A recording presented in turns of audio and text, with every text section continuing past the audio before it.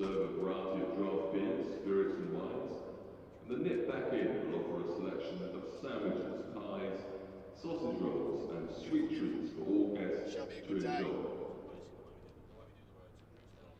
We also have Pizza & Co. open, serving you delicious, freshly made pizzas.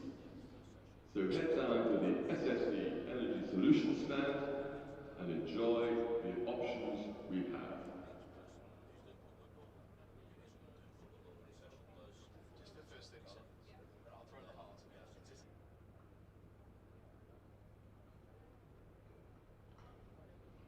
And whilst the sun is shining, don't forget to enjoy an ice cream from our ice cream vendor in the pavilion forecourt.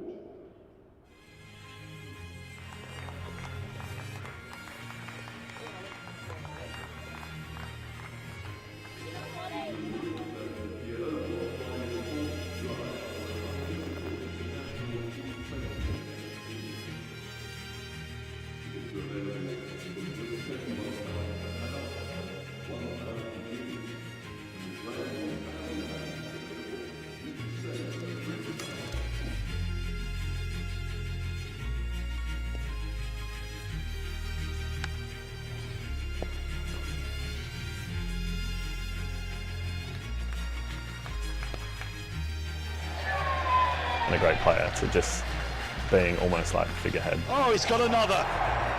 First ball. Atkinson's on a hat-trick. Oh, now then, hang on. He's got him.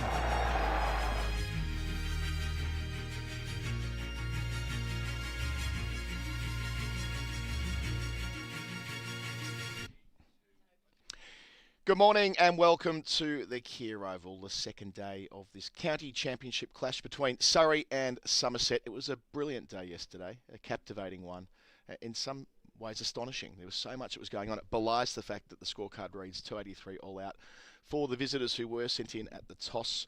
They got to lunch, 87 for none, but then Surrey's bowlers took over. Some late hitting from the Somerset skipper, Gregory, helped to find that final stanza. And for Surrey, 5 for 68. And for Jordan Clark, the ever-reliable. So let's look at yesterday's highlights, take them all in, back with us with live coverage in about 9 minutes from now. And a solid forward defence to start from Dixon, a man with a triple hundred.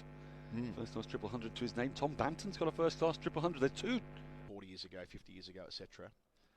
Well, and that's pulled away beautifully, majestically. I tell you, Lammonby's feet are moving very well, very early here. That's a lovely shot from Archie Vaughan. Over pitch from Jordan Clark, and Vaughan just leans into that one and sends the ball on its way to the offside boundary. Width again, but this time short, and the result is the same. 4 more to Archie Vaughan. Jordan Clark continues. Full and driven by Tom Lammonby towards that shorter side of the ground. Really good effort on the rope, but it's gone for 4. Man goes out on the leg side. Short, bit of width again, and Archie Vaughan cuts that one to the offside boundary. His 3rd boundary of the morning. From the Vauxhall end, and starts with a bit of a gift on the pads there, nicely tucked away by Lammonby. So there's been a life for Archie Vaughan. This time that's tickled fine. And it's going to make it. There is a long leg out there. Amazing value.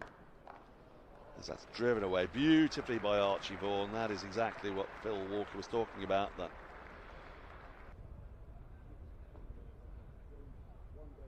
Well, that one has spun sharply from Dan Lawrence, and it's gone exactly where a slip would have been, and it's been given runs. And it's defended resolutely by Archie Vaughan, like he has done so many times in this morning session. Somerset end the first session of the contest, 87 without loss. 29 overs before lunch. Gus Atkinson's going to start from the pavilion end. And he gets a play and miss straight away. I'm going to get out of the way. Phil the Power Walker is here and to take you through the next half an hour.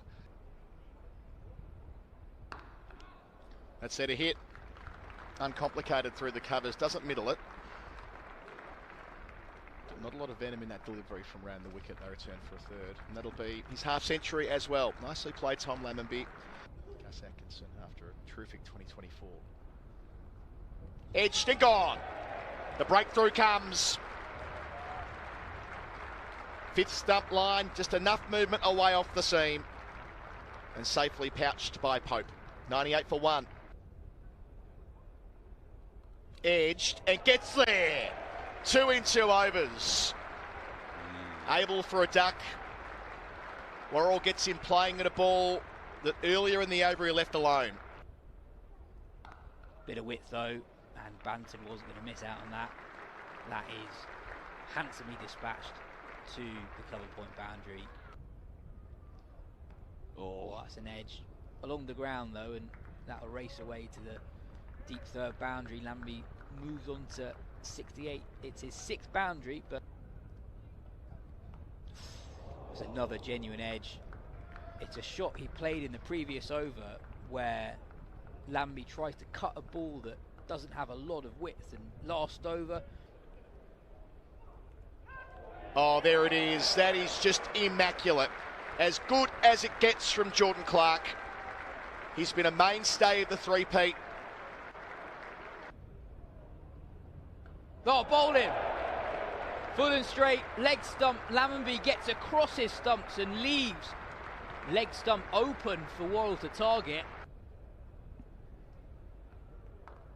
Bowled him. Atkinson strikes. It's a big wicket of James Rue. Short, sharp again, but this time the ball run away to the boundaries, given as byes. That was completely bizarre. So Aldridge, full of ball from Atkinson. It's the dummy, and that will be that.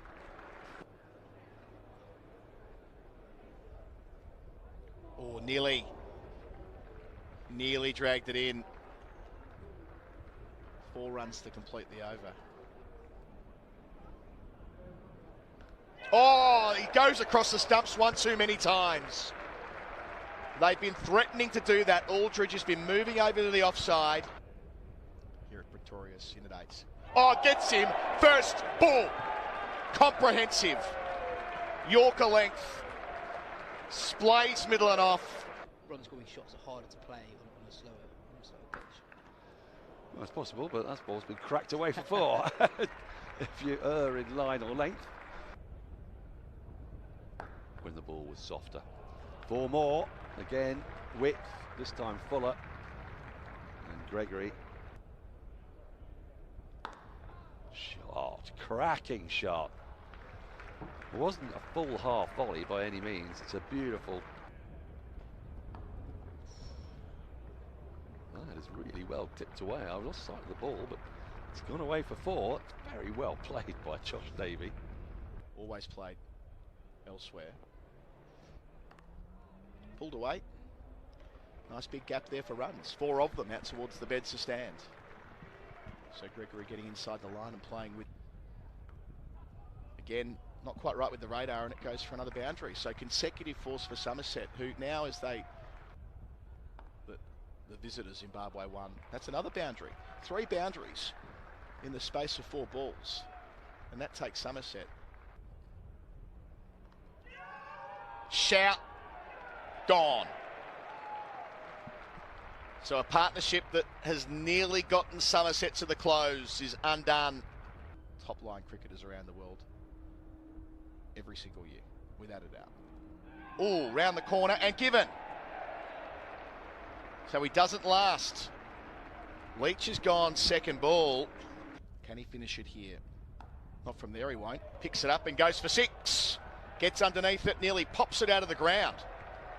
I didn't hear a thud. I reckon that's gone out towards the gasometer. That's another reference. Goes again. And contact again. These are very useful runs. A 6, not up, but not back either. The rest is spread. So a chip and run for 2. That's the choice. And they return comfortably. A little chip and charge. Clever cricket from Gregory. Swinging hard here. Got enough of it again. 4 runs into the gap. 2 balls left of Atkinson's over. Bang. You can hear it. It sounds terrific for Somerset. It's gone again. Over long on for 6. Gregory, almost all of them. Oh, clocks it again. Straight in the air. Deep mid-wicket, gone. So Gregory holes out. It gives Clark a 5-wicket back. So that was day 1. What a day of cricket. I mean, you look at the card. Adam Collins, Daniel Norcross with you as ever to start play on day 2 here at the Kia Oval. You look at the card, 283 all out, and you think, oh well, that's a relatively stock standard day of championship fare. Anything but, from the retired hurt in the second over to the wicketless first session to the collapse, 3 of them at different points, to some of the outstanding bits of bowling to claim wickets, to the late hitting, to the last partnership with a retired hurt man. Dixon walks back and bravely gets through balls and running bys and an umpire hit by the ball. To say it was all happening would be a gross understatement. It was Colin Cowdrey, wasn't it? Colin Cowdrey at Lord's as Dixon walked down those steps with his, well, who knows what state his finger or knuckle is in, but it was fantastic. It was fantastic action all day, and Surrey's bowlers came back from a wicketless first session, as he pointed out. There was always something in the pitch, though, wasn't there? There was always something going on, which made you think that wickets could fall. There was some redoubtable batting from Tom Lammonby. Yep. Played and missed a few times, rode his luck, but you have to do that on the first day at the Oval. That's the nature of the beast. And look, we had strange passages of play. The 16 overs after tea leading up to the second new ball, where Somerset really went nowhere. I thought they might have tried to attack that old ball. Meanwhile, James Taylor, who will go unnoticed by many on that scorecard. You take a look at his figures, they look unremarkable, none for 50-odd. But my goodness, what a job he did with that old ball. In tandem with Jordan Clark, who was able to get a couple of breakthroughs. It went bang, bang, back to back. Sure did. And were it not for that sort of bowling, then Somerset could have got away. They could have got a higher total. They could have got well beyond 300. And then when it looked like they were in trouble, Lewis Gregory, that was a fabulous counter-attacking knock. We do have a slightly shorter side. It's not as pronounced as it was against Hampshire, but nonetheless, it's still one to target, especially for a player of the power of Lewis Gregory. As for today, well, look, things tend to get easier to bat, but let's remember that Hampshire struggled on the second day against Surrey, ended up being bowled out for 219. There'll still be something in the pitch. It will not be easy conditions, especially first thing, and 283 it's something to bowl at, isn't it? It's absolutely not for nothing that they got that first batting point. Let's just reflect on where the game was. 7 for 187 or 187 for 7, depending on where you went to school. It felt like they were cruising towards an all-out 200. It was unclear whether Dixon would bat again, but that 62-run stand between Davey and Gregory gave them something to work with, and they got them to 249. And that final flourish was magnificent. Some power hitting. Not unusual to see the more established player taking on the bowling when batting with number 11, but this is with batting with the opener.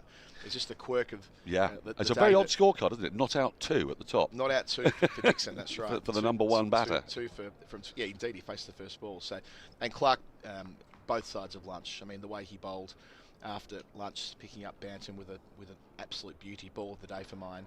And then going through Aldridge with a great bit of planning, attacking the leg stump when he was going across his stumps. The same thing that Worrell did to Lammonby, Pretorius, Davey, and then finally getting Gregory to finish with figures of 5 for 68. Off it ends up the bowler with the nice economical figures, but a couple of wickets, but deserved a bag yesterday, and that's why Surrey are batting at the start of play today. His first 3 overs went for 22, don't forget. Indeed. You take that off his figures, and they look absolutely stellar if they aren't good enough as it is. Now then, what I'm going to be really interested in is to see how Somerset shape up with the ball here. Surrey have gone in with 4 seamers, which is their wont. It's how they play their games at the Oval. Somerset have got 2 spinners. They've got Archie Vaughan and Jack Leach, and we're not sure how much bowling Lewis Gregory can do. He's coming back from injury. Abdominal strain, which would... I think there was a hint yesterday that he may not bowl in this game. There was whispers that he... What does that leave you with? Josh Davey, Miguel Pretorius, and... It's, well, fewer than they'd want, that's for sure. We can go through it. Aldridge, of course. First ball of day 2. It's a no ball. Aldridge, of course. So there's sort of 3 frontline seamers, plus the uncertainty over Gregory. And so Davey, just to get back over some news from yesterday, was vaulted into the 11 after the toss because Craig Overton acquired an injury, a back spasm in the warm-up. So that's why Davey, who wasn't named, is taking the new ball here. He's starting with 3 slips conventional, but a man round the corner for Rory Burns, who missed out last couple of weeks after making a half century in round 1 at Chelmsford. Nice from Burns, top of the bounce. So 1 legal delivery today, 4 runs acquired, albeit with a no ball and a couple. So Rory Burns had a terrific year last year. He really was the standard bearer. The big double 100 here against Lancs, crucial 100 against Hampshire, century at Trent Bridge as well. Yeah, so far this season it's been Dom Sibley, his opening partner, has taken the plaudits, but he's already got 100 before the end of April, so he's in decent nick. And again, doesn't quite beat the diving bit on, but well timed. Good signs, good foot movement from Burns straight away. Now, before we get into the meat of the cricket, all hail great news. Okay. All Aussies, I'm sure, are united in joy. I haven't caught any news this morning. This is going to be interesting. Valerie, the 4-year-old dachshund on Kangaroo Island, who's been, quotes, on the run for 529 days, has been recaptured. There's going to be quite a bit to unpack here. Are you not familiar with the story of Valerie the dachshund? Turns out I'm not. This surprises me. I thought of all of Australia was in rejoice. Okay, well, let's just go one step at a time. It sounds like the end's a good bit. A good conclusion. It's a good news story, Collo. So, okay, go back to 500 or so days. Where does So, this begin? right, a year and a half ago, Valerie, with her human parents, I believe, the way dog owners have been, gone on holiday to, is it called Kangaroo Island? Yeah, KI, Yeah. In South Australia. And they'd gone to check out the delights of local wildlife and whatnot. One day, in their Airbnb or wherever they were staying, Valerie, she fled. Catching mid-wicket for Sibley. Goes dead straight. Couldn't find Indeed, takes us. You don't see that so often. No. He's gone. He's taken out the off stump with a beautifully struck straight drive. Normally it ricochets away, but they must have watered the stump holes before play today. I think so. I think if one of them gets hit by a bowler, it may cartwheel. It's been for a bit of fun later on. Indeed. So yes, Valerie just went wandering, and it could not be found, much to the consternation and despair of her human parents. Can we take a moment to just discuss another straight drive that nearly hits the stumps, missed by a whisker? Are we cool with calling owners of pets dog parents? I'm not sure I Sort am. of a threshold question, really. Some people go all in on this. Well, owners and just feels a little bit too too proprietorial. Slavery, you know, it's just not right. So. But I'm not sure parent at the other end of the spectrum's right either. Neither do We I. need a new word. Yeah. You're not an owner, you're not a parent. What are you? You're Friend. a pet protector? Guardian? I don't have a dog. I don't know. Dog people, let me know. Didn't expect this in the first over. Maybe I should have. Last ball of it squares up Sibley a wee bit. 5 for none, so no ball in there as well. Trailing by 278. Okay, so she went dog's protector. She Let Valerie go wandering. Well, by accident, I think. You know, they were sort of doing whatever you do on Kangaroo Island, and off went Valerie. Where's Valerie? Kangaroo Island's a little bigger than I'd anticipated before, and there was no way of tracking her down. She was off, and quotes on the run, which is something you normally associate with jailbreak, you know. But so her captors, perhaps, maybe that's what we need to call them. So Valerie's off. She's been liberated from her captors. She's off and running. Okay. Doing laps of Kangaroo Island. And there are sightings here and there. And bear in mind, she's a tiny dachshund. Apparently, her legs are only about belly's only about half an inch off the ground. So Lewis Gregory's going to open the bowling from the pavilion. Oh, the, this the, is the interesting. whisper in the press box yesterday was that he may not bowl. So we're going the other direction here and having a crack up top with the new Dukes from the pavilion. He's got 3 slips behind Burns. 6-3 field over the wicket. He's the captain. Clipped away by his opposing number, Burns. Captain to captain, 4 runs first ball. That is a beautifully timed stroke. If you're looking for early signs for Surrey, they are found in the bat of Rory Burns. He's hit 2 or 3 right out of the screws already. You do not want to be bowling there to Rory Burns. It was a loose start. First up can happen. But this is encouraging for Somerset as well. This means they've got 4 legitimate seam options as well as their 2 spinners, which Gregory will be delighted about. Yeah, I am looking forward to watching Casey Aldridge bowl again. He Yep. bowled the house down here last year. 5-wicket bag. He's a player who has already been mentioned in dispatches in relation to what might be possible for him with the national team. So days like today are important. Sorry, I should not take you away from Valerie, the hound who's escaped her captors. And well, she's a tiny little dachshund. how big are they typically? I'm not a dog. Oh, I don't know, but 12 inches long, about 4 inches high.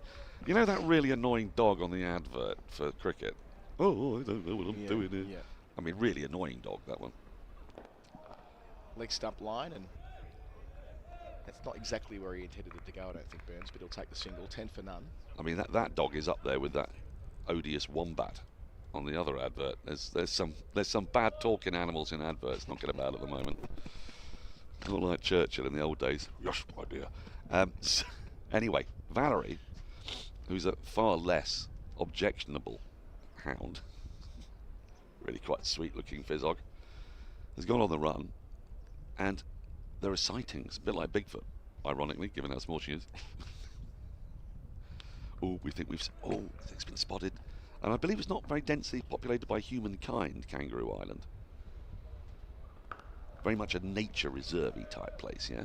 Yeah, that's my sense of it. I've not been there, but I've got a friend who has a family home that they visit there from time to time. Well, they've tried everything. They laid down sweetmeats and heaven knows what else, and Valerie would get in, nick the food, and head off on the run again. And they were worried that she'd actually sort of become societized to Kangaroo Island.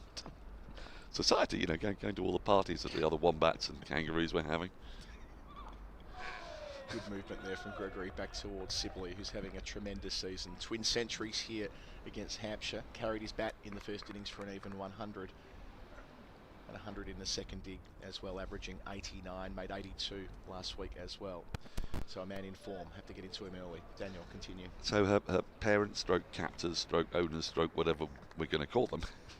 Not parents, I think. No, probably not. The dog's got parents, fundamentally. They're tearing their hair out, they're distraught, as you can imagine. And the authorities are called in, and everything is tried, absolutely everything. As I say, they've got like heat-seeking cameras and all sorts. Oh, could that be Valerie? Oh, could that be Valerie? Well, last night, she was lured into a cage using her favourite food, apparently roast chicken, and her favourite dog food, and some strips of her I don't know what we're calling this woman who lives with the dachshund. Housemate. Housemate. One of the housemates' t-shirts. T-shirts been ripped into shreds and put in this cage. Is the suggestion that Valerie lured her in, but Valerie might have this by this point. But then it was a safe place, you see. So sure. But this is a safe place. Davey continues. Oh, has a waft at one there, Burns. Well wide of the off stump. It did move away off the seam to exaggerate how far away Burns was from the ball, but nevertheless, it's something of a get-out shot here. So he gets away with it. Wide of the crease and went away off the seam. And apparently, I'm just confused about that point. So if she's been on the run this long, Valerie, you would think that she's quite content with her lot. Well, that's the thing. And wouldn't be attracted to the scent of the t-shirt. Well, this is the thing, because apparently she didn't instantly take to it, and she wasn't instantly going, aha, I know that smell. Oh, superb. That's much better from Davey. The previous ball was back of a length. This is, you're not quite there to drive, certainly, but as we'll see it on replay here, operating around the wicket with the new Dukes. White on the crease and straightening up, an absolute treat. Just to show there's plenty of life still left there. There she is. I'm just showing Colo the Dachshund. Valerie. There's Valerie. I was imagining Valerie to be a different colour to that. Anyway, that's fine. Well, exactly. Yeah. I mean, there's all sorts of surprises. It's like when you read a novel and you kind of find out that the character looked different in the eye of the author. Leg stump line again. So, it was all due to Jared and Lisa Caron, the Kangala directors.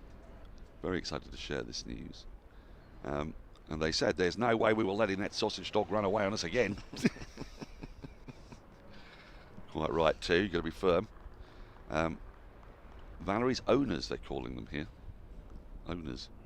Georgia Gardner and Josh Fishlock are said to be over the moon, as is all of Australia. I wonder whether they moved on and got another dog between times, or whether they were committed to the process. Well, Valerie's going to come back and find Sid hanging around.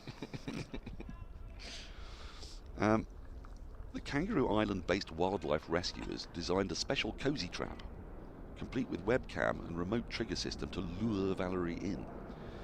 Kangala described it as like her own little room with her toys and bed from home, mum's clothing, so is mum there, but hidden food and challenges to keep her entertained. Sudoku? What? The Guardian Cryptic? Another waft, second time in the over. Interesting goings on here where Davey got one bang on, but either side of that, two balls that weren't perfect but have moved enough.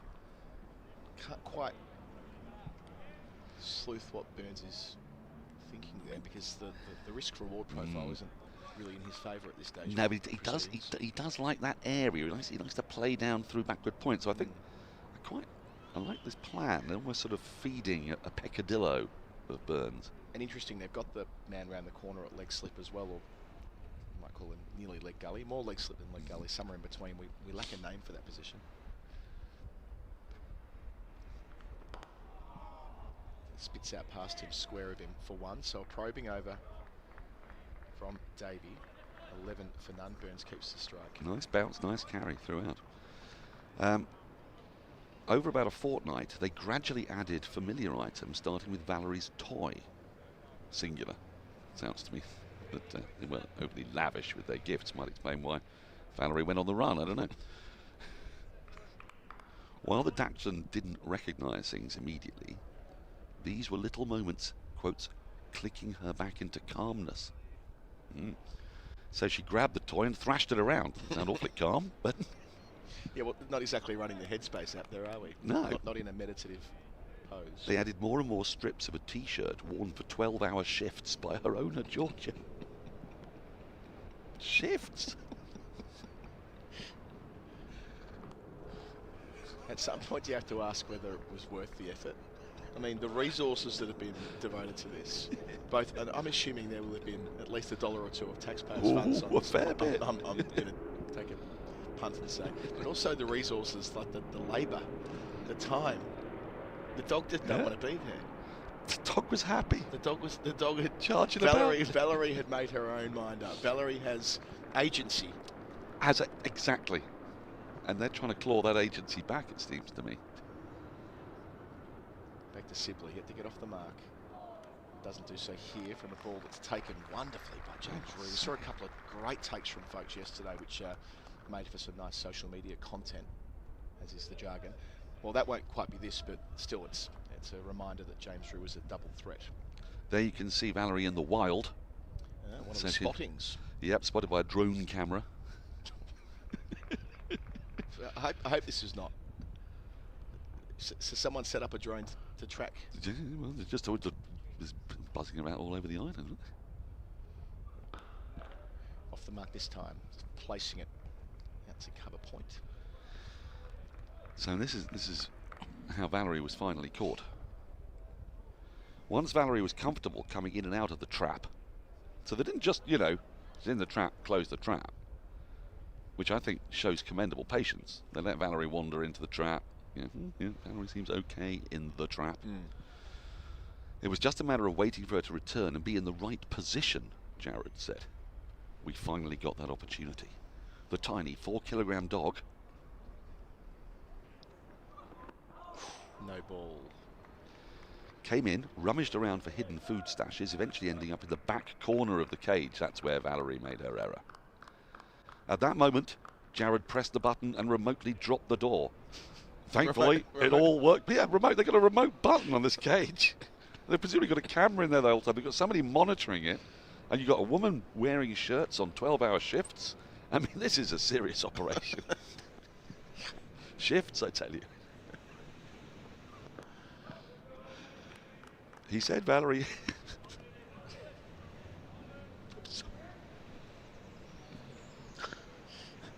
He said, Valerie handled her capture well. She took it in her stride.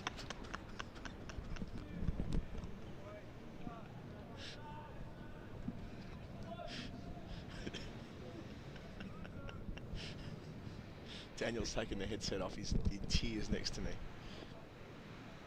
He's genuinely crying.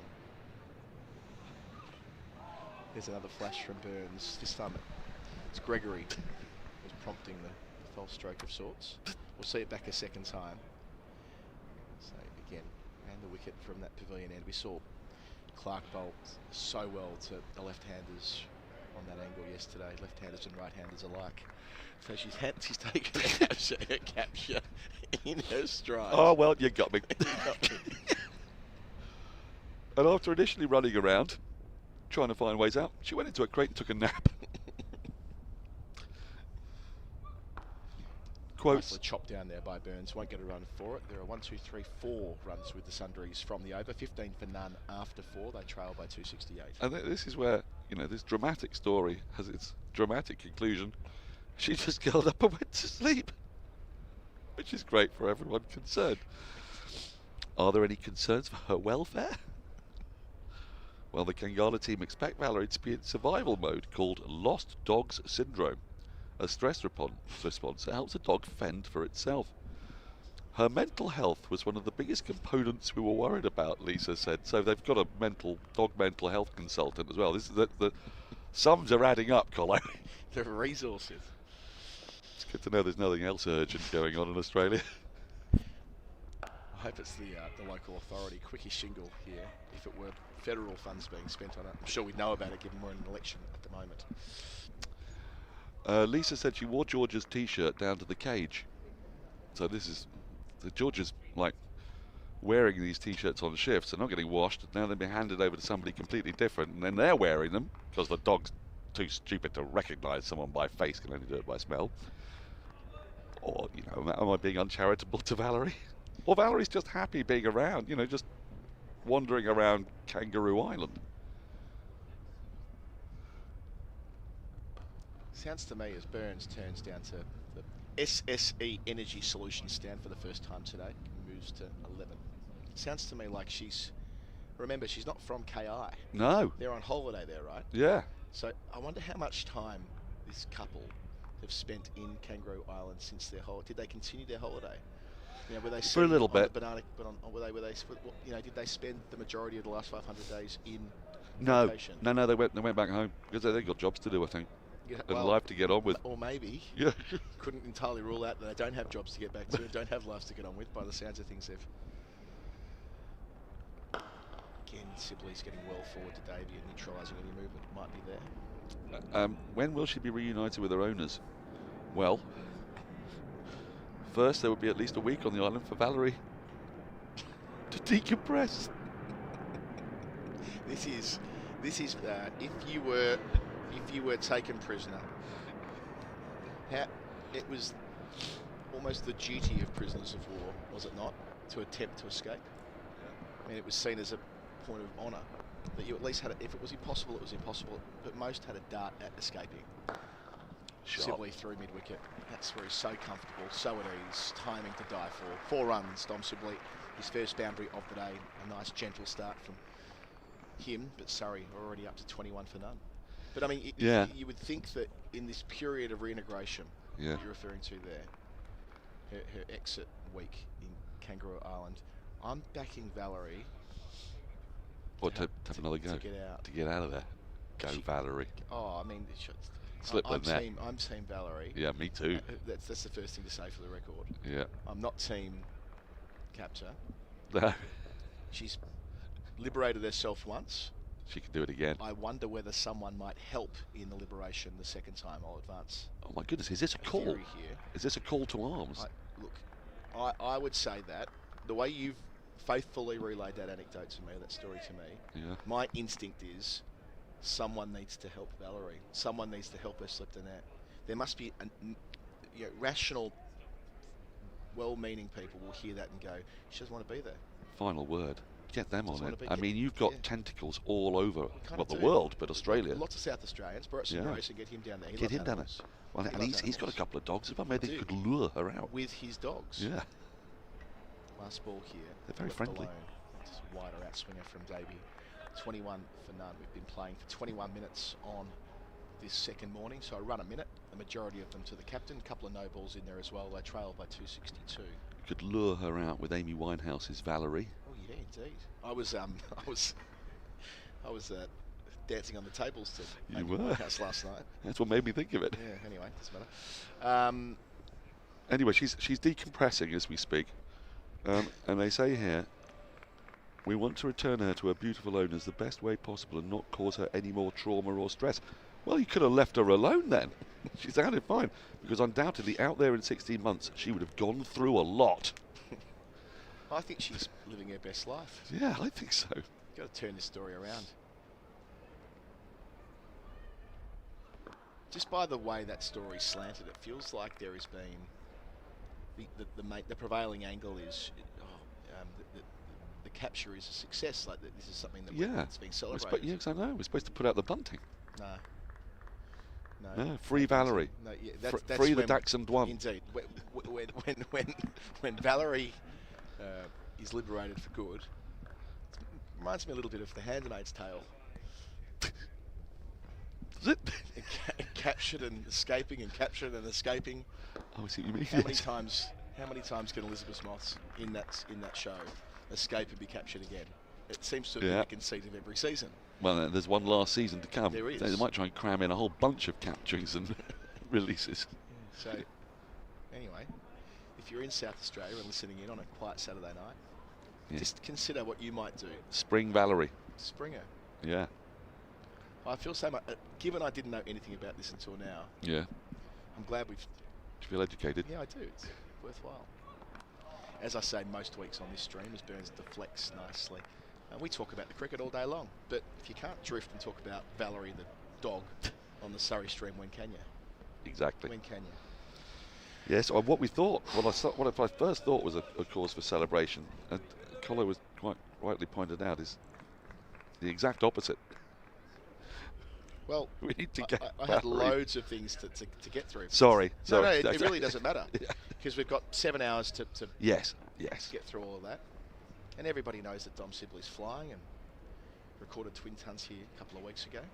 And he's defending solidly here. He looks like he's just picking up from where he left off, Sibley. He's been blameless so far. If you want to get hold of us, if you want any thoughts on Valerie or indeed anything else, or if you know how, or your views on whether or not Valerie should be sprung from her latest captivity. And what we should call the people that...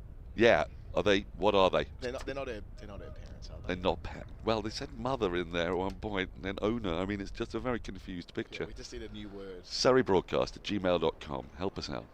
If you have dogs, what are you? Be kind in your correspondence. I can imagine some people will be inclined to be less kind, but be kind. Yes. Widely swinging out, swinger from Gregory there. So he's got the ball going both ways. We saw in the previous over that he managed to jag one back off the seam towards Sibley, and that was more away through the air and out of the hand. I think I was triggered by the phrase "on the run" to start with. Like, she'd stolen a bag of peanuts.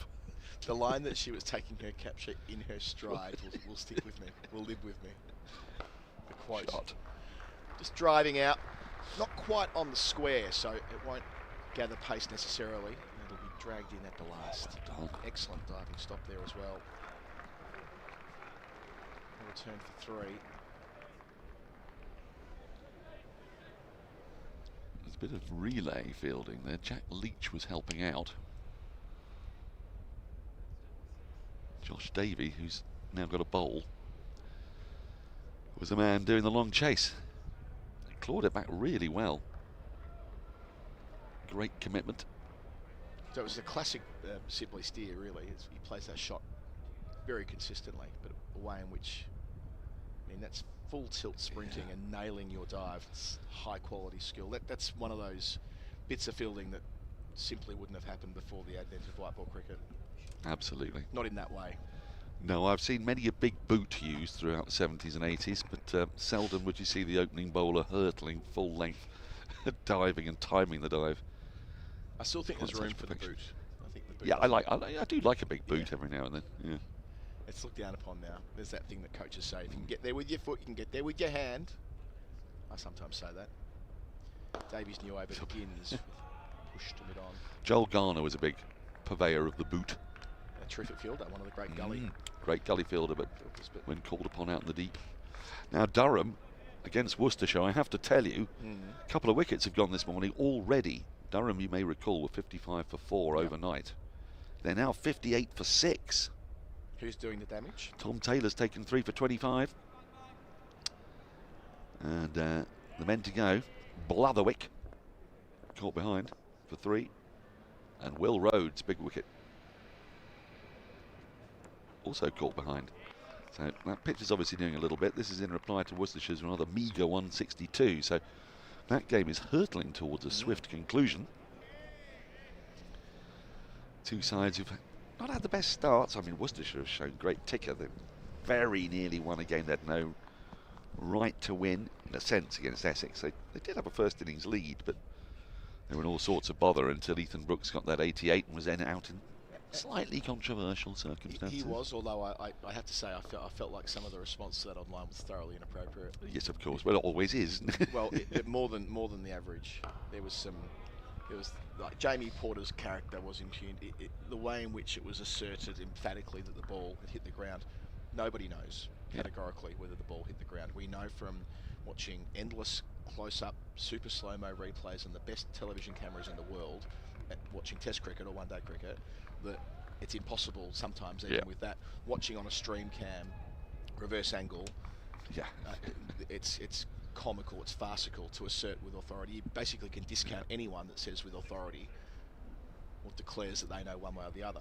Well, I think we know why the response was such as it was. Sibley's got something in his eye here, so he's pulled out. It's because it was the 10th wicket. I mean, the parochial 10th wicket. I get all of that, but still, I just free. Free Jamie Porter. I mean, it reminds me a little bit of the Dipti Sharma Charlie Dean episode. If that had happened, if it was the 5th wicket to fall, and England still needed 120, and there were 20 overs left, it would have been remarked on, it would have been commented on, but we wouldn't have had the full splenetic outburst that you get when it's the final wicket.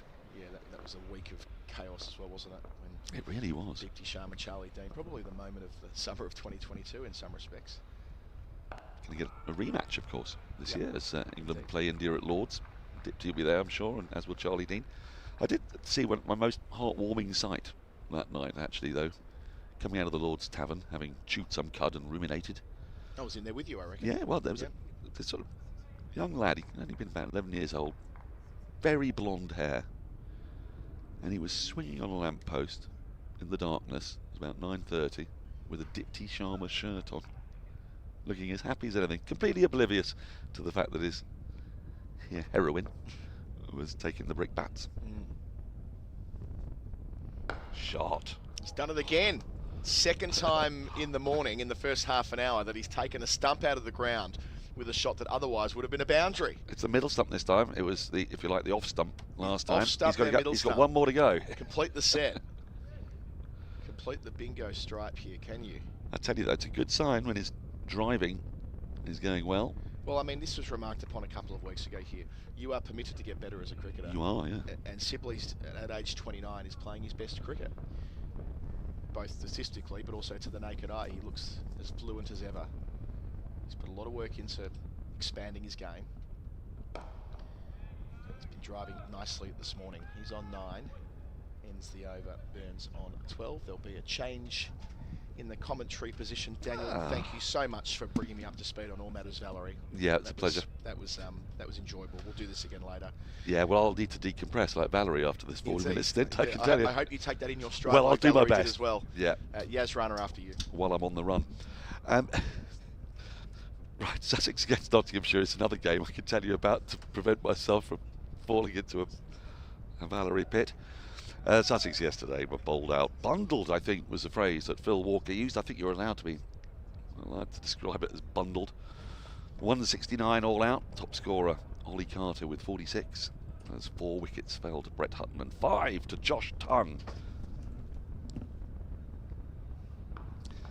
In reply, Notts, well, we've lost a wicket this morning. Carl Verena is Hutch, 193 for 5. Carl Verena gone, caught by Coles off the bowling of Jaden Seals for 9. But Hasib Hamid is still there, and I'll tell you something, Yas Rana. He's picked up his 82 runs off just 117 balls. There's a few former England openers who are saying, you know, that Zach Crawley guy. I mean, I have no doubt that nothing will come of it, but you've got to give them their credit. They're giving it a good go. The likes of Sibley, Burns, Hasib Hamid. Well, it's been a really good few weeks for the Silverwood boys, the guys who played in the Silverwood era. Yes, I see what you mean. Yes. Hamid obviously made his debut in 2016, but recalled in 2021. James Bracy's had an amazing start to the summer in Div 2. Yes. Dom Sibley here, obviously. The real irony is despite these guys getting all the runs, even if England do make a change. Yes, it'll probably be for some 17-year-old none of us have heard of. Right, Gloucestershire against Leicestershire. I'm taking you into the second division. It's a truncated round of county championship matches this week. 3 in the first division, 2 in the second division. Gloucestershire are playing Leicestershire. Gloucestershire bowled out for 252 yesterday. Heard Yas mentioning James Bracy, but he got 93 not out, ran out of partners. Ajit Singh Dale, the last thing for a duck. It was a good recovery from 46 for 5 and 88 for 7.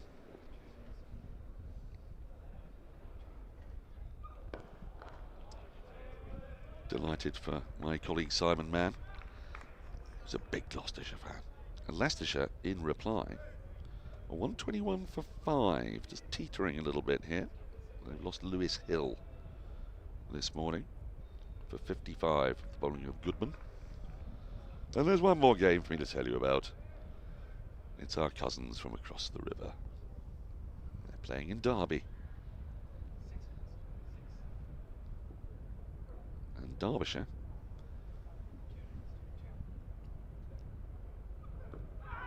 Appeal. Gregory really liked it. He did. I'd like to see this on the replay. He didn't get a huge amount of support from his teammates in the cordon. Well, I heard a couple of noises. I wonder if there was a bit of an inside edge, and it might also with the angle, of course, because he's coming round the wicket to the left-hander. It could be drifting down. Let's have a look. Oh, or did he hit him outside the line? Yeah, it's a good shout, though. You can see why Gregory was interested. Yeah, I wonder if the two noises were both pads. Both pads, yes. I think you might be right. So Derbyshire are rattling along at about 2.8 and over. They're 291 for 5. Shot. Driven firmly down the ground. Fielder in pursuit. Will the ball win? Oh, really good effort, but ultimately it does go for 4. Burns picks up a boundary. Surrey move on to 29 without loss. Yes, Martin Anderson has 22. Lewis Rees is 17. It's a tricky surface to prize people out on, isn't it, Derby? It's never a particularly quick pitch, but can be rather flat, rather slow. There are a few Division 2 counties who I think you could say the same thing about their home grounds. No, Gloucestershire one. Gloucestershire is definitely one as well. Northants as well. Wantage Road, typically really, really good. To bat on. I've news from the great man, Andrew Sampson. Been in touch, very excited. Big news this should go up on the screens. Rory Burns has reached 5,000 county championship runs at the Oval. Congratulations to Rory, that's not an insignificant milestone. Josh Davey to continue from the Vauxhall end. It's an idea. It gives you an idea of just how long he's been around, what part of the furniture he is. Well, I'd be interested to know from Samo how many Surrey players have got to that milestone before. Certainly, well, I'd say in the last 20 years. I mean, back in the day when they played 14, 15 home games, I mean, the likes of you, Ken Barrington, Mickey Stewart, Peter May, Alex Stewart. Who do you think the last person would have been to get to 5,000 wins? Good question. Could be Mark Ramprakash.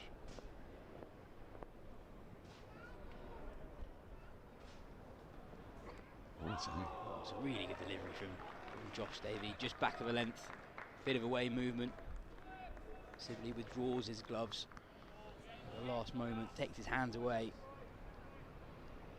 It's no wonder who the last man is who got 5,000 runs at the Oval. Just trying to think if there would be someone between Ramprakash and Burns. 5,000 is a lot. It's a lot. Isn't it? Yeah, you need to play 60, 70 games, you know, that's sort of 10 years worth of not missing a game. Down the leg side, but really well gathered by James Root. Ball flicked off Dom Sibley's pads. Yeah. Help us out, Samo. Yeah, help us out, Samo. We're floundering here. Yeah, I can't think of anyone who would have played enough between Ramprakash and Burns. I mean, Burns has been playing for so long anyway. Yes, that's right. Yeah. Yeah. I wonder. I mean, I think there'll be a fair few from that era and before, the likes of Ali Brown, Mark Butcher, Graham Thorpe. Driven nicely from Dom Sibley. Just a single though. He moves into double figures. They've been in good working order so far, Burns and Sibley, because this is obviously it's an awkward time to be batting. You come out the beginning of the second day, bowlers are fresh, 283 put on the board, not a mammoth total at all, but we saw what happened to Hampshire in very, very similar circumstances, and they came out to bat on the second day, and they got themselves into a bit of a gluey mess, didn't they? I mean, at one point, didn't they only have sort of 49 runs in the entire morning session? Davey from around the wicket. And I wonder how long it'll be before we see a change, because this is Davies' 5th over. Lewis Gregory, there was a doubt as to whether or not he would bowl, has bowled 4. I think Casey Aldridge, Miguel Pretorius, we could see in the attack before long. The other thing, for Somerset fans to be made aware of here at the Oval, the new ball, the very new ball, doesn't necessarily do the business here. It's usually a little bit older when this ball starts to talk. We also have your theory from yesterday as well that age. It's well potentially too cold. Too cold, too cold before midday. Yeah. In April for the ball to swing. And we've seen a couple of balls beat the bat. We've seen some good carry. Good quick single from Rory Burns. He'll keep hold of the strike. 2 runs from that over. Sorry, 31 without loss. What we really need today would have been more variables to test out your theory. Yes. We're starting the second innings at the start of day 2. That's not very helpful for us in this experiment. Well, I suppose we can see how it stacked up against yesterday. That's true. In the first day, and at the moment it's stacking up quite similar. It has to be said. Have you got a spreadsheet tracking the temperatures hour by hour? It's called my body, yes. I am sort of like a moving, living, breathing thermometer. Right, I'm going to get out of your way because Kirstie's here. And Kirstie White's going to take over from me and join you. And I'm going to go and see if we can release Valerie back into the wild. We have a change of bowling for the first time this morning. A change of bowler powered by SSE Energy Solutions. From the first ball to the final over, let's power change together. Miguel Pretorius is into the attack for the first time today, fresh off a 5 for last week, 5 for 64 against Hampshire. That's a lovely shot from Rory Burns, and that's also well fielded mid-on from Jack Leach. No run in the scorebook. Good morning, Kirstie. Welcome to the Surrey live stream for the first time in the County Championship this season. Good morning, Yas. Thank you for having me. That was beautifully timed, wasn't it? Why do left-handers play so well off their legs? It's so annoying. It's been an exhibition of really eye-catching leg side stroke making this morning. Dom Sibley, he's only on 10, but it's some delightful shots towards mid-wicket. Pretorius in. Burns plays that along the ground down to deep third. Dom Sibley's in amazing form at the start of the season, so this is just the 6th time that he's batted, but he's already got 360 odd runs, averaging 90, 200s and 250s from the first 5 innings and the 6th here today. I think people forget he's only 29. He's played a lot of cricket. He's knocking on the door again. He's only 29, yeah. Do you think England could go back to someone of his style? They could. Whether they will. He's a very traditional player, isn't he? And whether that fits in with how England want to play, but is there a role for him to play in the England team? I think so. I also think that something that fans of any sport really sometimes get wrong is that players can develop at different times and different speeds. Just because someone is at level A at 22 doesn't necessarily mean they're going to go on a clear upwards trajectory from there on. Players can take, I think especially in cricket where you can make like a technical change or have a mentality switch over winter, you can take quite a big leap at any time really, as a batter in particular, I think. Another really nice shot through the leg side, but again it's well fielded.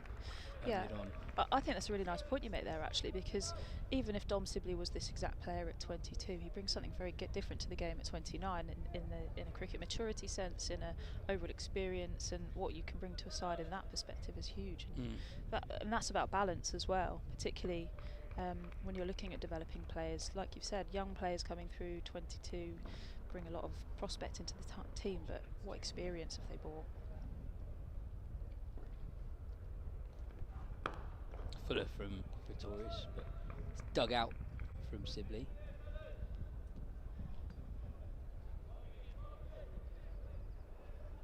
Really good day of cricket on day one. Each session very different to the next really. Somerset took the first session, finishing it 87 without loss, and Surrey applied the brakes in the second session, took 5 Somerset wickets, and at one point Somerset 187 for 7. At that point Surrey would have had aspirations to bat on the first evening. Yeah, really contrasting innings, weren't there? Well, not innings, sorry, sessions, because, you know, watching in that morning period before lunch, Somerset looked good, and you thought, oh, you know, they could be putting on a good total here. And certainly you felt that something was building. There was a real sense of how are Surrey going to take a wicket here. Then post lunch, things started to move more in Surrey's direction, and I kind of disappeared off the stream and was doing some other things. And then in the evening, looked back in. And I thought, oh my goodness, they've bowled out, and Surrey are going to be batting in the morning. So it was, yeah, a really real day of contrast. Looks like Josh Davies going to continue into his 6th over in the morning. What do you think of Dan's theory that in April it's basically a little bit too cold in the first hour or two of the day for the ball to really swing? And I don't know if it's a temperature thing or it's actually just maybe the very new ball doesn't swing as much, but both yesterday and today we haven't seen extravagant movement with the new ball, but yesterday we saw quite a lot of movement with the older ball. Davey to continue with the leg gully in place. Yeah, I think that's a really interesting point. I don't know if Dan Worrell would agree. And he certainly was getting some really nice shape. I guess it depends what you class a significant amount of swing, because he was swinging it from the hand in the very early hours of the day yesterday. But yeah, that's a really interesting point. Definitely doing things when the ball had got a bit older. Do you think it's the weather? I'm not sure, because I don't think it's actually that cold yesterday and today. There's a lot of movement there.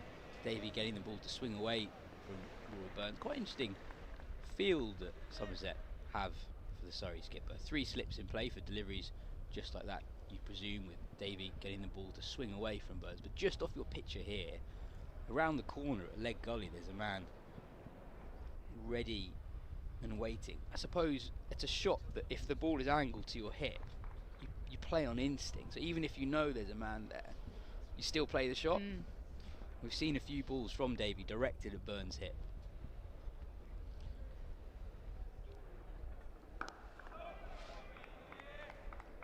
Yeah, it is an interesting field position, particularly as he's shaping away from Burns. So you just think, is he trying to set him up here? Is he then going to keep going away, and then try and pull one in for him to try and tuck round the corner? Or is he actually just going to play against the line of the ball and try and pick something up in there? The slip corner very tightly packed as well. They could be holding hands. It's that cold, maybe they should.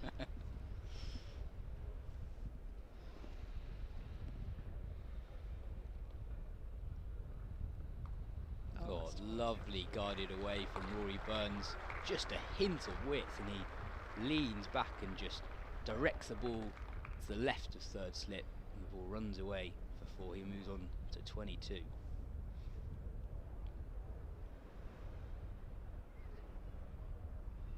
He knows exactly where that slip cordon is when he's guiding that ball, and like we said a few balls before, it is a very tightly packed slip cordon, but even so, I think he knew exactly where he was putting that.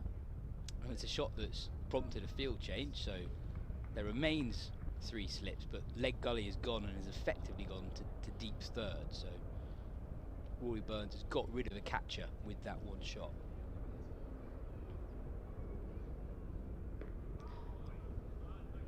There's nothing more satisfying as a batter than invoking a fielding change. You do feel superior.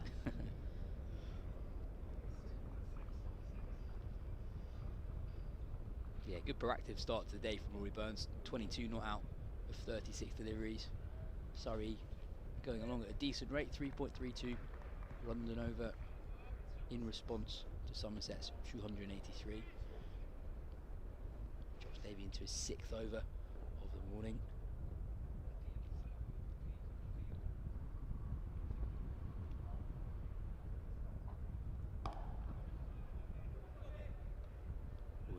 Rory Burns defends the last ball of the over. Surrey 36.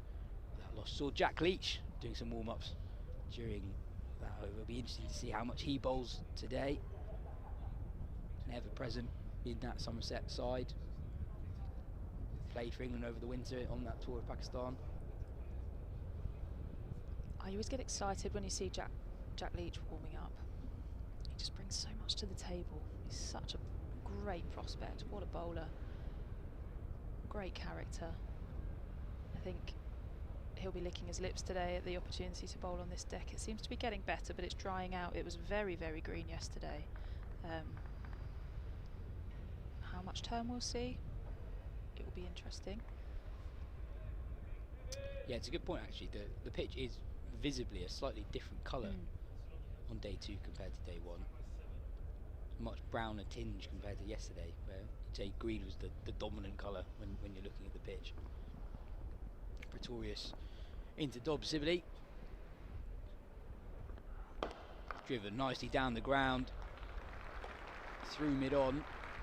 2 fielders in pursuit. They do well to pull that one back in. 2 runs for Dom Sibley.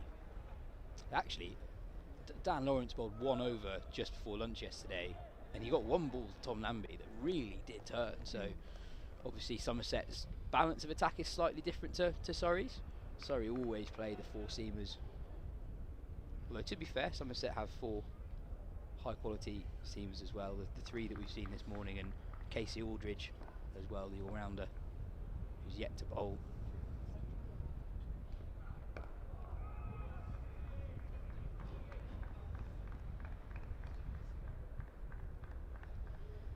Pretorius seems to be just searching to find his line and length at the moment. First over didn't quite settle in. He's just taken a few balls to work out how he's going to attack Dom Sibley. You'll forgive him that. Sibley is in incredible form. Yeah, I was wondering a couple of weeks ago in the Hampshire game when Sibley was in such good form.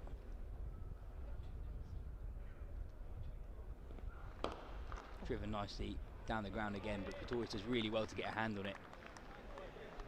Save a couple of runs. Yeah, I was wondering during the Hampshire game, where should you bowl to Dom Sibley? We saw already this morning Somerset briefly toyed with the idea of essentially bowling to Sibley's strength, but packing that region in the field by having a man in a catching short mid wicket.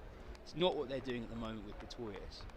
And it's tempting because Sibley gets quite far across his stump, so you think, hang on, if I attack the pads here, I'm in business. But he's been so solid in defence. And his judgment outside off stump is so good. It's funny you say that. I was actually just about to ask you the same question. So how do you get Dom Sibley out? Yeah, because he looks solid in defence, but his defence is packed with power. So he's punching it straight back down the ground. It's not he's stopping you from getting him out. He is punching the ball with intent to score still. And that's a threat. That's a real threat. Slight leading edge on that occasion. Sibley looking to work the ball into the leg side, but doesn't quite time it right. And on another day, that can just pop into the air and to one of the fielders deployed on the offside. Nearly talked him out of it there. We did, yeah. Maybe that is how you get Dom Sibley out. You talk about how you get him out.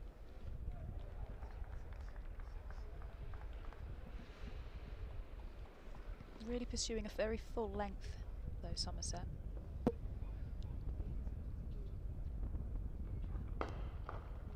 Driven firmly down the ground again, and once more Pretorius prevents the ball from racing away. That's the end of his second over. Surrey now 38 without loss after 12. So perhaps Dan's theory is correct, because they are pursuing a very full length here to Sibley.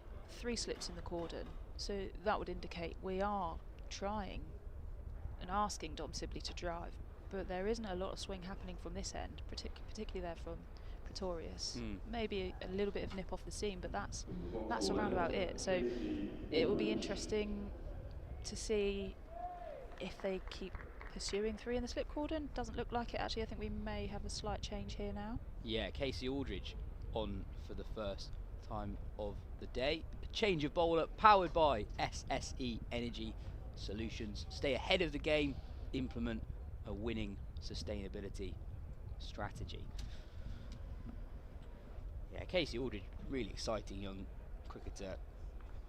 Caught a lot of people's attention in round 1 of the championship this season, taking 5 for 36 against Worcestershire at Taunton. Big, strapping, young fast bowler, handy with the bat as well. Bats in the top 7 for Somerset. Toured with the England Lions over the winter. You know that England like big seamers, tall seamers. Yeah, there is a theme, isn't there? Yeah, it's almost over the last couple of years. The number that matters most is not your average in the county championship. It's your height. Average height, yeah. I wonder what the average height of England's seam attack is actually in their fast bowling attack. Oh, that's a beauty from Casey Aldridge. First up to Dom Sibley, just back of a length. Really good pace and energy. Good carry through to James Root. It's just held its line there. Lovely carry from this end. I noticed from just watching from the start of the game, ball's carrying through really nicely, where actually from the pavilion end it's not coming through at the same height.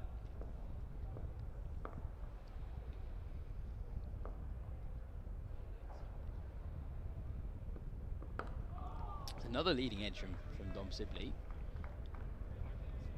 just planting that front foot ever so slightly.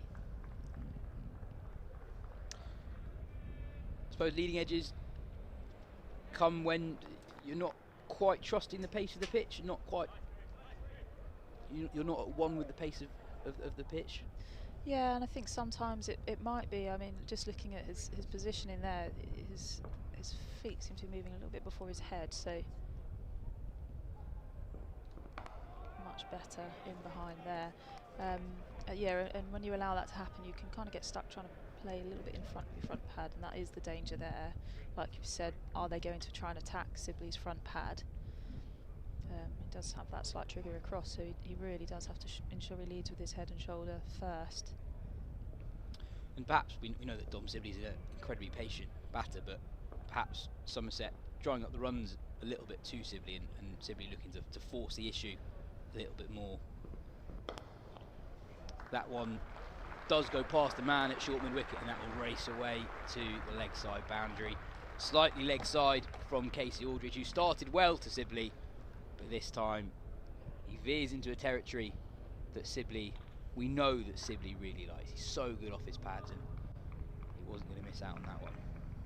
Yeah, and by contrast to the ball where he had that leading edge, this one, his head is well and truly over that front pad, and he's all just lent on the ball. He's not tried to do too much with his hands or wrists. He's just come straight through the ball.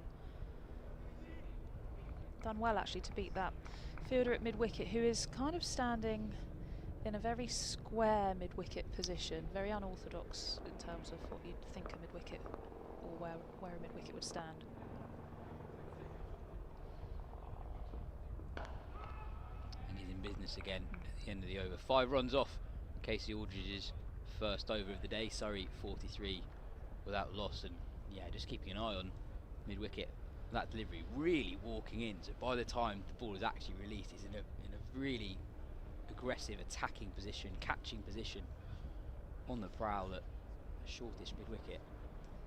Yeah, they do really want to put Sibley under pressure here. He's 16 from 42, so they are insinuating that we're not going to make it easy for you, and you aren't going to rotate the strike, and this is an area of strength for you. So if you're going to play through there, you're going to have to beat the fielder and risk a leading edge. So yeah, I do like the thinking there from Somerset. Yeah, the fielders in that over, perhaps more so with Aldridge than with Pretorius at the moment, really tight, really trying to restrict that quick single. We've seen a couple of those already this morning from Rory Burns. Pretorius to continue. It's the third or fourth time in Pretorius's short spell that he's fielded the ball off his own bowling. Must have sore hands.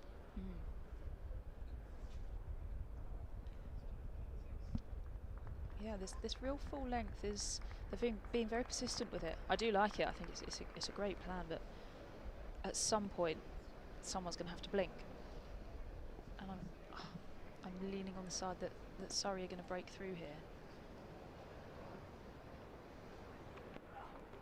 Cool, big appeal. Pretorius really likes it. Wow. Umpire unmoved. You could tell by the nature of that appeal from Miguel Pretorius that he was really, really interested. Only turning around to the umpire when he was nearly by the batter Rory Burns. Take another look at it on the replay. All I'm thinking is height, potentially. Yeah. Burns shuffles back and away to square leg very quickly. Very, very quickly. I think he was maybe heart in mouth moment there, and I might have put a curse on Burns ever so slightly there, but I think you can see why the umpire hasn't given it. Strikes Burns fairly high on the pads, and Burns also with a decent stride forward. But again, you could also see why Pretorius liked it.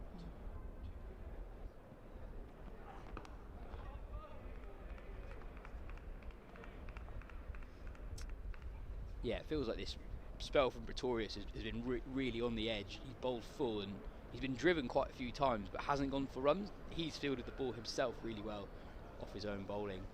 Take another look at that LBW shout a couple of balls ago.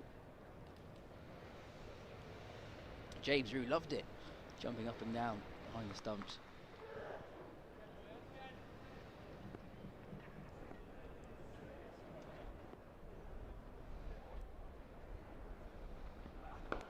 And again, full, straight, firmly driven from Rory Burns and fielded again from Miguel Pretorius.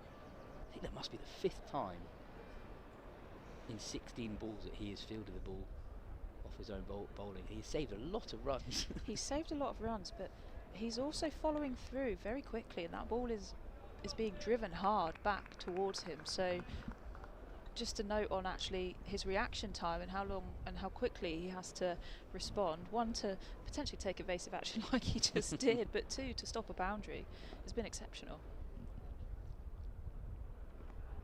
Oh, it's a beauty from Pretorius this time, angling the ball across Rory Burns. Bit of late movement away from him, and Rory Burns advances down the pitch to do a bit of gardening. That's a beauty. Wasn't too far away. Twice this over Pretorius has come very, very close to making Somerset's first breakthrough of the day. Been a good start. He's bowled full. He's not gone for too many runs. He's asking good questions here.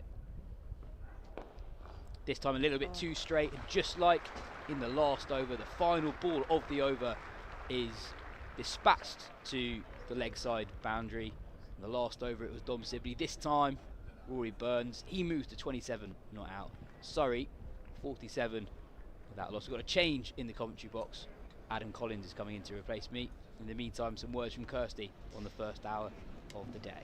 Yeah, and you felt that Pretorius there was just starting to find a little bit of rhythm. We'd spoken about his previous overs and being unsure on what line of length that he was trying to bowl, and you felt that actually this could have been the over that he was really finding that fluency, and then that final ball where he'd be thinking, just let's get out of the over and finish nicely, and unfortunately he gets dispatched beautifully, really well timed by Burns off the legs through that deep mid-wicket boundary. You're kind of getting a sense here that this is how Somerset started yesterday. Yeah, they went at 3 and over through that first session. Surrey a little bit better than that so far. 236 behind, laying the foundation as these two do so often.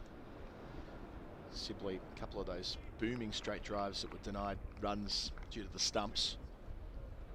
Burns looking the more aggressive of the two. But Sibley in terrific nick, averaging now north of 90 this season. But this will present a different challenge. Casey Aldridge bowled the house down here in this corresponding fixture in 2024. Picked up an outstanding 5-wicket bag, but looked the part. Bowls at a lively pace. He's been part of Lions squads and on that England pathway more broadly. Have you had much of a chance to watch him as yet, or is this your first time? I'll be honest, no, this is my first time, but I was going to pick up on what you just said there. He really looks the part. He looks like he's a veteran in the game. His stature, the way he carries himself, he clearly knows what he's trying to do here. I love his action. Yeah. He's got a beautiful action. Really drags it hard, doesn't he? So he picked up, so far this season, he got a 5 for Taunton against Worcester to start the campaign. So 7 wickets there, but a couple of wicketless innings since. Didn't get in the book last week at Southampton. Let's drill it down. That 5-wicket haul, what were the wickets? Yeah, I'd struggle to remember who they were. However, I will bring up the card because it's worth trying to prompt the memory. It was just the way in which he stuck to the task. So Surrey took a first innings lead there after Somerset were bowled out on day one for roughly the same score they made yesterday. And to bowl repeat spells when Surrey were laying the foundation, it was super impressive for a young man coming through. And were his wickets bowled, caught? Yeah, well, he attacked the stumps, that's for sure. Stumps, yeah. Which is continuing to do today. Yeah. I think that it was one of those cricketers who we, to that point, heard a little bit about, but hadn't seen. It's sort of a naked eye test, isn't there? You can read a player's stats and you can maybe see him a little bit on a stream, but then actually watching in the flesh is a different experience. Yes, stats to inform, but you've got to see it to believe it. So, question: am I missing something here? I haven't seen a short ball this entire innings. Yeah, great point. Not sure whether Davey and Gregory have that club in the bag. Aldridge does. Sniffed a quicker. 4 and straight to finish. 1 run from the over. 48 for none. Surrey, the captain, 27. Sibley, 17, trailing by 235. Yeah, there's been a couple of quite convincing league before shouts from the pavilion end this morning. they've quite had the fortune break their way as yet, the visitors. But they will need to get stuck in soon. Pretorius, 3 tidy overs, but they need him to now become a wicket taker and get rid of Sibley, because we've seen through this season so far, and indeed since he returned to the club a couple of years ago, that once he gets set here at the Oval, he's very hard to dislodge. Yeah, and that's definitely going to be something at the forefront of Somerset's mindset here.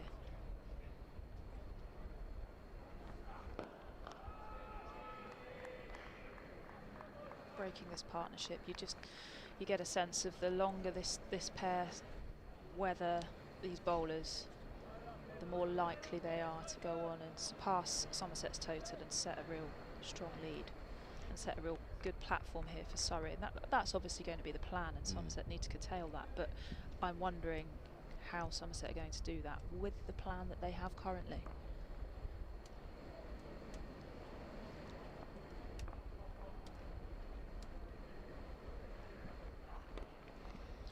That middle stump line is such a productive place for Sibley to score from. For others, they might be looking to pat that on the head back to the bowler, but Sibley so confident in placing the ball out deep backward square for 1 there. Yeah, he's timing the ball nicely. He's just waiting on it, leaning on it, guiding it round the corner. Pretorius picked up a 5-wicket bag last week down at Southampton. 5 for 64 against Hampshire. His best return this season.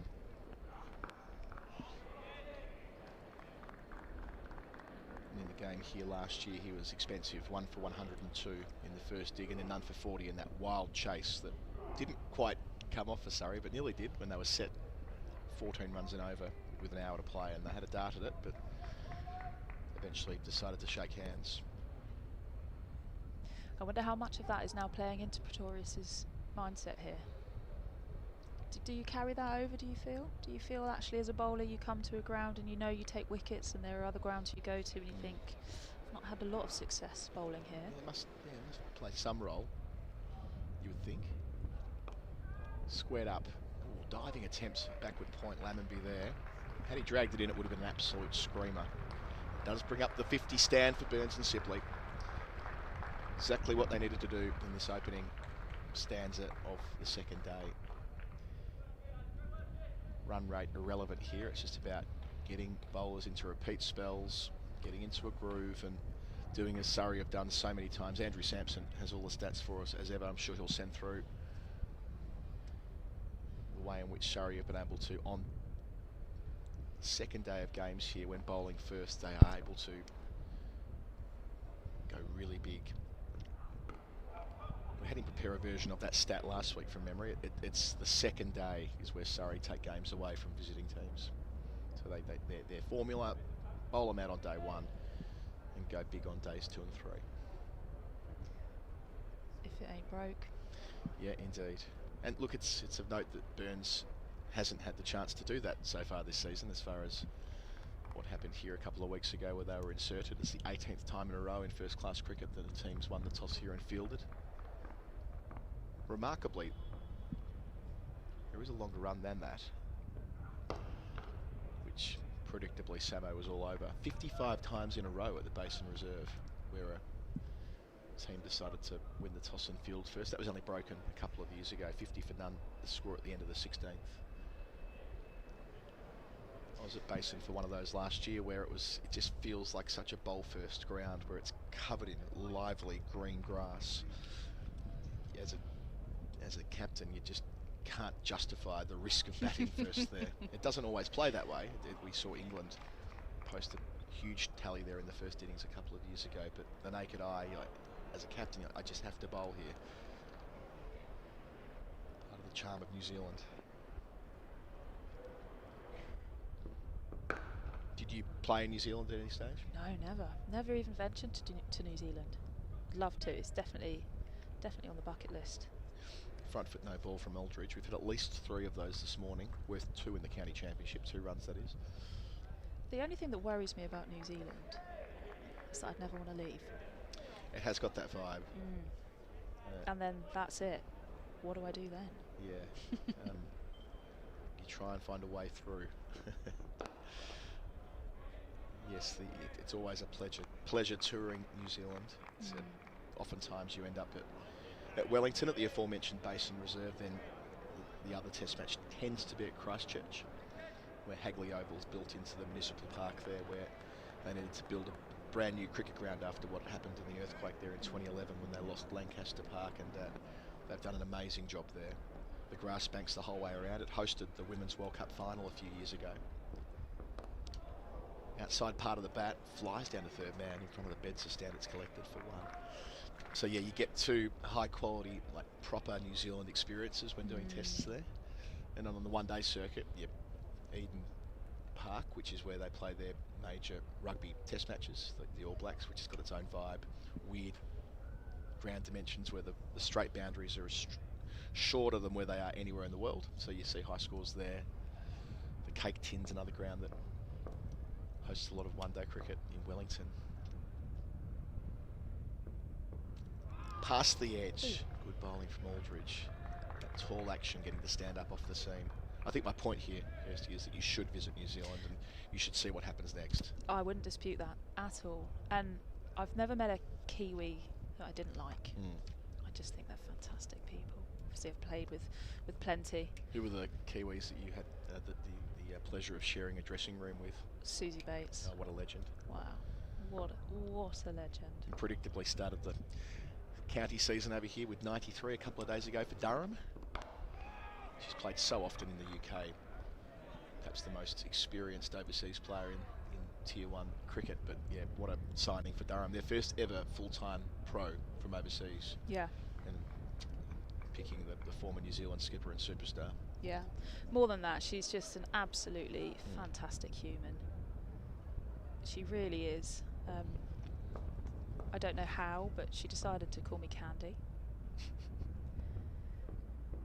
What's the origin of that? Oh, here we go. Quick single. No, not quick really in the end. It just was weighted well enough to take the one there simply. I have no idea, to be honest, because we'd played against each other for years and years. She would commonly play for Kent as an overseas, and I'd be playing for Surrey or Hampshire or whoever I was playing with at the time. So, you know, we knew who each other were for a long time. And the first dressing room I shared with her was during the 100, and it was actually the game where the women played second here. And yeah, she... Oh, that's a lovely carry there. Yeah, beautiful. And so it was the opening, I think it was our opening day of the 100. The men had played first, and it was a scorcher of a day. I think it was about 33, 34 degrees. And the ground was so loud. The beers had been flowing, the fans were absolutely living their best lives in the sunshine with the cricket and the music. And we'd come out on the outfield to warm up very quickly before our innings had started. And I don't know, we were just, you know, doing a few skips and hops and things back and forth, and she just decided that she was going to call me Candy, and that was it, really. I don't mind. It's Susie Bates. She can call me what she wants. Yeah, but Candy's an interesting one.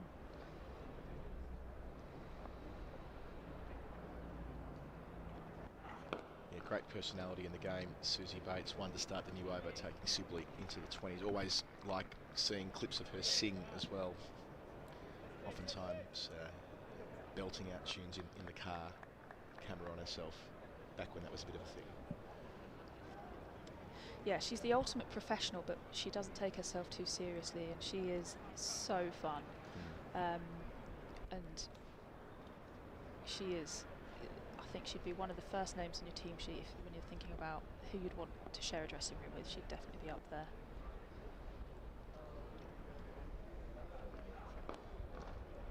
The one thing that's missing in her career, and I've interviewed her about this in the past, is that New Zealand cricket have stridently stuck by their decision not to provide their women the chance to play Test cricket. So Susie's got this really unusual career arc where the New Zealand women did play some Test cricket just before she made her Test debut, her international debut rather. I think from memory, Katie Martin's got a Test match, which was at the very tail end of when they would occasionally take the field in that format. But the whole time that Bates has been a White Fern, there's not been a single Test match fixtured for them, and there's extra pace there, but well worked by Burns. There's been a lot that's been done in New Zealand to improve a lot of their professional cricketers. Of course, they're paid the same match payments as the men, and there's central contracts, and there's a domestic system and so on. But the one thing that's missing, and it extends to not accepting it, well, they don't engage in playing test matches away from home. So over here, for instance, where England have hosted a range of countries in recent years, they're not interested in that, because then there'll be reciprocity expected, and New Zealand will need to host a test match, and they're not interested in hosting teams that visit New Zealand in that form of the game. So yeah, frustrating for Susie that unless something changes, and it probably won't now that she's 37. So well timed by Sibley. Shorter side of the ground, middle stump line, puts it away. Yeah, nice bit of pressure release there for Sibley again. He's now 24 from 56 balls, so right in his channel. Feeling that mid-wicket may have dived a little bit too early, and had they just shuffled and then dived, they may have stopped it, but Sibley grateful for the opportunity to add 4 more to his score. That might have even been off stump line. You know, it's a shot when played well. So attractive.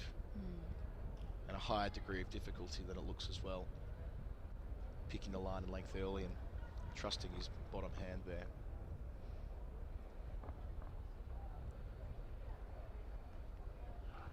Growing up as a lad in Australia at the age I am, it was Mark Waugh who played that shot so effortlessly.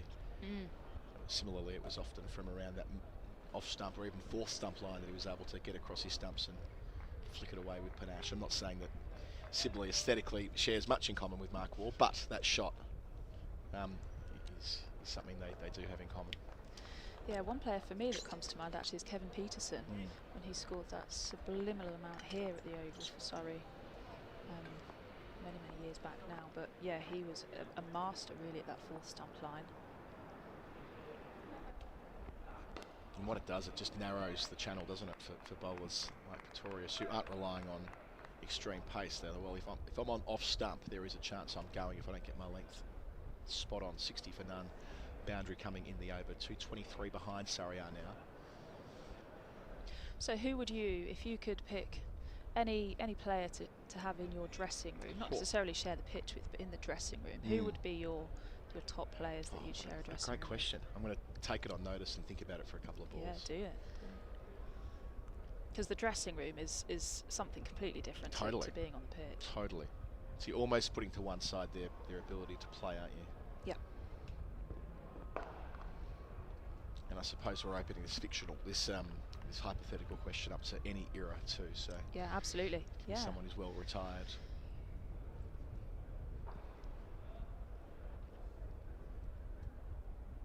I love the dressing room. I really love the dressing room. It's such a unique space, and what happens in the dressing room is unhinged. Oh yeah, that's why I still play so much. That's helped through mid-wicket, again from the off-stump line, shorter side of the ground. Just enough of a gap to work with for Burns, who's moved into the 30s and beyond now to 34. This is more enterprising than the Sibley shot last over, where it was right in his hitting zone. He made this in his hitting zone, Burns. That short arm punch. And again, all the timings are there. It's been there throughout for Burns. He struck a couple of lovely shots in the first over of play today. Surrey in fine nick this morning, reaching 64 without loss. Yeah, you just get the sense of how this wicket's beginning to play here. So Burns could, like you say, force that through that mid-wicket area. The ball's not really doing much in the air or off the seam here, so it's just a test of patience. Another shot that Burns enjoys, which is why there's a third man back. Yeah, I'm inclined to sort of cite an obscure cricketer because, you know, that's what I do. There's a bloke who played one test match called Arthur Conningham who was completely bonkers and ended up suing his wife for divorce for cheating on him with a Catholic priest. It's all pretty loose. That was he took a wicket with his first ball in Test cricket, an Ashes wicket, first Test match, first ball. He was the first person to do that, but it was the first ball of the Test as well, and he only played one Test. Anyway. Well, you would, wouldn't you? Would Well, you just, I'd just take that and he was never picked again. Yeah. And he ended up having a very famous son as well, who played an important hand in the D-Day invasions. But so yeah, I think he would have been, like, you talk about personalities who can really turn the volume up in a dressing room. I suspect he was one of them. More contemporary players. I sort of feel duty bound to cite Glenn Maxwell, who I did a book with last year, and he's a great man. He'd be great to take the field with, but also an enormous amount of fun. He is an enormous amount of fun after hours. Balloons up off the thigh pad here. Tries to get his arms out the way. What about out of the England team? Who would be out of the England women's dressing room at the moment? Of course, you would have played a lot with them. Who you would say is the most in line with what we're talking about here? Oh, that is an excellent question. I'm thinking about unhinged players here, so I have to be very careful with who I put into that box. Yeah, well, less about unhinged players and more those who know how to enjoy themselves after hours, maybe. Good again from Sibley. I might have done that thing where I put you on the spot with a question when you were about to jump off commentary. That's it, I am, but I can definitely come back with some insights. Come back with some thoughts. Handing over now, actually. You are indeed. Kirstie White, we'll hear from you later today. Thanks ever so much for the last 40 minutes. Cameron Ponsonby is going to jump in and... Actually, you know what we're going to do, Cameron? We're going to change chairs because I've been sitting in the wrong chair for lead commentary. So you can be my colour man over there in the corner in front of our group of county cricketers we've got on the wall here, which includes one of the players we were talking about before, who would have been terrific to have shared a dressing room with, Robin Hobbs, who I put on there as my choice of favourite county cricketer when we were decorating the box before. Yes, I remember this. Who did you put up there? I put up Alex Tudor. Oh, I stayed true to my Spencer Cricket Club roots. Great man. But yes, Robin Hobbs, who I think the story goes he was playing in the Caribbean and darted off to a different country overnight and made it back for play the next day. Oh wow! Yeah, is that a story fit for air? He knew how to party. Robin Hobbs passed away last year, and also hit one of the quickest first-class hundreds ever against the touring Australians when he went, you know what, sod it, I'm just going to go for it. Is that registered by balls or minutes batted? Balls. I'll bring up the card. It's an absurd, like a lot of cards that stand out in history. It's completely unhinged. But he was primarily a leg spinner. Played Test cricket for England with distinction. But it was one day with the bat that leaps out. So he played 7 Test matches and did that in an era where they rotated through a lot of spinners in the late 60s and early 70s, but this was later. This was in 1975, I'm pretty sure. Yes, it was. He hit a 44-minute century against Australia. I love this. When did cricket stop recording things by minutes? Because the reason I like to say that is because I interviewed Andy Amead, Somerset's Andy Amead even, earlier in the week. And his century against Lancashire in 2017. Again, deflecting Burns and doing it so well at the moment as he keeps the ball ticking over. It was the most recent example of seeing an innings kind of framed by the minutes batted. So it was the second slowest county championship record century in history by minutes batted. But it didn't tell me what the record was by balls. I just stumbled upon something which I'm immediately going to buy. You know, I'm pretty bad with this stuff. I own an 11-metre car for reasons like this. Wow. The scorecard from Robin Hobbs' 100 is doing the rounds at the moment on eBay for 12 quid. Buy it now. You better believe I'm going to buy it now. How good's that? Like an old printed scorecard like you might see at Lord's these days. It's got here. Oh, best wishes Robin Hobbs. He signed the thing as well. I'm going to buy that and put it on the wall. So how did Robin Hobbs become such a favourite of yours? Oh, it was from learning about him, from researching something for my podcast, and I knew of him. I knew who he was, but I didn't know the story of the 100, and that became a noteworthy one. I was going to find here there will be something in my bag of tricks here to add to it. I'm pretty sure.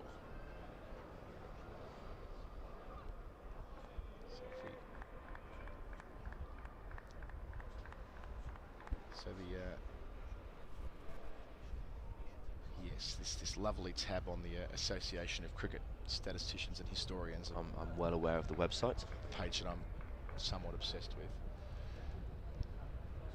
Fastest hundreds by balls. 45 balls for Robin Hobbs at the county ground in Chelmsford.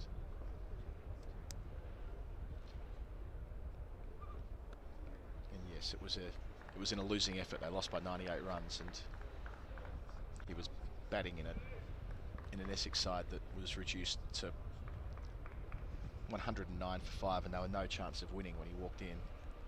And then he slotted 100 in 45 balls with 7 sixes against an attack that included Jeff Thompson and Max Walker. But he was facing Jim Higgs and Ashley Mallett, the two spinners.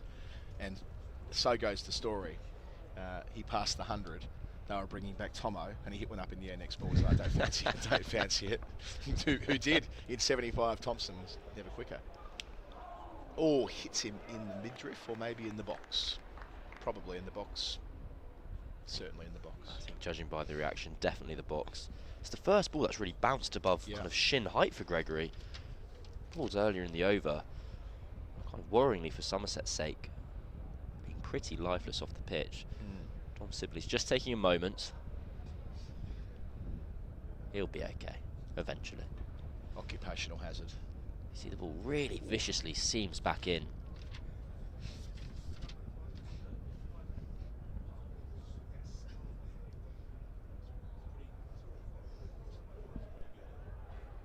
Oh well.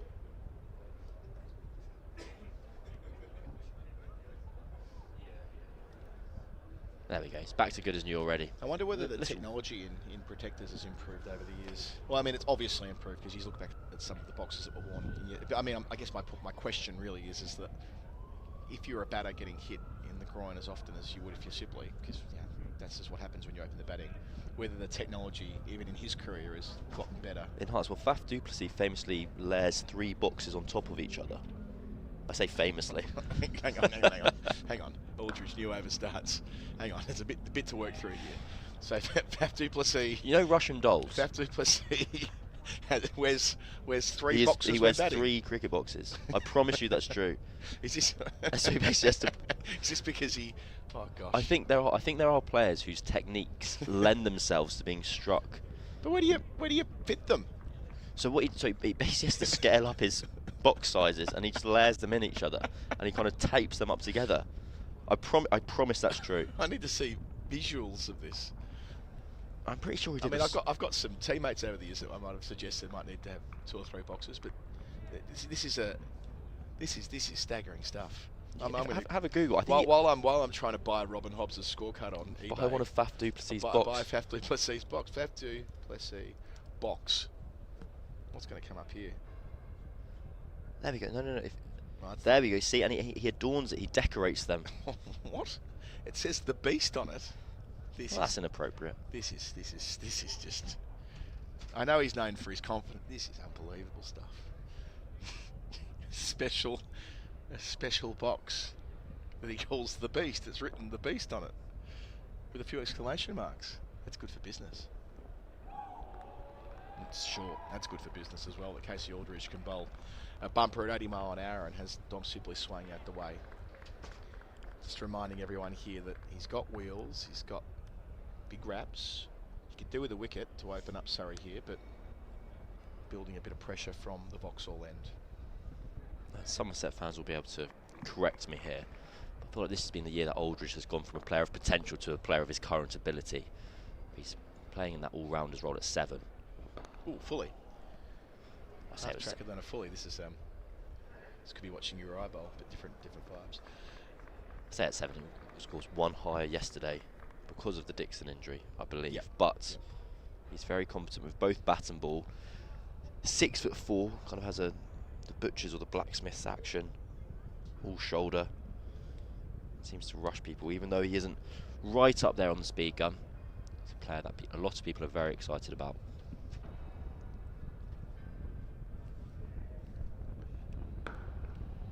Shot. There to be put away outside the off stump. Made sure it was going to be a half volley with positive footwork into the 40s with a boundary. Just a little bit too full from Aldridge. been quite scattered on over. We had a bouncer, a big full toss, and then a half volley. Radar isn't quite right, but as Adam says, a well-executed cover drive from Burns, leaning into the shots. I think that's bread and butter for a player of his calibre. Just 2 slips behind him. Last ball here. Oh, inside edge. So as you say, a bit of a Nova of all sorts there. 72 for none, trailing by 211. A good morning for the home side. Burns 41, Sibley 25. I'm downstairs to, well, theoretically get some lunch, but I suppose first things first, buy that scorecard on eBay. Yep. Secondly, learn more about FF2 Plesso's box, and then I'll eat. Cam, you take us through to lunch. You'll have Yas Rana with you. What a wonderful 20 minutes Adam Collins has ahead. It's been a quiet morning here at the Kia Oval. Flags are fluttering from left to right as we're looking from the Vauxhall end. Another healthy crowd in as Yas Rana readies himself and wonders why Adam was talking about Faf du Plessis' box, but it's fine. We can move on. It's okay. There have been a couple of times this morning where I've come on to replace Adam, and I've just wondered what's been going on the last 3 minutes.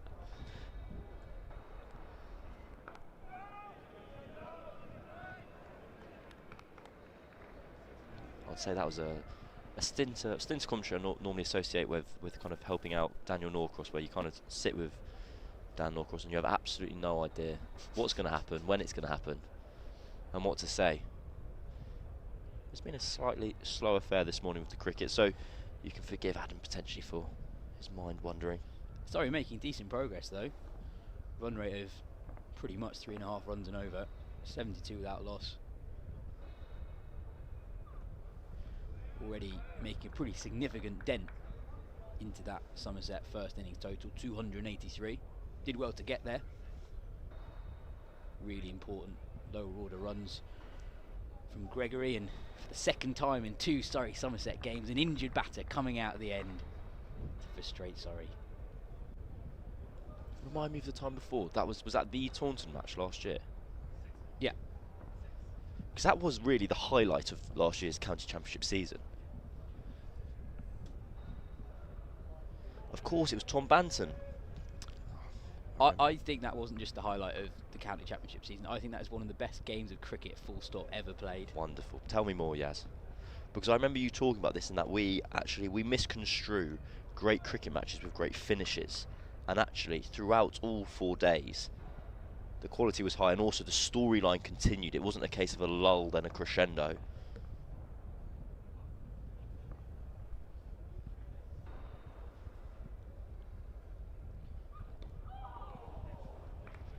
Outside edge from Sibley, but safely along the ground.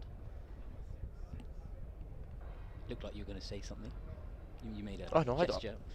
I was confused. On first viewing, I thought Sibley had nicked it to one of the slips. Then I looked panically around for the ball and I couldn't see it anywhere. So my facial expression was one of panic and not knowing what had happened. I wanted to hear more about, to go back over last year's kind of Taunton classic. Well, Tom Banton scores 132 in the first innings from number 5 to get Somerset up to 317.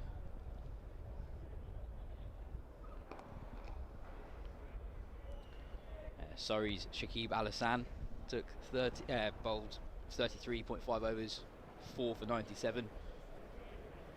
Surrey in response got to 321, but they were 228 for 7, 228 for 8 actually, and Tom Curran hit 86 off 75 to get them to parity basically. So the game from there was effectively a 1 innings shootout. And then in that Somerset second innings, they are 122 for 8, and then 153 for 9. And at the end, Craig Overton is batting with their number 11, Tom Banton, who is very, very injured at that point. And somehow, as Gregory completes that over, 73 without loss, somehow Banton and Overton get Somerset up to 224. Doesn't Banton play those no foot reverse sweeps? Yeah, it's crazy. It's amazing. Genuinely crazy. As we have another change of bowler Tom Lambie on for the first time today. A change of bowler powered by SSE Energy Solutions. Get more for less. Optimise your operations with energy efficient solutions. So yeah, Surrey were left with 221 to win on the fourth day from memory, and it looked like the game was just petering out to a draw. Dom Sibley batted for more than 3 hours. Ben Folkes for 100 balls, and the two of them batted for about a session together. And in the fading stages of the day, Somerset, before Folkes falls, still need 7 wickets to win the game. But then when Folkes and then Sibley falls within a 2-over spell, the wheels come off for Surrey, and Jack Leach and Archie Vaughan take 10 wickets between them. It's a famous Somerset victory to keep the title alive. I remember the thing that kind of blew my mind in the kind of post-mortems and the debriefs was when Surrey and Somerset were saying we were really close to shaking hands. And this idea that, I think it was if Folkes and whoever else was batting together had made it another like 5 minutes, they'd have gone, oh, that's a draw. And you think, oh, why on earth would you do that? You're battling for the title. I've never understood this. One of my friends messaged me furiously during the England-Pakistan Test match in 2020, where England and Pakistan shake hands with England needing 6 wickets to win with about an hour left. And he was like, why would you do that? No ball. I vaguely remember that. I think there was a sense that it wasn't a particularly pleasant experience for the players, that series. So an early departure was something that everyone involved quite liked. Obviously that's the bio bubble summer, where they were living in the hotels or on the ground at Southampton and Manchester. It was a genuinely surreal summer of cricket, but I remember being so excited. We had nothing else to do.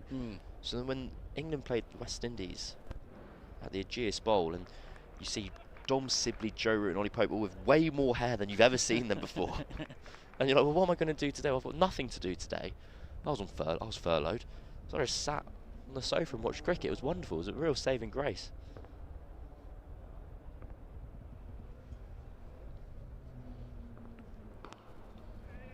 Sibley tucks that one into the leg side for a single. Yeah, I remember it's such a big moment when cricket was coming back. And I remember in April that year, a month or so into lockdown, messaging someone at the ECB, being like, "Is this going to happen? Are we going to have any cricket?" And the ECB did an amazing job to manage to get the show on the road for early July, ahead of pretty much everything else. Edge, but just wide of second slip. Burns scampers back for a second run. Do you remember watching Dortmund versus Schalke? That was the first bit of sport. Yes, I do. I was about to roll my eyes at you and go, of course I don't. No, I do. Because Haaland would have been playing, wasn't he? Yeah, must have done. Goodness me, that was a mate. That there's so many fascinating kind of psychological insights and research into that period of sport when it was behind closed doors, which is end of the 23rd, 81 for none. Because if you remember in the Premier League, the number of goals per game went through the roof, and basically there was this idea that a lot of the players who were the best players in training then became the best players on the pitch, and it kind of really highlighted the different mental strengths or weaknesses or mindsets of different players when you took out that kind of feral element of 40,000 people supporting or abusing you. And because it became very much just like back to playground football, matches were just 7-5. Do you think that there are any patterns in how cricket was played differently in front of the empty stands? Burns plays and misses that one. He I mean, looking to dab the ball towards deep third. I'm aware I'm on a live stream at the moment. I think there's a very easy joke to be made there about cricket being played in front of empty stands. Not during COVID. Not here, of course. I thought you were going to laugh at that. That's okay. That's fine. You're not happy with that one?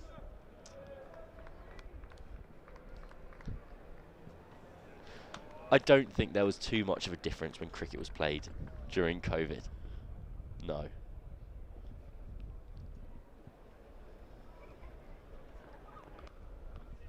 This time Burns is able to direct that to deep third. Moves on to 46. Yeah, I wonder. I feel like cricket is less impacted by a crowd compared to a sport like football, whereas the relationship between crowd and the game is much closer in football. I think that the fans react to what happens on the pitch, and I think that can have a more tangible impact to what the players then do.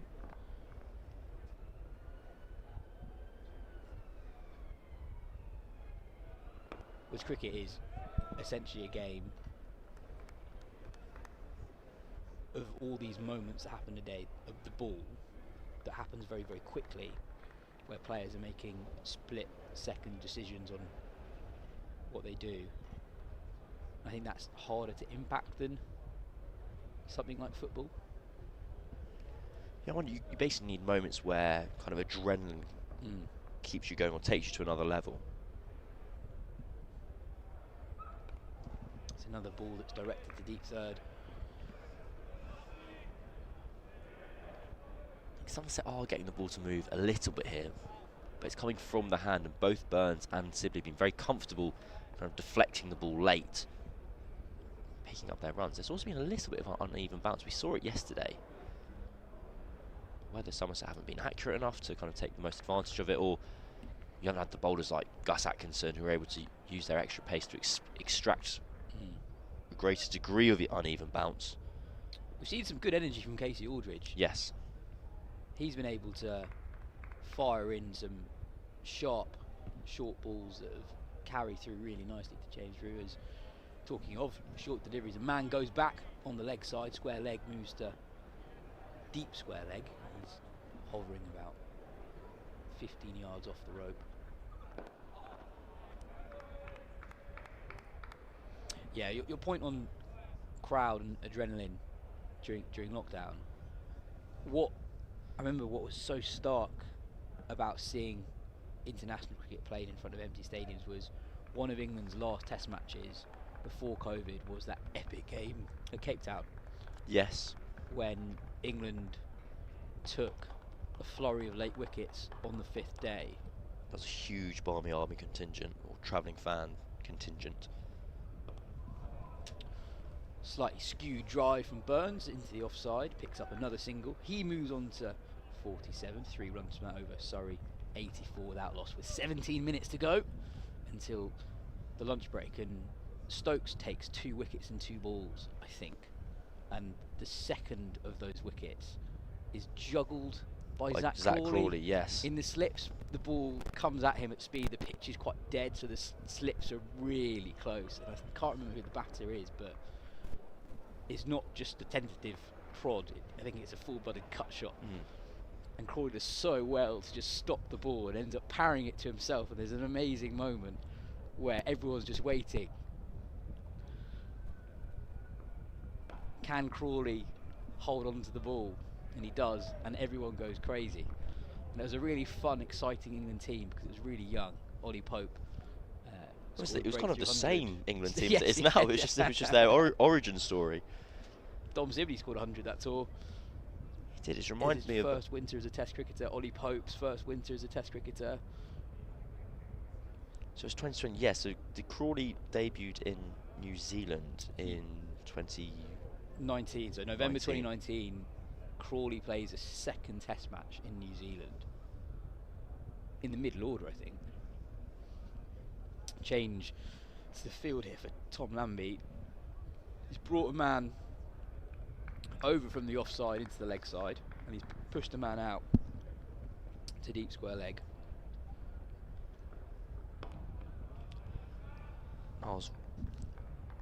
going back over an interview, I interviewed Harry Swindles, who scored the century for Leicestershire in the One Day Cup final 2 years ago.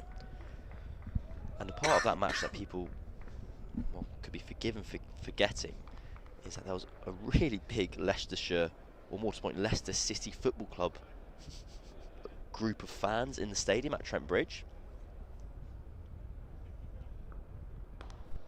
Flicked into the leg side by Rory Burns, picks up a single.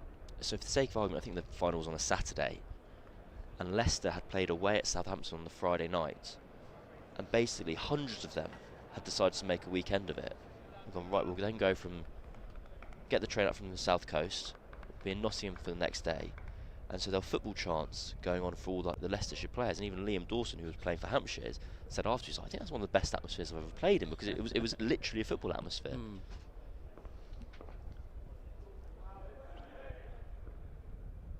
Oh, it's a genuine player miss from Dom Sibley. Has a little nibble at it.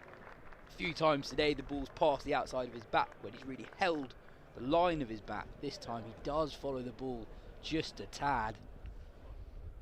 Would have kept the cordon really interested there.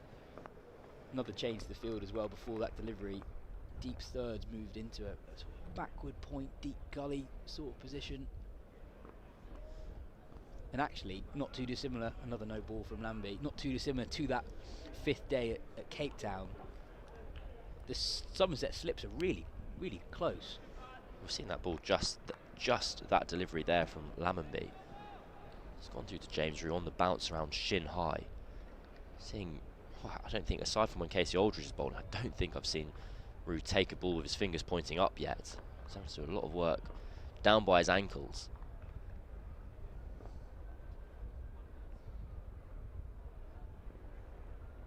Another really nice delivery from Tom Lambie. Another player miss from Dom Sibley. He doesn't follow this one as much as he did a couple of balls ago, but really good line, probing line from Lambie. I think it's a good change from Somerset to bring Lammonby on. He's more than just a kind of part-time all-rounder. He does have a good record with the ball. Took 3 wickets in Somerset's last match, but just because they have Davey, Gregory, Pretorius, having that left arm option does give them a bit of a variation. It's the end of the over. Sorry, 87 without loss after 25 overs. A reminder that you can come here to the Kia Oval later on in the summer to watch both men and women play in the Vitality Blast. Tickets available, as always, at kiaoval.com. Yeah, Lambie is as a bowler, I feel like if it was another county, he'd bowl a lot more. But because Somerset not only have lots of really good seamers, they also have lots of all-round options. So in terms of balancing a side, they don't need his bowling as much as another county might. I see what you're saying. Gregory and Aldridge and Archie Vaughan are all top 7, top 8. They're all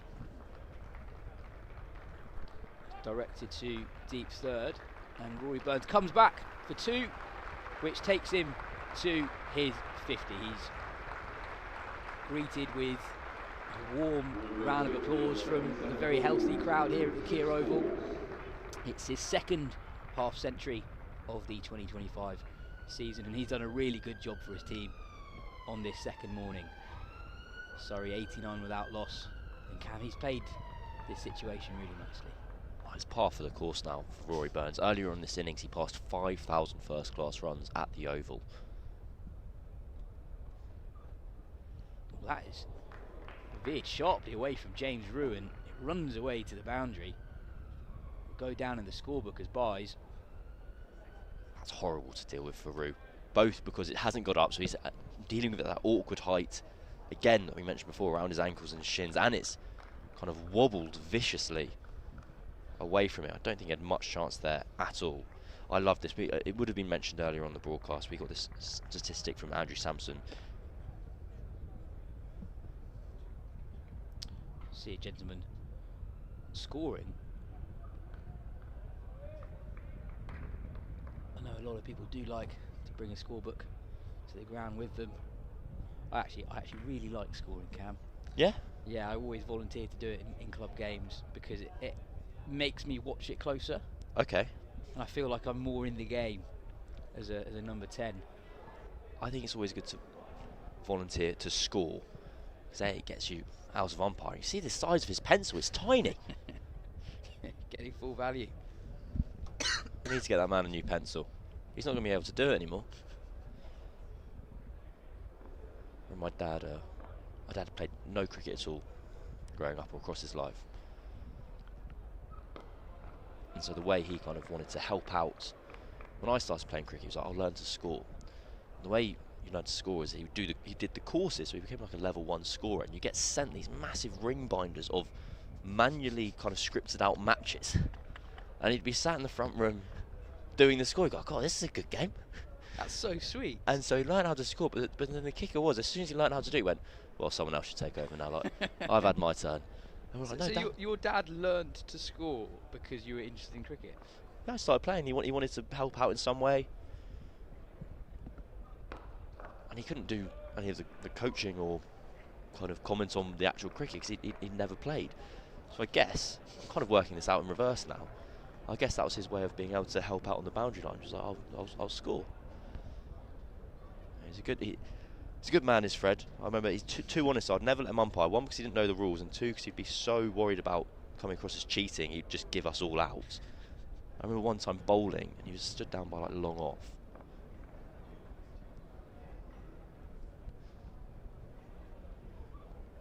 Left alone from Sibley. Ball from Gregory. Jagging back in off the pitch.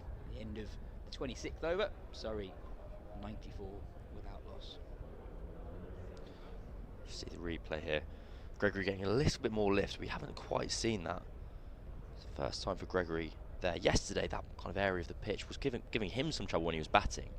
But it's just very quickly to finish on Dad's kind of over-the-top honesty to the detriment of me. So I got hit over the top. He stood around on the long-off boundary, and it bounced about 5 yards inside the rope. And my dad just shoved both his arms up in the air to say it went for 6. And I was like, Dad, it didn't though. What are we doing?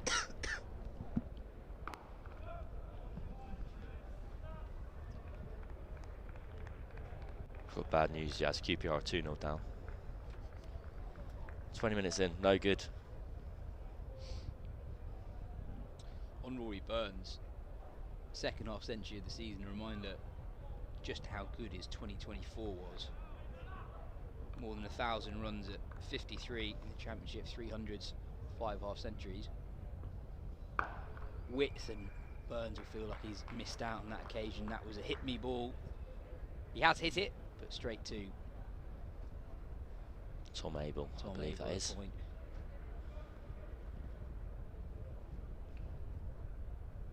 Wonderful will be Duarte. Customary over of spin before the lunch break. Cameron just focused on Jack Leach earlier. Archie Vaughan was there as well. Left alone. Yeah, Jack Leach has been enthusiastically warming up all day. Been a couple of times where I've just assumed he must be on in the following over, but I wonder if I'd almost potentially give the ball to Archie Vaughan before Leach today. And the reason for that is I feel like from when I've seen Vaughan, he gets a lot of overspin, he gets a lot of bounce. And we have seen a bit of variable bounce in this wicket, whether that be more use than kind of a lateral spin.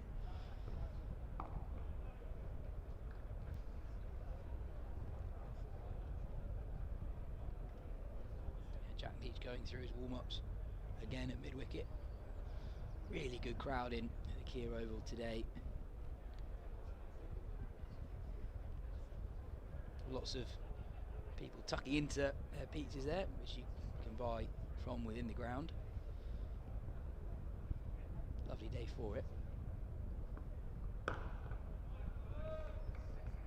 I think, especially if you're a club cricketer in Surrey, this is the week to come down, because once the season starts on May the 10th, you can't have a Saturday out of the Kia Oval. You can, but you can now. Tom Banton there, signing autographs. Saw Shoaib Bashir early in the day doing the same, taking a few selfies with some kids.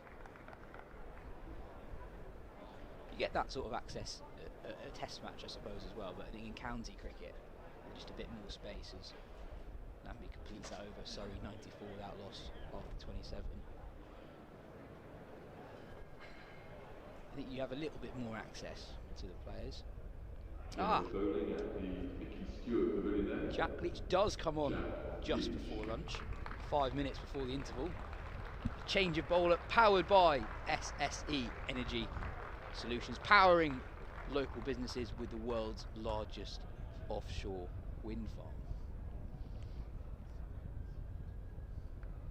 Yeah, Leach will probably only have time for one over from the pavilion end. Should get through two before the interval here. He's going to start to Dom Sibley. There's a man in at slip and a catching short extra cover, really in close on the offside. We've seen Sibley have a couple of leading edges so far this morning.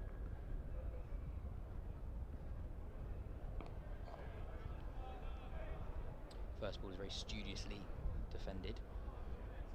There's a man out on the offside boundary and also at long off, but otherwise no one out on the leg side boundary.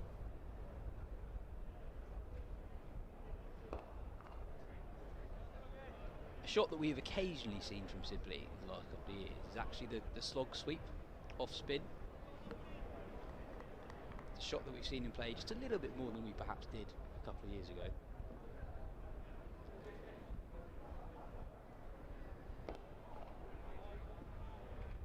A really extreme angle on the ball here, Leach, coming from as wide on the crease as he possibly can. It's not turning massively, but there does seem to be some grip there. He's going to have a very slight change. The fielder on the cover point boundary comes in about 10 yards. Yeah, Sibley pinches a single through that vacant point area. Yeah, that field change was almost just to stop him from having a chat to Shoaib Bashir on the boundary. Now Leach will bowl to the left-handed Burns. The field's actually not too dissimilar. The man goes out onto the offside boundary. Catching extra cover for Dom Sibley has basically stayed in the same spot. He's now at a catching short mid-wicket.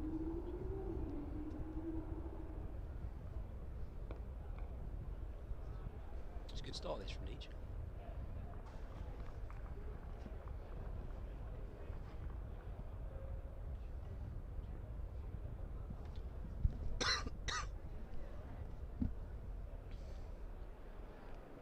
Top edge from Burns.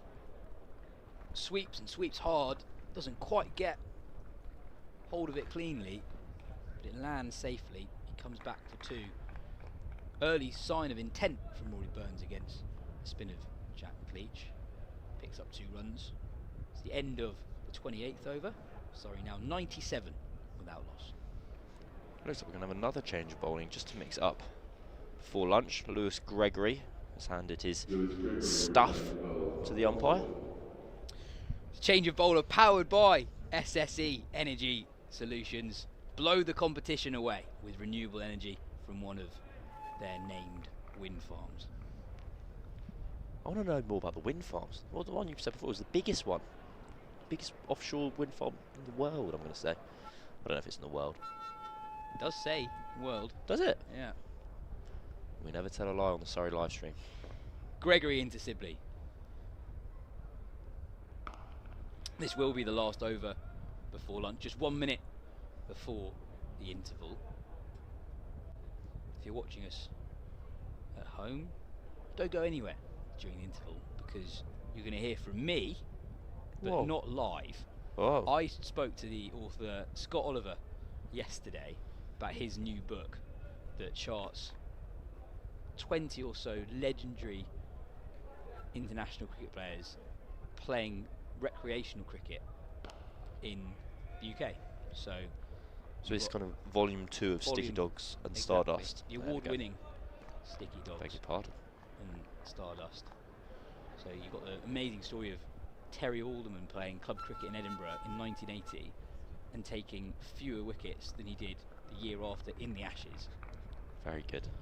You got Richie Richardson at Thames Ditton in Surrey, Steve Smith at Sevenoaks down in Kent. It's down the leg side and simply flicks that off his hip. I'm not sure if he got back on that yet. It's given leg byes. Takes Surrey up to 99. It's an amazing photo there of a young Steve Smith and also Morné Morkel, who I think would be an absolute nightmare to face in club cricket. So I was very pleased for him. The BBC's Stefan Schemmelt.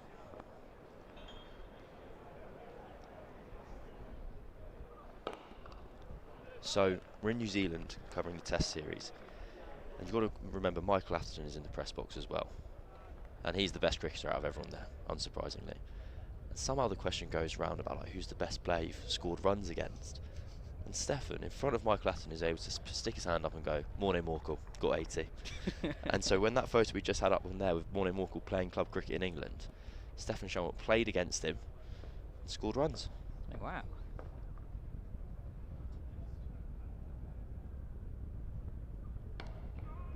I've got more bad news, by the way. QPR 3-0 down. He played 31 minutes. 1 ball to go until the lunch break. I was at Loftus Road a few weeks ago, actually. Yeah? Lovely day out. 2-1 defeat to Sheffield United. Well, it's not looking good. Zed Fleming scored twice, and Jay Cullen. It's okay.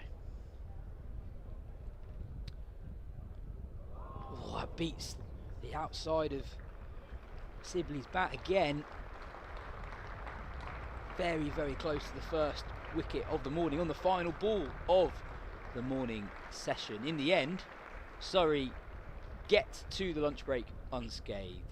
This partnership between Rory Burns and Dom Sibley worth 99. Burns has been the protagonist this morning. He'll go into the break unbeaten on 53. He scored at a good rate too. Those 53 runs coming off just 87 deliveries. Dom Sibley 30 off 92. Somerset have bowled well, but haven't had a lot of luck, I'd say. They've beaten the outside edge on a number of occasions. Been a couple of leading edges. There's a top edge from Rory Burns that landed in no man's land. But crucially, despite a good account of themselves this morning, the wicket-taking column is empty. Cam, how have you seen this morning session? I think quite simply it's been the perfect morning for Surrey. I think things are looking quite ominous for Somerset at the moment. They haven't been able to make the most of the kind of slight uneven bounce we're seeing in the surface. With Lewis Gregory kind of bowling his kind of fast medium paces, we haven't seen many balls being gathered by James Rew above his shins, above his ankle. I think Surrey could be settling in for a long day's batting. Yeah, really, really impressive first session of day 2 for Surrey. They trail Somerset by 184 runs. Don't go anywhere, folks. Me and Cam are going off for lunch, but we're about to play the chat I had yesterday with Scott Oliver, the author of Sticky Dogs and Stardust 2. Now, time for something a bit different. We're grateful to be joined by Scott Oliver, the cricket writer and author, who has a new book out, Sticky Dogs and Stardust, the second innings. Scott, great to have you with us.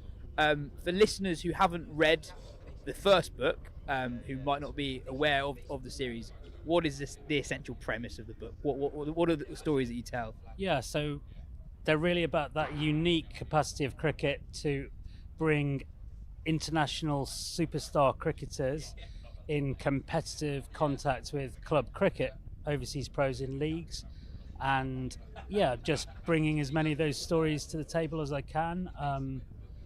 Viv Richards was the first one I did.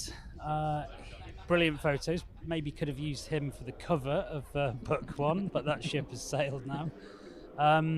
So I did that for Cricinfo, and then I just started to dig around on the Lancashire League website and found Shane Warne and a few others.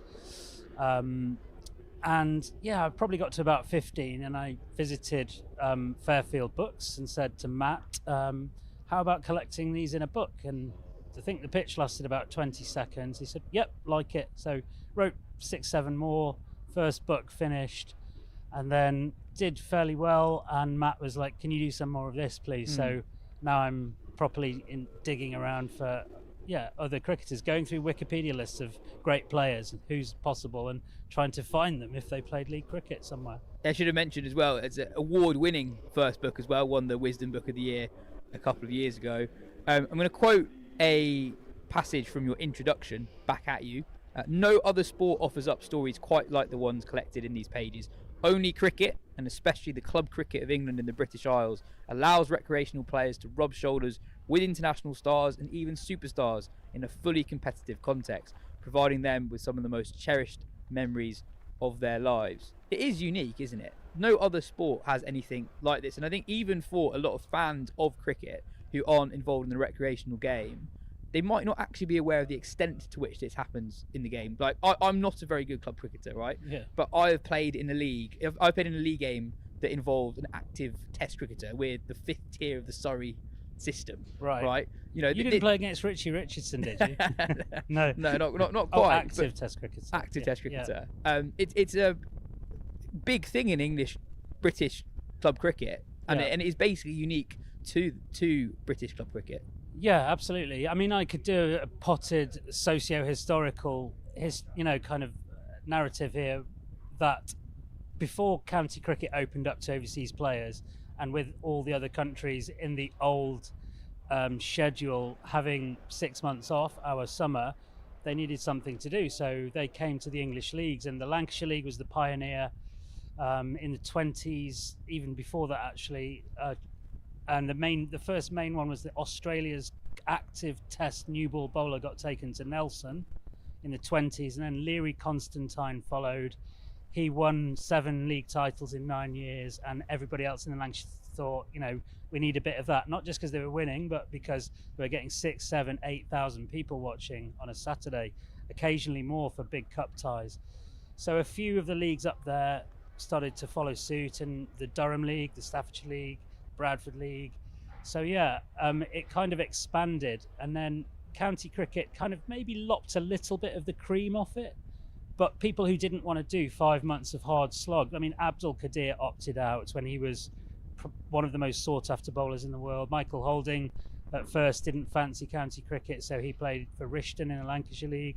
So I would say it kind of, there's very big names still playing through to the early to mid 2000s. My club had Rangana Herath in 2009, Wasim Jaffer a bit later than that. So, superstars probably not, but you could go around the current Test scene, particularly the New Zealand team, which I've been kind of looking into.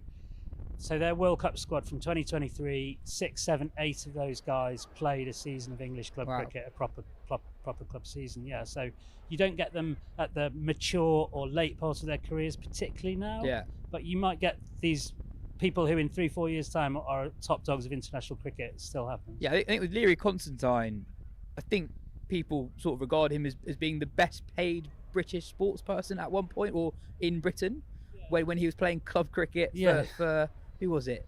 Nelson Cricket Club, yes. Yeah, I think that's not been 100% confirmed, but the only people who could have beaten it were boxers based on purses. Certainly not footballers, because there's a maximum wage then.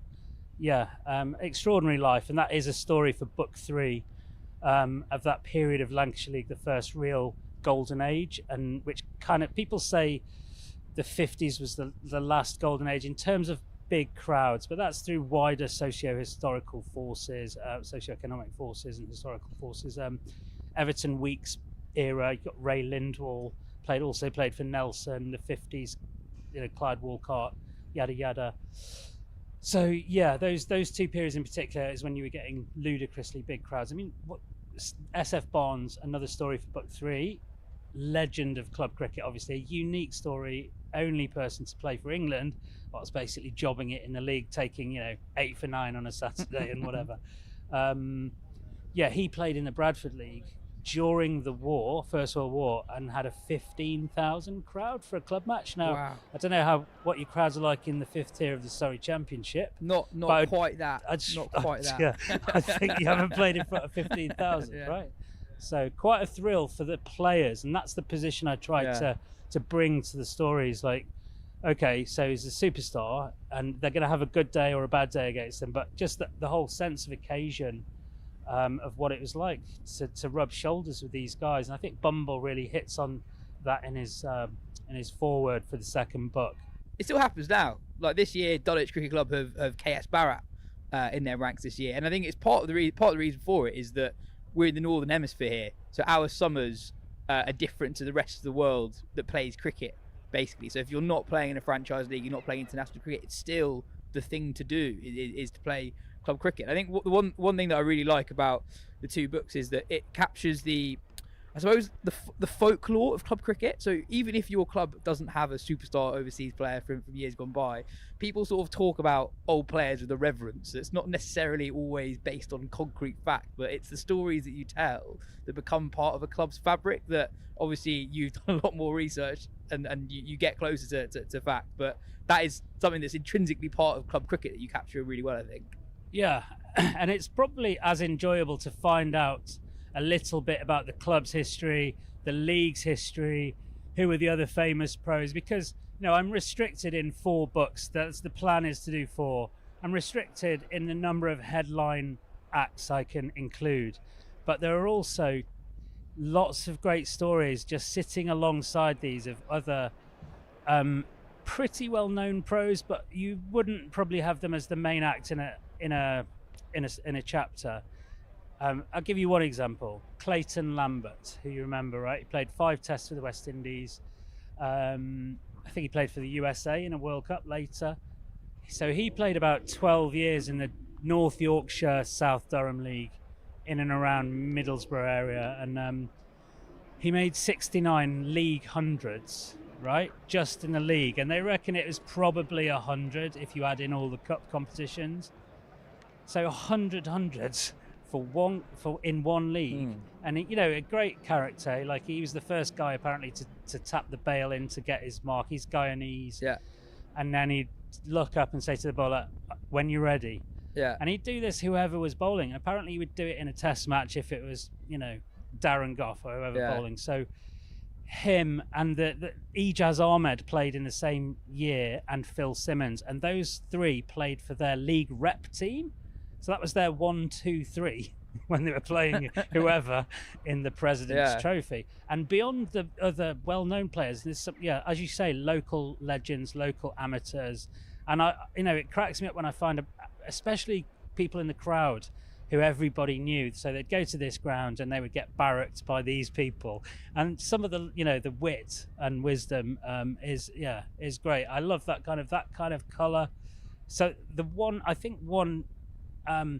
real advantage of this format is there is an open structure, and you can, as long as it's a good story, I can find a way to get it in there and bring that richness of club cricket to life. Going further back to when you still had superstars or players who were close to the top of international cricket playing club cricket, how did it happen? So like Terry Alderman in 1981 takes 42 wickets in the 81 Ashes. The year before that, he takes slightly fewer wickets playing the Scottish League with Watsonians. How does that happen? Like, how do Watsonians get hold of Terry Alderman, who a year later is leading the attack for Australia against both in England? Yeah, it's an interesting one. They just had an established connection with Western Australia, that club. They'd had a couple of unheralded pros in the mid-70s. Then Kim Hughes came along in 1976. So that chapter is a joint chapter. And Kim's story is a really good one, I think. And anyone who's read Golden Boy... Amazing book. Yeah. Amazing book. They will get... I drew a little bit on that here and there. I did get a bit more material out of the club because I pestered them. And a slightly sad note to that story. There's a chap called Duncan Scott who was the housemaster at the Gordon Watson's school in Edinburgh, who basically looked after Kim. He's a Scottish rugby international, and he had a bit to do with the cricket. And in the research phase of the book, I spoke to him. He was 95 at the time, and he recited a poem to me. I was in Cyprus at the time, and I was really moved with the telling, the oration. But the book couldn't get out in time before he passed away, which is quite sad. But the way he talked about Kim was almost like a paternal love, and I would say it's the strongest connection of all the stories I've done probably with the club. So I think from that moment on, they were set on going back to Western Australia, and it was a kind of happenstance. And then Terry came along 4 years later, same club, and enjoyed himself as much in all senses of that word. I mean, he was 23, 24 though, so he wasn't a spring chicken. He played quite a bit of first-class cricket. Yeah, it's unusual, but Scotland is a little bit of a surprise. When I started all this, I was not really aware of the level of the club game up there, and there's a few stories. Abdul Qadir Dravid as well. So I think he just played for Scotland in the B&H. No, I find it amazing the proximity between Alderman's year in Scotland and obviously what he did for Australia.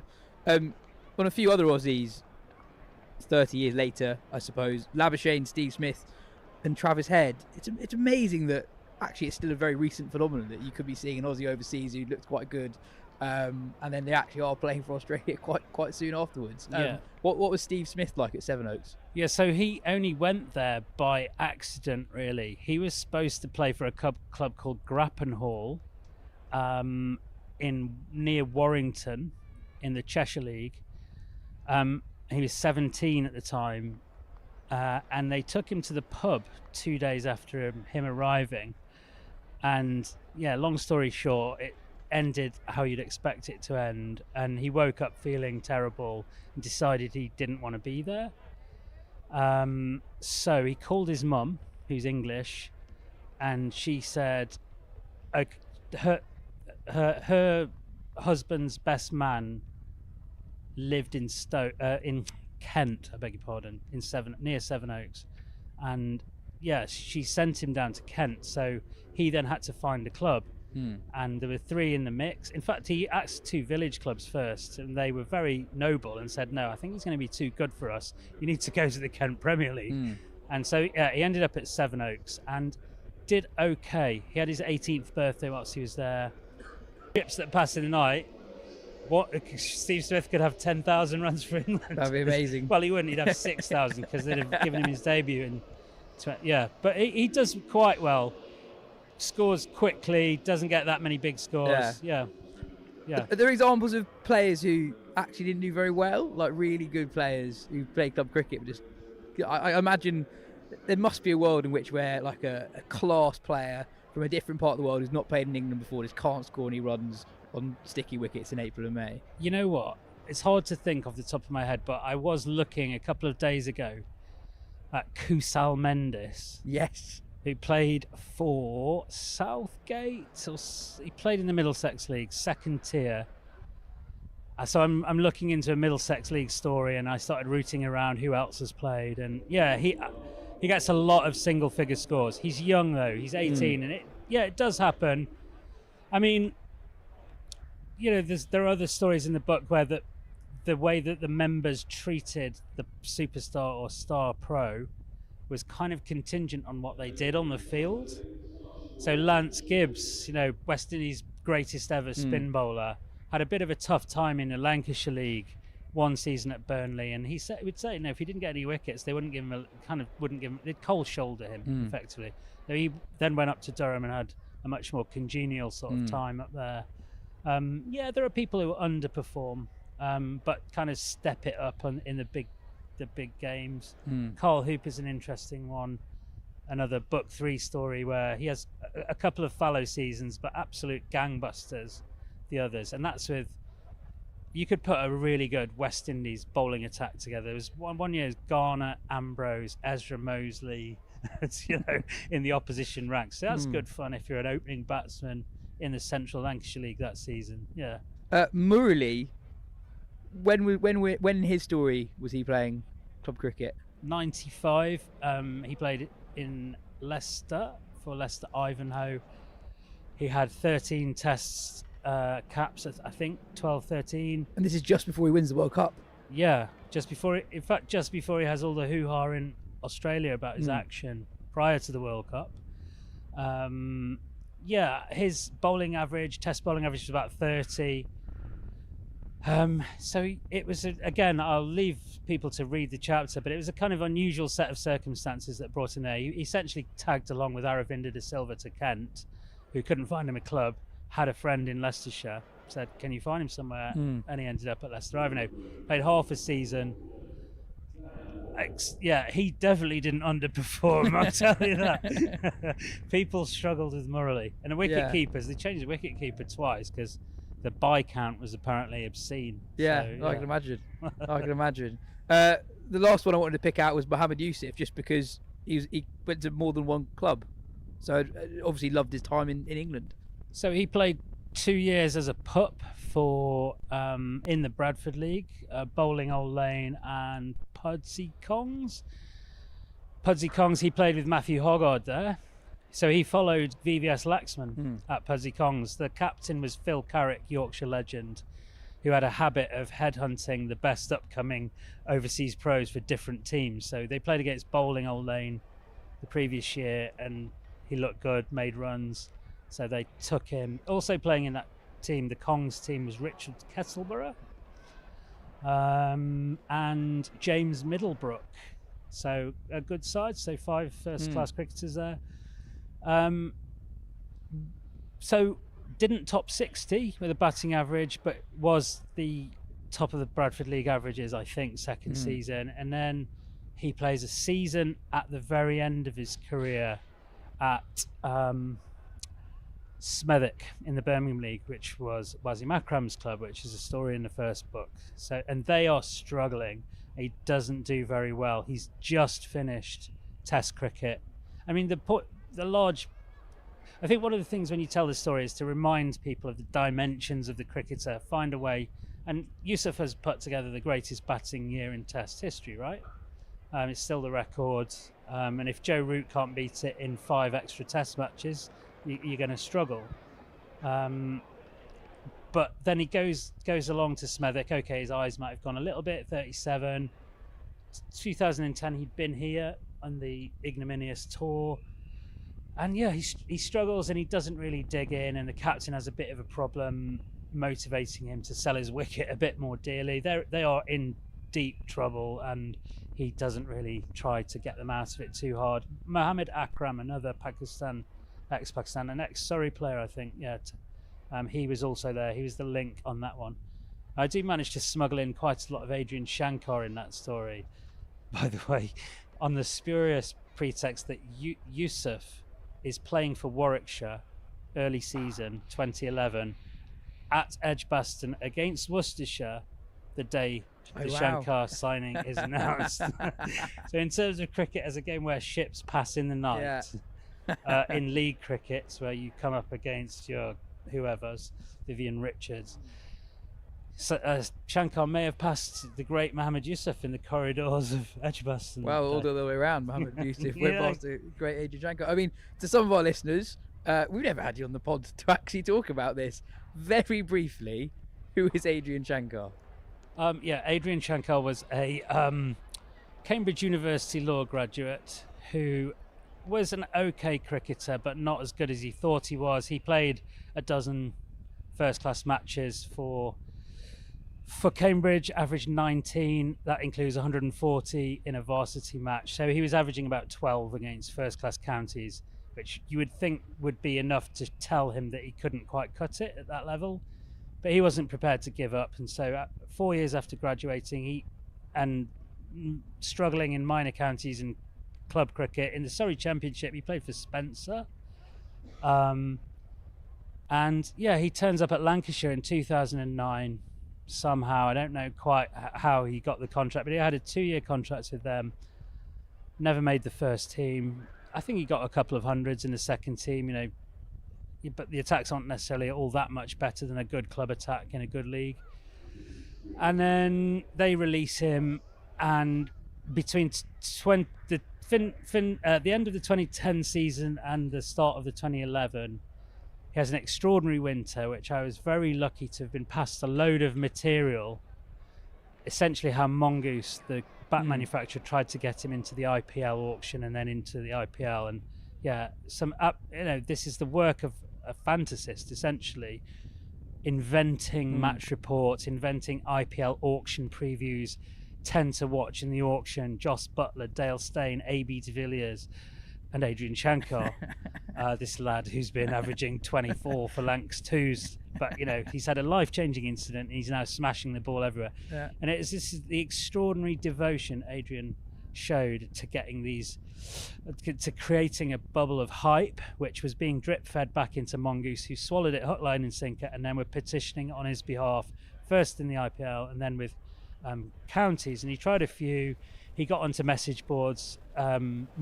His sock puppet was an ardent county supporter who'd seen Shankar that winter in, maybe it was South Africa, maybe it was Sri Lanka, but he'd played brilliantly in a game that the media didn't cover, crucially, and a game in which he also hammered the quickest bowler in the opposition. That was the kind of psychological touchstone of his fabricated reports, which I think was like kind of literal example of wishful thinking. Yeah. So I think that was his glass ceiling. He got found out, but in his fantasy stories, so he whacked it. Worcestershire ended up signing him. They gave him a 2-year deal, and it took 1 week for the story to unravel and 1 week for them to investigate it and fire him, during which time he did play his one and only county championship match and a televised game at Lords, which he got third ball duck. Tim Murtagh, no shame in that. Exactly, yeah. And then got roasted by Steve Harmison up at Worcester. Durham, I think, won the championship that year. And he got 10 not out of 60 balls. Gareth Andrew batted with him, said the Durham fielders were just, what is going on here? Who is this guy? And he feigned an injury and didn't resume his innings the following day. The thought of a bit more harmy and Stokesy, no thanks, and he was never seen again. One of cricket's great stories. And I guess the last thing I was going to say is to listeners who haven't read your work before, you are a very thorough researcher. I think it's fair to say that when you get into a subject, you get into a subject. Yeah, I'd like to think so. I think with the club cricket stories, you have to. I'd love to be writing kind of Bloomsbury about famous players or whatever, or even reporting on that kind of thing. It's not that I've chosen this niche necessarily. Initially I didn't, but the further I've got into it, the more I'm enjoying it, really, in a way, because it's not scrabbling around for freelance pieces. It's actually bringing part of cricket's history to light, and as I said before, not just the superstar element of it, the good bits, cherry picking the great anecdotes if I come across them. And I think I say in the introduction to the second book, it's an ocean, and if you're lucky enough to find an interesting corner of it and somebody kind of elucidates a little part of a local history, I think why not see if I can squeeze a bit of that in as well. It's not all just about the headline acts, and I don't see myself as a missionary for club cricket writing or anything like that, but I do feel it is a massively untapped part of the game as far as the literature is concerned. And if you're able to tell a good story, which I'd like to think I can, on cricket-wise at least, and the underlying events lend themselves to a good story particularly, and it's not just famous player X did ABC, and you can bring some drama to things and layer on the colour, then there's some absolutely amazing stories out there to be told. And just for the Surrey crew here, there is a bit of Surrey action in Surrey Championship 5th tier. Actually, it's Richie Richardson playing for Thames Ditton. I play them all the time. Thames Ditton CC. So he's a very rich career as an overseas pro, actually. Main clubs are Blackpool, Gateshead Fell and Burnmore are both Durham League, really good league that is. and Blackpool Northern League, very good club. But yeah, he turns up as a 47-year-old guy playing what he thinks is kind of social cricket. And yeah, I loved the research part of that story. Getting onto Google Maps and looking at their ground and seeing that their pavilion was across the road. So I found a game in which he gets a golden duck. So the great Richie Richardson, who wore a purple maroon sun hat facing Wasim Akram and Waqar Younis. Literally my level. Some dude for Chalfont, I think it was, got him for a golden duck. And I imagine, so it's one of the slight departures from fact. Yeah. I kind of take an bit of artistic license and imagine somebody from nearby heading off to Chessington World of Adventures around the time Richie Richardson with his golden duck would have to wait to cross Giggs Hill Road to get back to the clubhouse and chuck his bat in the corner of the dressing room. Raheem Cornwall's old club as well. Is it? Did. Yeah. Wow. Yeah. Anyway, I think that's all we've got time for. Scott, absolute pleasure to chat. Thanks for having me. The book is out now, I believe. My second book, Sticky Dogs and Stardust, the second innings, is out now. Forward by Bumble, who very kindly agreed to do that. And 13 stories, 21 players. So, more to come. Fantastic. Thanks for your time. Yeah, thank you.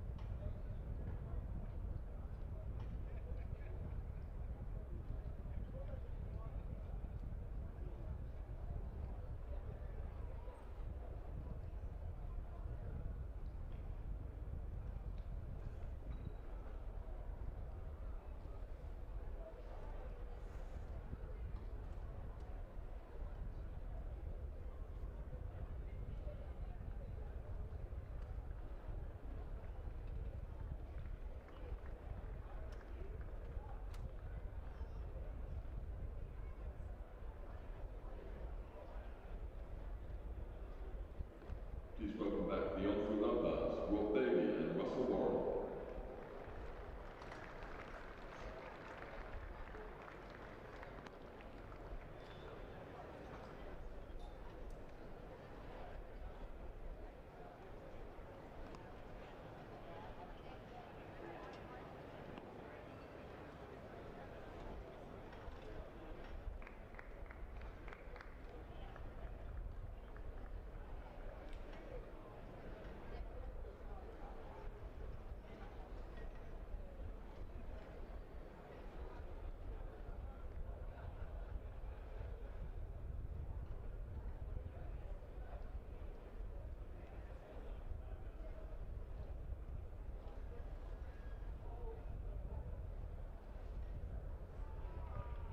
Gregory and the Somerset team. And resuming the Surrey innings, Rory Burns and Dom Sibley.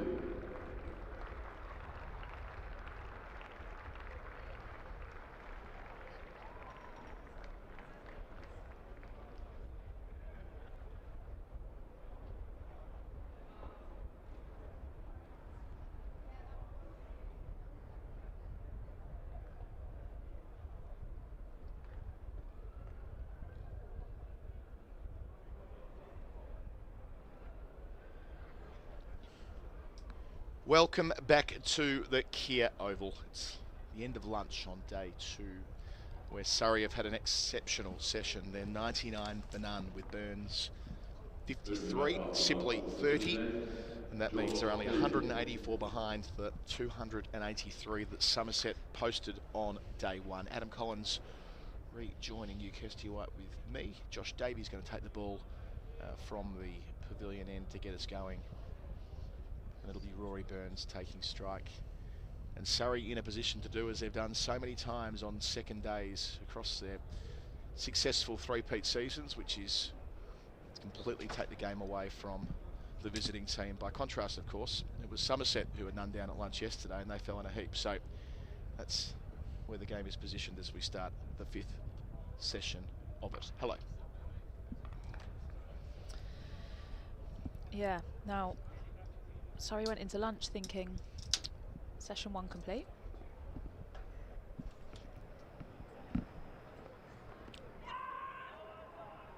Bit of interest from Davey there, but nobody else. That's kept low, hasn't it?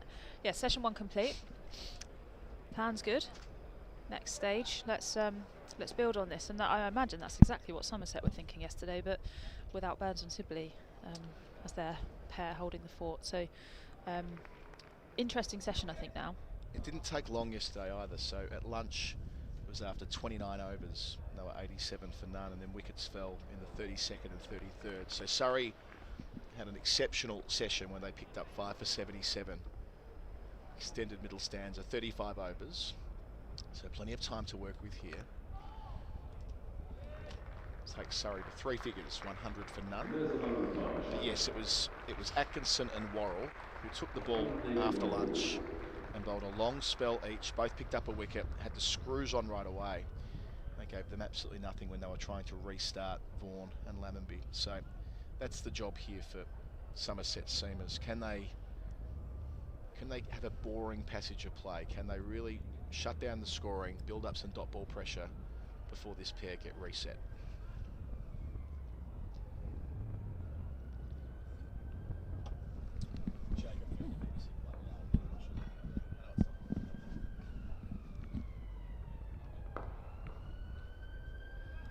Tuck around the corner nicely, up square leg there. Sibley looking as in touch as he was before the break for lunch. Picks it up so nicely off of the length, just very full and on middling off. Just real signature of his game there. Yeah, which has expanded. There was a lot made of the way that Dom Sibley 2 winters ago made a real effort to try and up his scoring rate. Now, obviously, he's 31 from 93 here, which is modest, but it was more about the types of areas where he could look to score more often, and that's been a real feature of the last couple of years, and the way he started this season, averaging above 90. Those twin hundreds here were class a couple of weeks ago. The first innings carrying his bat with wickets falling around him, being the bedrock of the innings, and in the second innings, batting in a more lively tempo and making sure that Hampshire didn't get a second look in the match. And that, of course, Hampshire went on to bat exceptionally well on the final day and got within striking distance. And weather intervened and it was a draw, but not for a lack of effort from Dominic Sibley, who was at the top of his game. There's that burn steer, which is why they've always got a deep backward point. Squarish deep third in position, Somerset, when Burns is on strike.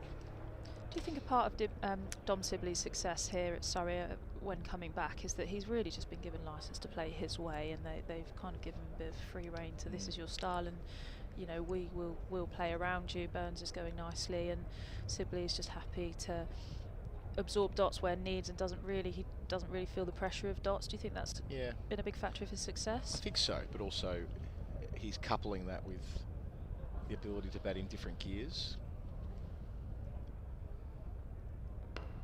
In behind at the finish here, playing right under his eyes, 102 for none, 3 runs in the first over after lunch.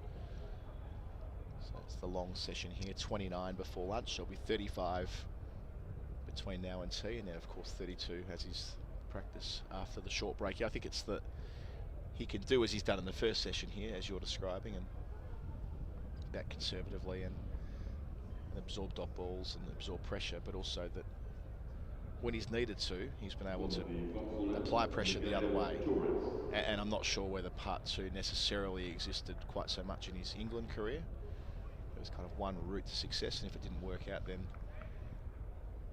well, if it didn't work out, then it looks like he was an anchor at times on the England progress. But as I said a number of times now, you are permitted to get better as a cricketer. Sibley at 29 is certainly doing that. Pretorius down the leg side, first ball from him after lunch. Helped down towards the pavilion for 4. Easy stuff for Rory Burns. Bad start from Pretorius. Can't get away with it out there. No, nice loosener there. I think just park that one and start again, I think, Pretorius. Yep. I'm long on this idea of Sibley having another chance as a test cricketer. I just feel like if you've got, I know it's not the orthodoxy to be 31 from 94 in the England setup right now, but orthodoxy changes. You know, it's that thing with, the best example I can think of is England men's football managers, where you end up having a British-born manager then and a foreign-born manager in sequence. Well, getting through the onside, we've had the last 3 years of things being done a certain way under Brendan McCullum and Ben Stokes. It's probable that there'll be, when the next regime takes over, whoever it is, whenever it is, there'll be a correction of sorts where it'll go the other way. So I wonder whether that might be where Sibley has another window, indeed if not before, if they want to take a player who's right at the top of his game with experience making test hundreds back into the mix. Well, they could do worse than this guy, who is clearly a better player now than when he was playing for England. 2 slips behind him. It's really carried through there. The keepers, I think he might have even lost it. Is that your experience as well, having in your journey in the game, that you do come across players who do go on a significant improvement curve as they get close to the 30, and indeed some players in their 30s? I think we're certainly starting to see that through the women's game, especially in this professional era now, where there had been a really raw talent pool, and you have a lot of young players making their international debuts at a very young age. But now, it's nicely left outside the off stump. But now, you know, with this professional era, you have players like Paige Schofield coming through, who's, you know, in her late 20s and, you know, really banging down the door. You can't not take notice of players like that, and that obviously is, she was always a strong and solid player, but actually there was, in her early 20s, she was never playing for England at that point. So yeah, maturity is huge.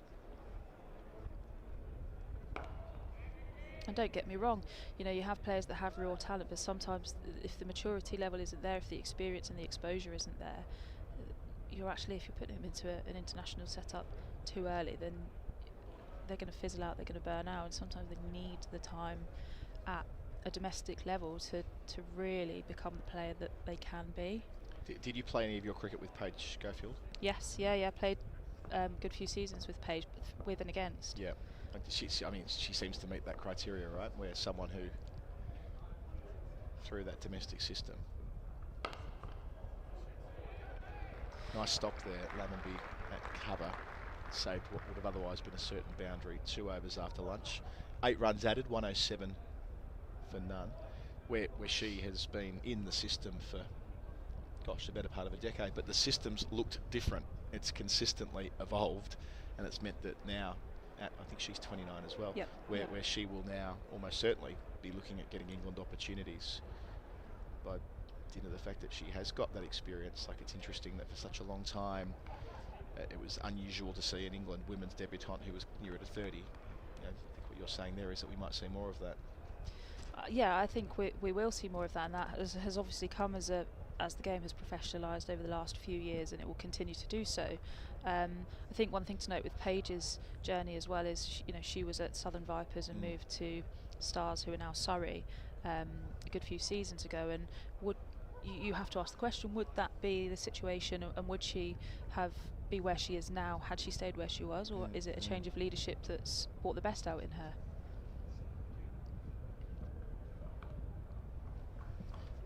Again, working down to deep backward point. It's that generation of cricketers who have started their career as it was with Schofield before there was the Kia Super League, right? So they have counties initially. Yeah. You go from having a county to having had a KSL team, that only to migrate into the professional structure, which started in 2020, a whole bunch of new team names, and now into different tiered counties. So you end up having a lot of different designations, home clubs through one career as that transition's played out.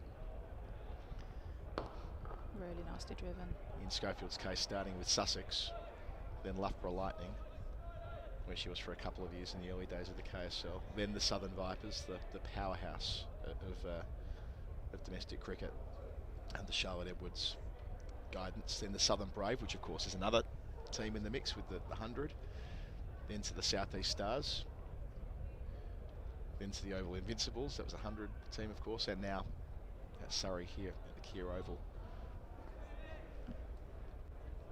First game a couple of days ago.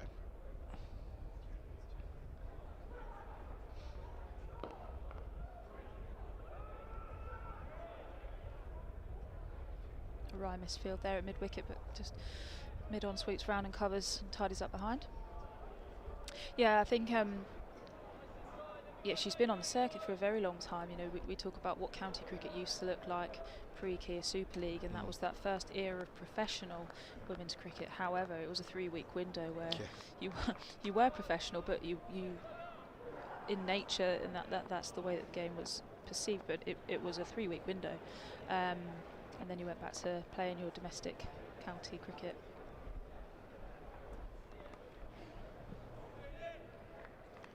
Nudging down to deep third as well. Yeah, there was those teething issues, wasn't it? It was that 2016 season where there was not a single game on television, even Finals Day wasn't on TV, and that was partly because there was and this has been on public record, there was a little bit of a concern as to whether the product initially would be suitable, but as has been the case in women's cricket, year after year there's been more and more of it televised to the point where it's an oddity when there isn't a game that's available to be watched, and streaming's a huge part of that story too. Yeah, and I think in terms of women's professional sport, cricket has set the bar very high along with women's football, because there aren't many other professional women's sports that are televised the way that cricket is. And you do feel very very lucky to have had such support from the media.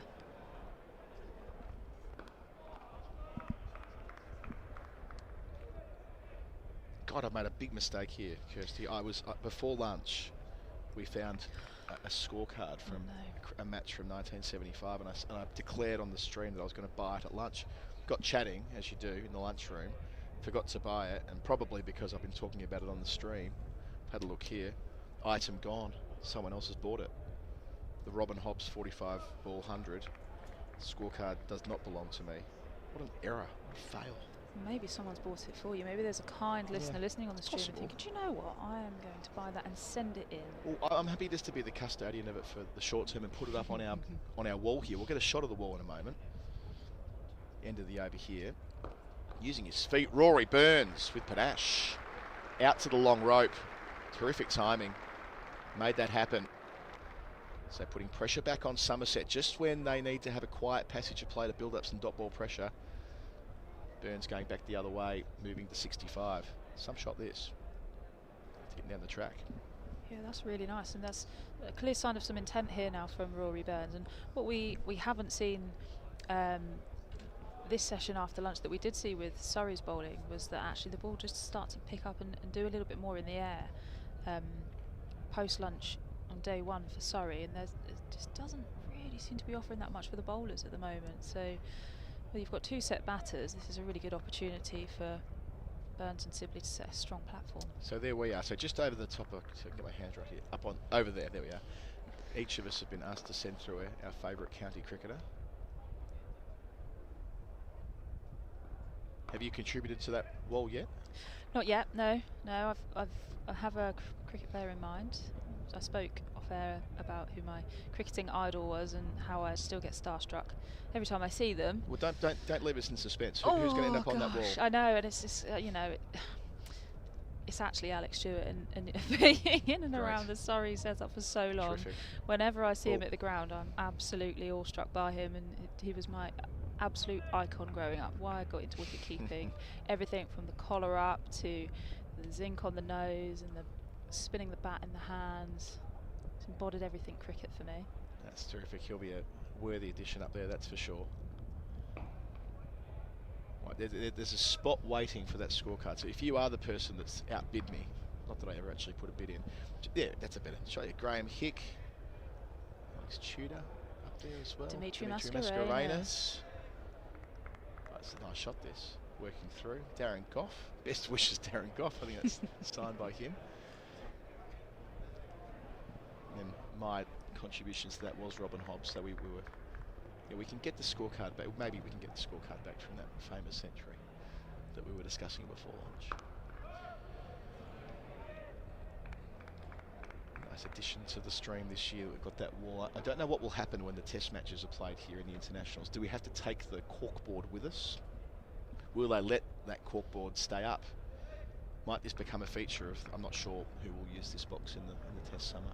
I think we had it here. We had this box for radio a couple of years ago for Australian radio, but being an India-England series, I doubt we'll be covering it, so it'll be someone.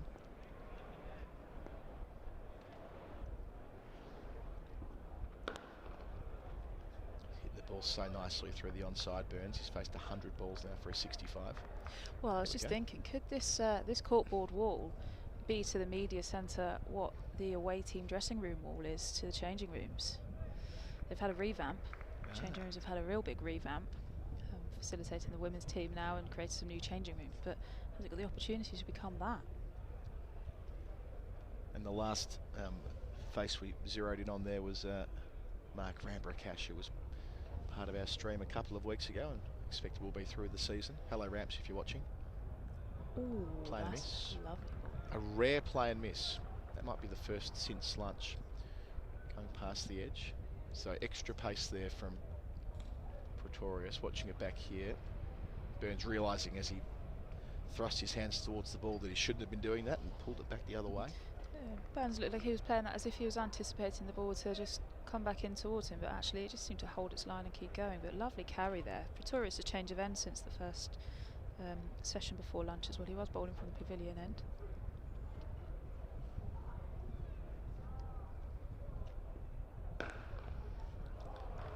Lovely from Burns to finish. Beaten from the previous ball.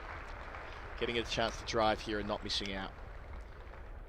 So Burns to 69, 118 for none. The last 12 times going back to the middle of 2022, which was the first season of the three-peat, that Surrey have batted second at the Oval. They've taken a first innings lead, 11 of them, and gone on to win 10 of them. So on average, in those matches, they've scored 359 in reply to 262. So that is almost exactly what we're working with here. Well, 21 runs off, 262 was the average first inning score in those scenarios. 283 from Somerset yesterday, so a bit better than par. But yeah, 359 from here would give Surrey a very handy first innings lead. Indeed, they could be that by stumps tonight, the way they're going at the moment. Easily taking on the arm. Direct hit. It's not the first time we've seen those stumps come out of the ground today. They definitely watered the stump holes overnight or this morning. We saw a couple of Sibley drives take the woodwork out. So yeah, just to back over that. So the last 12 times Surrey have batted second, which is of course what they wish to do when they win the toss at the Oval, as they did yesterday. 11 first innings leads, 10 wins. So this is very much the formula. On day 2 is where they take the game away from visiting teams. Yeah, it's a very flat deck as well, so it looks like there are plenty of runs in this wicket. It's about cashing in now, and there seems to be a bit of a shift in intent here.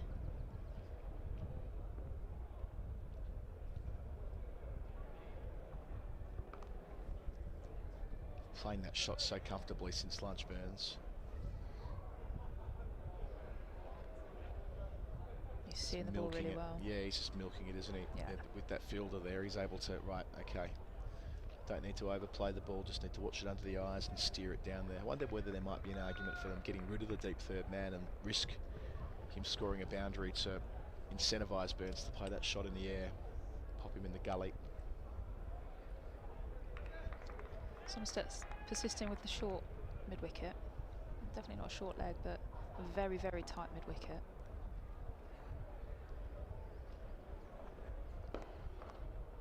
Picked out short mid-wicket a few times since lunch. Dom Sibley, not far away from getting up and about as Burns has. Burns has struck 17 runs in 20 minutes since lunch.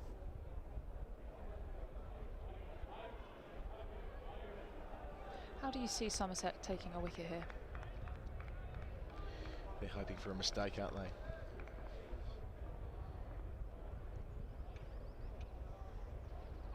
So 2 slips.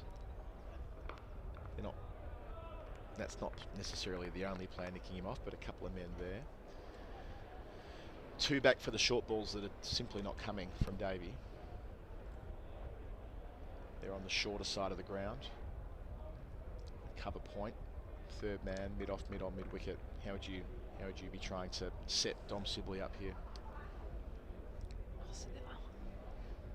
I'm just not sure this is the plan. I think he just looks solid and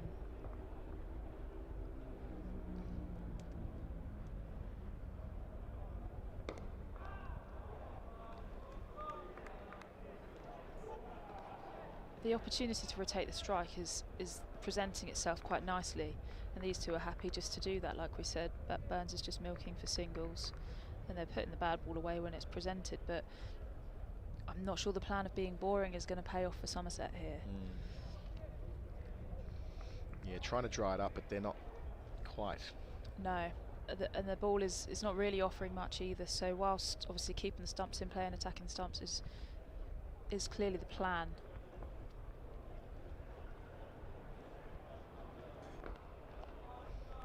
Ends the over, a couple from at 120 for none. So this was around the time yesterday when Surrey got moving, a session that brought them 5 wickets. And they tied it up as well. At one stage they picked up 3 for 12 from 61 balls, and the collapse of 5 for 41 took nearly 25 overs to play out. So Surrey were doing it in both ways, as you described there. They were keeping it quiet and dotting it up, but they were able to strike at such regular intervals that Somerset weren't able to settle the way they were trying to slow it down and absorb a bit of pressure, but it just never came.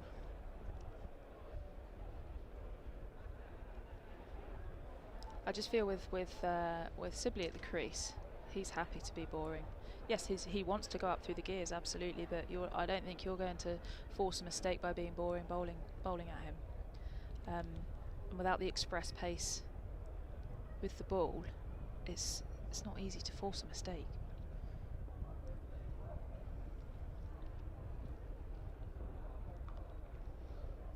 chopping down again. This doesn't feel sustainable. Like Burns is seeing it so well today. Moving into 71. If they let Burns play in this manner for another half an hour or so, this session will be taken away from them entirely. The session where they need to get their claws back into the game. And just do ponder whether that deep third's becoming... I know why he's there, I understand the context, but whether that might be counterproductive. Yeah, giving the 1, saving the 4, but at what cost? It just feels like the board's been turned over so easily. Any semblance of pressure goes out the window.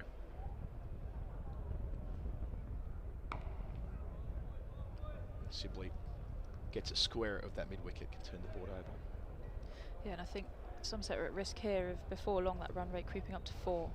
And when that creeps up to 4, and if they've not taken a wicket, they're really swimming against the tide. I think the difference with Surrey after lunch yesterday was they had that express pace, and Gus Atkinson and Worrell was certainly moving the ball in the air, and there's the pitch and the ball are really offering nothing here. So at what point does Somerset turn to spin and say to Jack Leach, what can you do? And change the game ever so slightly?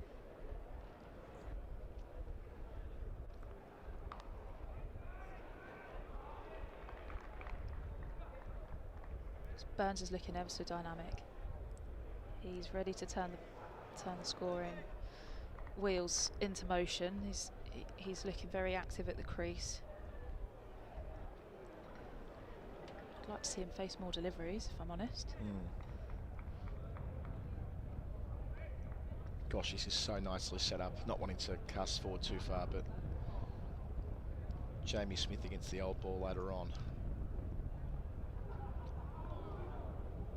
So beaten with an attempt at placing it to deep third again. Just extra bounce there from Pretorius.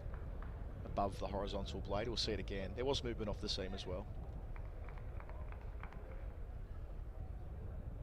So the point of difference there being the movement. Not been huge amounts of that since lunch. No, and he's changed his he's changed his angle of approach as well. He was bowling over the wicket, but he's decided to come round to Burns. This might be a slight difference for him.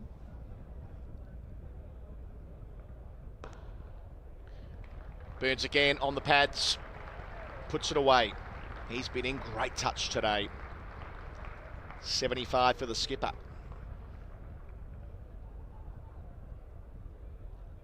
That confident tapping of the bats when they pass each other in the middle. These two are in the groove.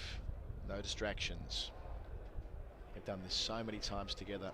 Andrew Sampson watching and communicating with us. He might just provide us with a bit of information about partnerships between Burns and Sibley here at the Oval or across the last couple of years or something like that. Whatever works for him. That's where Burns is back to plan A. So a busy over, 7 runs from it, 127 for none, 156 behind. Burns keeps the strike with that stroke as well.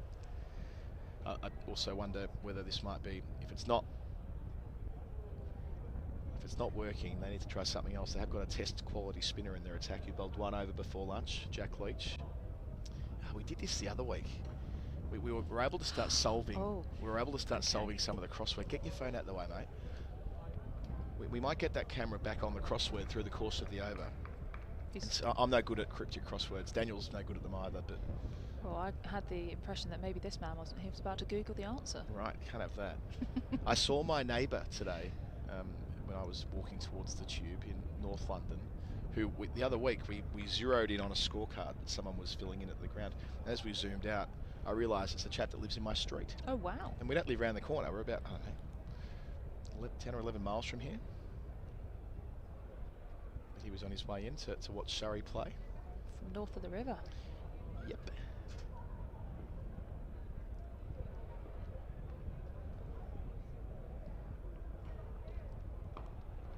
We take all types on this coverage, all over the metropolitan area. Just notice a very slight change of field here, so that second slip has actually moved more into I'd say a fourth slip, floating gully, not tight enough to be a gully, but for Burns here. So just saying, potentially, if you want to play that, you can, but we have a little bit of protection, and they still have that third man very deep and wide out on the boundary. Oh, here we are. I'm trying to get my face in the screen here. I might need longer than we had then. This ball, after this ball, provided nothing happens, and nothing has, down to mid-on. Let's get back onto that, please, director. I'm keen for the Sudoku. He hasn't started. Here we go. Well. Can we read? Yeah. Oh, his finger's gone over the cunning activity involving skill with hands. 5 across. Gotten that far yet? Oh, he's got one. 13. Oh. What did he nail here? P-A-S. Pasta. Okay. This is riveting stuff. Back to it momentarily.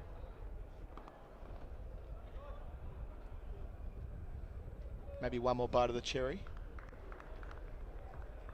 I don't think we'll be presenting Countdown anytime soon. No. Okay. Oh, doesn't quite work when we can't see the. He's got nice handwriting. Widen. 22 across. Keep him on that for next time. What was the? Oh. Dr. Eager to correspond 5. 5 letters. Dr. Eager to correspond 21 across.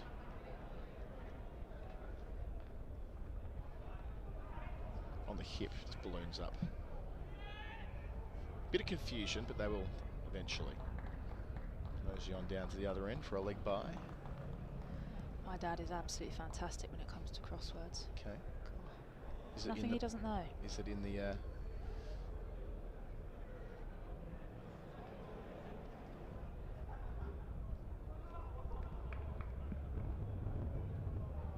Alto 1 down.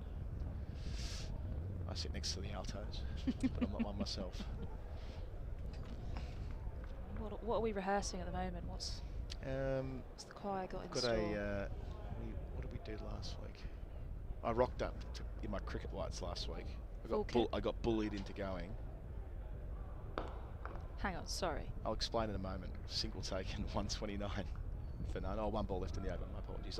I'd been to cricket, and I was in the pub. Full kit. There was no dressing room where we were playing on Monday. That's outstanding. London Fields Cricket Club we were playing at, where you play in the common. Yep. And you basically just take your kit to the pub, and we knocked off the 120 odd we were chasing quite early. Both teams retired to the pub for a few hours, as you do, being a public holiday. Lovely afternoon for it. And I'd forgotten that it was Monday. I thought it was Sunday, because bank holiday Monday, you're still kind of thinking you're playing cricket. It's a Sunday. And forgot I was due to be, off to have a sing that night. Oh, that gets up, and that gets the slip. There's the breakthrough they needed. It's reared up off a length. Against the flow of play, Burns gone for 76. Davey gets his man. That ballooned off the surface, and really from nowhere. Burns can't quite fathom how that's played out, judging by his body language. Somerset are elated with that. That was a big celebration. That's the huge breakthrough that they were after. And I can't help but feel that that's actually come from that ever so slight change of field. Had that second slip stayed in place, I'm not sure Burns would have entertained that outside in that line. Yeah, you set that up nicely, Kirstie. So Aldridge was the man at slip. Davey gets the wicket. Keen for another look on how that played out. But it was a terrific partnership of 129. Burns, his second 70 of the season. He batted so well. He looks locked on for 100, but it's taken a delivery that really got big on him here. We'll see it back. Ballooned up, took off, more than ballooned up, took off the surface. He's kind of inspected the pitch there as if to say, where has that come from? Because that had no right to behave like that on me. It hit high on the bat as well. Yeah, looks like it hit on the stickers. Bat, shoulder stickers of the bat. Ollie Pope walking out at 3. Brisk 100 last week. Jack Leach warming up at our Vauxhall end. So the game changes here, and this is where Somerset must make the most of this opportunity with a new batsman walking in. They can't afford to let the game drift. They can't let Pope get off to a quick start. The quickest scoring of the 2 Surrey men departs for 76. This has to be the moment where Somerset earn earn the right to get back into this second day. Yeah, and just off screen, after Somerset took that wicket, I was watching 12th man bring the drinks on, and I thought this man must not value his life, because he was dragging the water bottle carrier across the outfield. Now, Lee, the groundsman here, is very, very, very precious over his grass. And at one point he stopped, picked the bag up and continued to run towards his teammates, so the message must have reached him that he absolutely needs to pick that bag up before he loses his life. Front foot no ball to start the new over. Sibley will get a couple down a deep third as well. So in terms of building pressure, giving away 4 runs first ball after the wicket isn't quite the plan, but anyway. Oh yeah, to finish the anecdote we were halfway through telling before, realised I had to cross the river. Didn't even do that because I just jumped in an Uber because it was that time. That was, we'd reached that point. Well, not crossed the river, but crossed town back to North London. And I only got back in time as it was suddenly my filthy whites covered in mud. Walking over to the tennis section. A bit short of ideal, but yeah, we made it work. Sibley again, stable to keep the board ticking over. His role will change here now as well as the set man. He's been there for 111 deliveries. He's done very little wrong, but he's been able to do his thing, letting Burns score more readily. Ollie Pope. The one thing Surrey were able to get spot on last week was their hunt for batting points. They realised that with rain about, it was improbable that there'd be the chance to push for a result. So Pope and Lawrence helped them clean the clock on that front. So he's in good nick. First ball looking to drive and a top stop there. In there at cover. And that's the kind of approach Somerset need to have here. They need to squeeze Surrey, make them work for every single run here, particularly Pope. They don't want to let him get off the mark easily. So we can get a second look at that stop from Archie Vaughan at cover, which has saved almost certainly a boundary, at the very least a couple from Pope's first ball.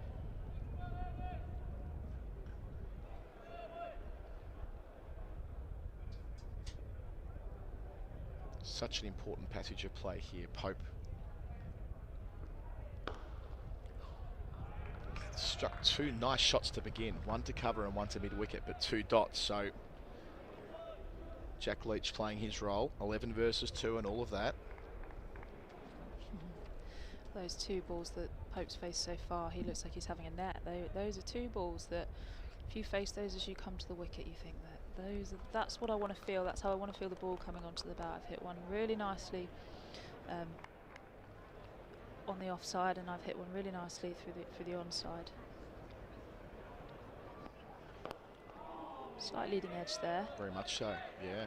So he's really striking with intent here. He's not tentative, which probably suggests that there's not really too much going on with the ball, but you can tell he's definitely got his tail up. He looks confident, Ollie Pope. So got 65 here in the second innings against Hampshire and looks a lot better than he did in the first innings. And then you followed it with 103 last week. So I wanted to ask you about batting points and particularly the last game. And I'll pick up after this ball.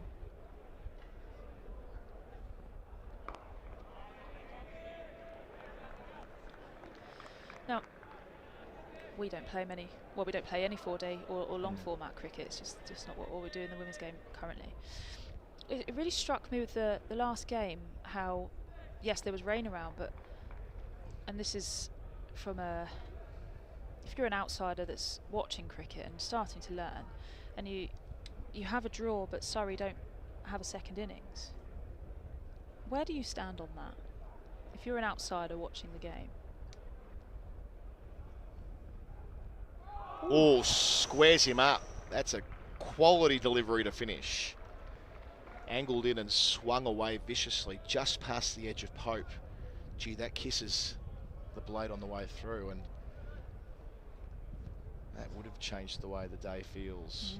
England's vice-captain nearly sorted out with a beauty from Pretorius, 134 for 1. Just make sure I understand the scope of your question here. Yeah, so yeah. Is it more to do with the fact that one team's batted twice and the other team's batted once? Well, I think there will be a lot of people that don't understand cricket, because let's be honest, for the longer format doesn't make sense to anyone unless you really sit down and try and work your brain around it. But how can you tie a game And there'll be lots of people thinking, how can you tie a game when both teams haven't had the opportunity to bat? And would Surrey have been disappointed at not having the opportunity to bat?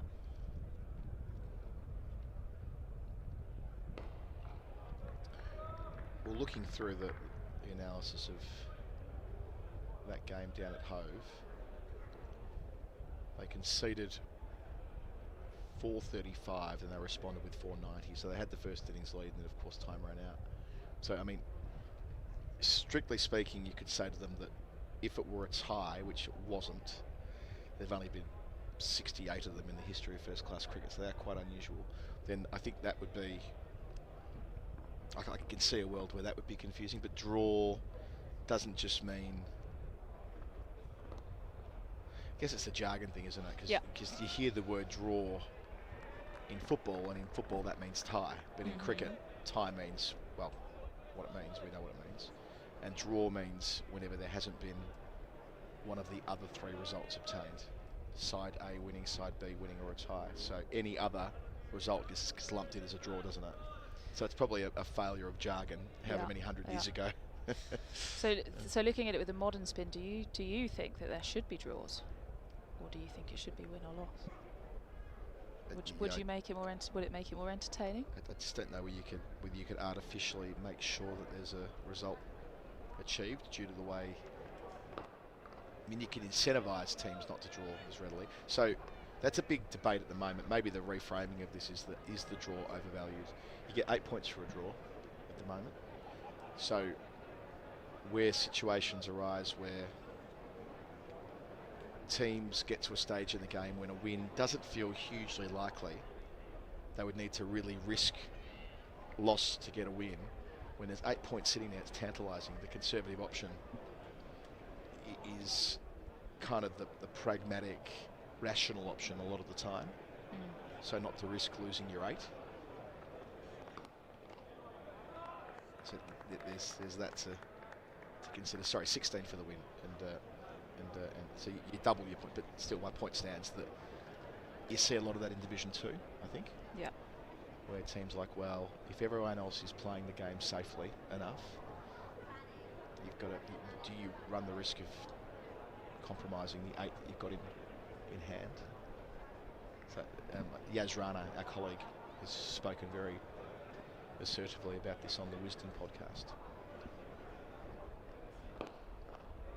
Indeed, he'll be in to replace me in a couple of moments, I think, so he might be able to pick up this thought. In fact, I think he replaces you. But anyway, point stands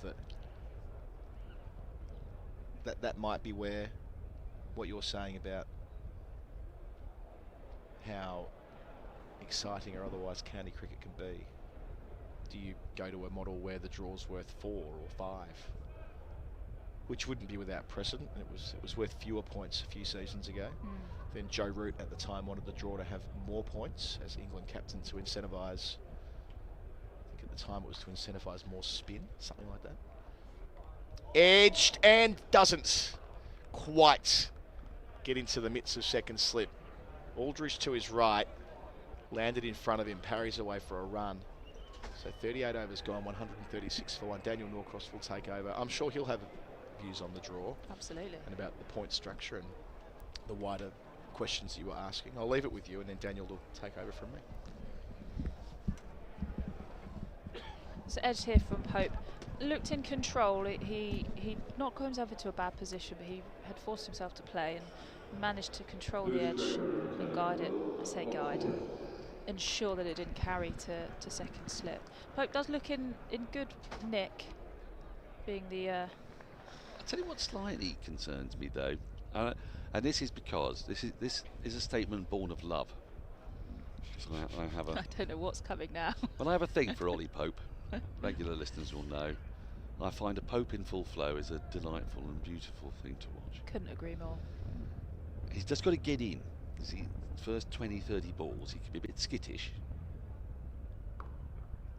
And one of the things I sort of judge, well, there are two things I judge Ollie Pope and how I feel that he's going. One is how jerkily he leaves a ball. So sometimes he'll leave a ball by raising the elbows, just flicking them up. And if he's doing that jerkily, I'm worried. And the other one is if he, early in his innings, stabs at the ball, and I don't. You think of that, say, pushing at the ball, but it's more a kind of jerky movement. You know what I mean? Yeah, like a jab. Visualise yeah, that. Yeah. Me, Not punching. Yes. But jabbing. Jabbing. Yeah. And if he's doing that, I'm also a little worried, because he's got to get through that period, and then when the smoothness comes in, silky smoothness, the effortless driving, the manipulating the ball. I did an interview with Joe Root about 100 that he scored here against Yorkshire, full strength Yorkshire attack, some years ago. Andrew Sampson may be able to remind me, about 2018 possibly. And Root talked about just how they were tearing their hair out. Oh, he's bowled him.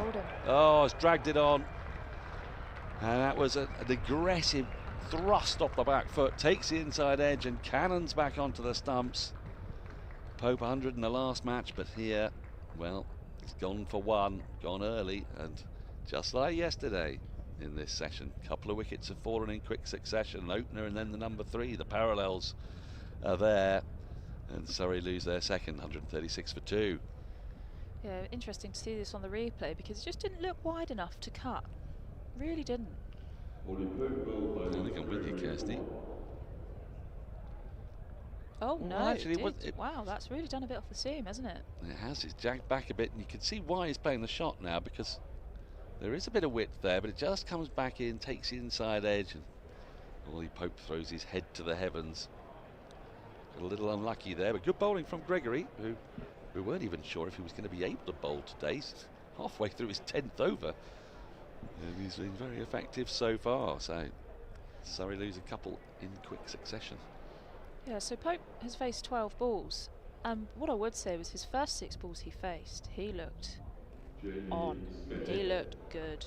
He was fluid. He was striking the ball and timing the ball really well, and then potentially when you arrived actually here, Dan, it might be you. He started to actually show those signs. Yeah, he was a bit jolty, was indecisive. I mean, that has done quite a bit off the seam, but even so, I'm not quite sure it still had the width for the angle that he was trying to play that early on in your innings. Well, he does like to be busy, and it's sort of partly what gets his feet moving, but it can be both a strength and a weakness, can it not? It brings Jamie Smith out to the crease. He was rested by England, I think, for the last game, and back now. This powerhouse middle order for Surrey, but for Somerset, as I say, the parallels with yesterday are spookily uncanny, aren't they? It's a wicketless first session, then there's 2 in this session, and the ball's doing a bit. It's doing a bit still off the pitch. That ball certainly cut back, and that will encourage Somerset's battery of seamers. They've used 6 bowlers so far, only 1 over of spin. You think about Somerset, you think about the spin twins, slow left armer and off spinner in Archie Vaughan and Jack Leach, but it's been the seamers, as it so often is here at the Kia Oval. So new batters Jamie Smith, standing tall, lovely noise off the bat. It was against Somerset last year that Jamie Smith played a blistering innings that ultimately had no consequence, but Surrey took a long time to bowl out Somerset in the second innings. Kookaburra ball, and the pitcher got flatter, and they were said, I think, to 220 in 20 overs, 11 and over. We didn't really give them a chance. 9 fielders out on the boundary. Jamie Smith repeatedly pumping it into the stand, keeping Surrey up with the rate for a good 10 or 11 overs. Actually, we've all been aware of his class and his ability for some time, Jamie Smith, but when you watched him in that environment, he was doing something that nobody else on the pitch could do. That was, you got a very strong sense that here was a special cricketer. Yeah, he definitely carries an aura with him, doesn't he? You can feel his energy, his understanding, his technical ability, just from the way he holds the bat, even the way that he's waiting for the incoming bowler, the way he leaves the ball. You can just feel his class. It oozes from him, doesn't it? It must be quite intimidating to bowl at, I think, because one of the other things you really appreciate when you get close to Jamie Smith is his bulk. He is a very broad man. His shoulders are wide apart. He takes up such a lot of space, and I always think, you know, when you come into bowl at big cricketers, you just see a bit less of the stumps. You see, you get a little bit less encouragement, don't you? Yeah. You know, a length delivery to Jamie Smith is actually a back of the length delivery. Yeah. So yeah, you have to adjust your line. He's got a longer reach, so he can drive more. He can like play KP, isn't it? Bat. Yeah, I mean, that's sort of what springs to mind, isn't it? And he used to have this aura, this presence. That was a wicket maiden, by the way, only the 4th maiden of the day, the 2nd for Lewis Gregory. All the while, though, Dominic Sibley is still there. He's having quite the season, is Dom Sibley. A pair of hundreds in Surrey's first home match.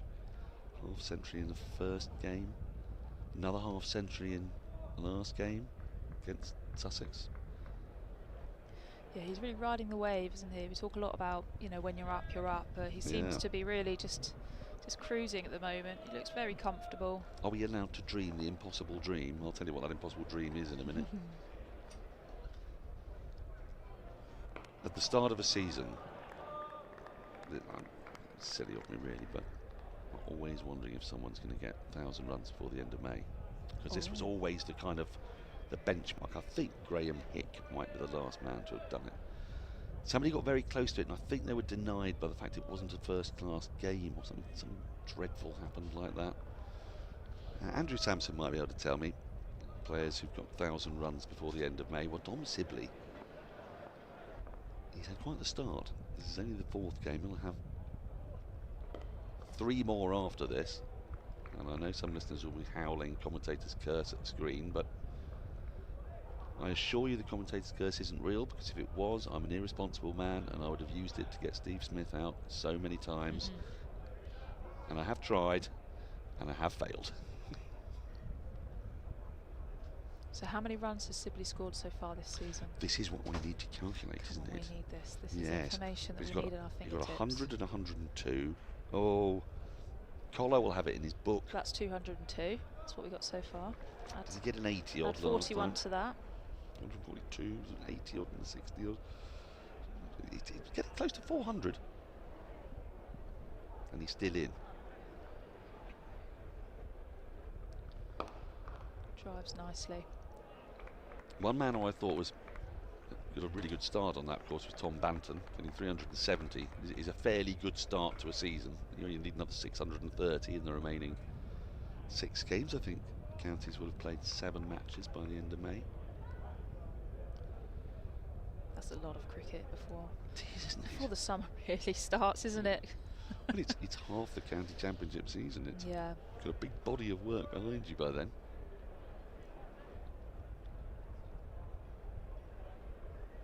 Down the wicket comes Smith. He's not really timed that to perfection, but it might yet make it to the boundary.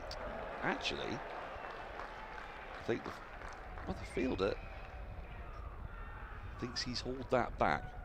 He can't think he's hauled that back. Come on, we've seen that on the feed. Yes, excellent work, umpire. Umpire Warren signalling the boundary. It is a short boundary out there. He didn't quite time it. You could tell with the sound off the bat. It kept the fielder very interested for quite a while, but yeah, there must have been a hand and a bit of body on rope. We'll be able to see better here, actually. It's a valiant effort. Yeah. He was clawing that back with a hand on the rope, hence the 4. But the driving on the up is Smith. Isn't it? I mean, this is what I mean when you talk about players that just instantly make you sit up on your seat and go, what? Because there was nothing wrong with this ball. When we take a look at this again, this is a trademark J.D. Smith shot. He manages to take a ball that should, I can't tell you how that should have just been placed along the ground to short extra cover, and somehow he's nearly got 4 for it. The only adaptation he's made there is he's just stood tall. He's literally just stood tall, got on top of the bounce and said, yep, that's 3 runs for me there. That is an absolutely classy shot from Jamie Smith. Isn't it glorious? Absolutely glorious. I've been on this now for 4 sessions nearly an hour, this match. And Ollie Pope was the first time I've been on commentary and a wicket's fallen in this match. Well, it must be you. I'm starting to fear that. I don't want sort of the reverse of yesterday, where every time I sit down a wicket's going to fall. I've been fine with that yesterday, but not today.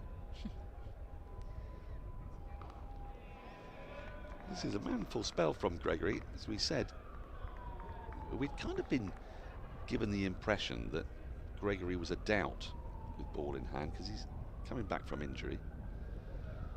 And actually, you know, he's in his 11th over here. 3 spells, I think. So that is a really encouraging sign for Somerset, having lost Craig Overton on the morning of the match to a back spasm, to have their skipper able to bowl and bowl so effectively as well. Yeah, he's in a really nice rhythm here, Gregory. He's a man who might have played a bit more for England, hasn't he? Played a bit of one-day cricket for England. We saw the power of his hitting yesterday, frequently pumping it into the SSE Energy Solutions stand away to our left. Yeah, these are the kind of players that are the pillar of county championship cricket, aren't they? Yep.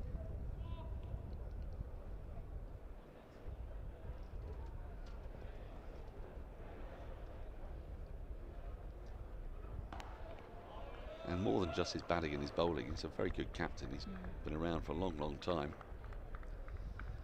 But this is a very intriguing phase the game has now gone into. Surrey is slightly over halfway to Somerset's 283, but they have just lost 2 quick wickets. Burns to one that popped a bit, and then Pope to one that's jagged back a bit. So suggestion is there's something there, isn't there, Kirstie? There's something in this pitch. And I think it's worth taking the conditions into consideration here as well. Beaten on the outside edge, fine delivery. So the sun is shining, we're panning lovely, really, really nicely across to the side of the ground that has lots of sunshine and people are enjoying a drink, but there's also a fair bit of cloud cover here. That's really good delivery from Gregory, just tempting the outside edge of the bat. And you just wonder if that's just going to cause a little bit of something to happen, maybe with the ball in the air, but also actually on a ground level, is how the pitch is drying out, and is it going to offer a little bit more with the seam? So while you can see shadows on the ground from the batters and the bowlers, there's a good bit of cloud coverage still. Yes, it's hazy. Struck beautifully. Oh, I'd say. It's going to keep the fielder interested, but it's a futile interest. It's a lovely flowing cover drive from Jamie Smith, and I'm afraid it's one of the reasons that he's going to disappoint always, because people just don't want his batting to end. And the nature of cricket is that it has to, I'm afraid, at some point. But let's revel in it while we get the chance to see it. Another beautiful shot, great weight transfer. And again, no big flourish, is there, with the bat? There's no great sort of, you think of sort of a Brian Lara follow through where the bat almost comes around and hits him on the backside. You don't really get that with Jamie Smith. And he'll pick up another couple here as well, because long leg is fairly fine, has to make a lot of ground to his left. So 6 runs from that over. 150 is up. Kirstie's taking a break, with Surrey now 133 behind. I was going to say, needing to rebuild after the loss of a couple of wickets, but it's not really Jamie's style to rebuild. He rapidly erects a bridge, much like the Chinese do in Hong Kong. It's not a sort of slow process of Docklands redevelopment, is it? We're only 12 balls into this Jamie Smith innings, but let me tell you, Dan, in the room next door, noises have been made. Noises have been made. Noises have been made. I know those noises. That shot through mid-wicket that was only 2. Oof. Oh, I tell you what made me oof even more was the on-the-up drive to a ball that should just have been a dot. Yes. That went for 3. I mean, it didn't even make it to the boundary, but it was a shot of just sublime class. And now my feet twitch when I watch him bat, because you're on the precipice of deep disappointment every ball, but at the same time there's something magical. That's nicely played away by Sib. You don't necessarily often see that back foot drive through backward points, and get a couple of runs for it. And there's a deep third, but Sibley's still going. 43 not out. Do we know how many runs he's got this season? Off the top of your head, can you, or do you need to work it out? I think it's about 400. It feels like it's about 4. I think it's a bit more though. I think it was 360 at the start of play. Do you? Because there were a so. couple of hundreds and there was an 80 odd and a 60 odd. So yeah, you might well be right.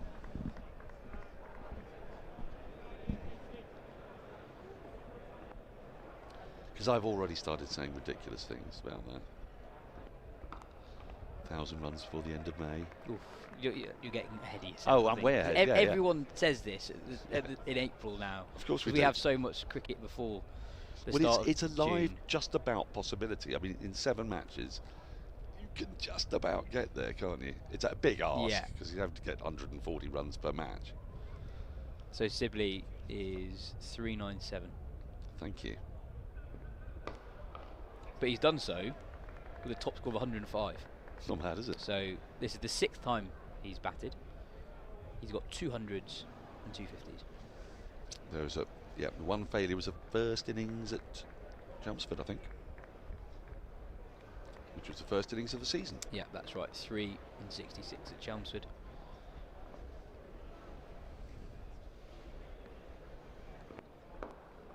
What have you made of Somerset's bowling?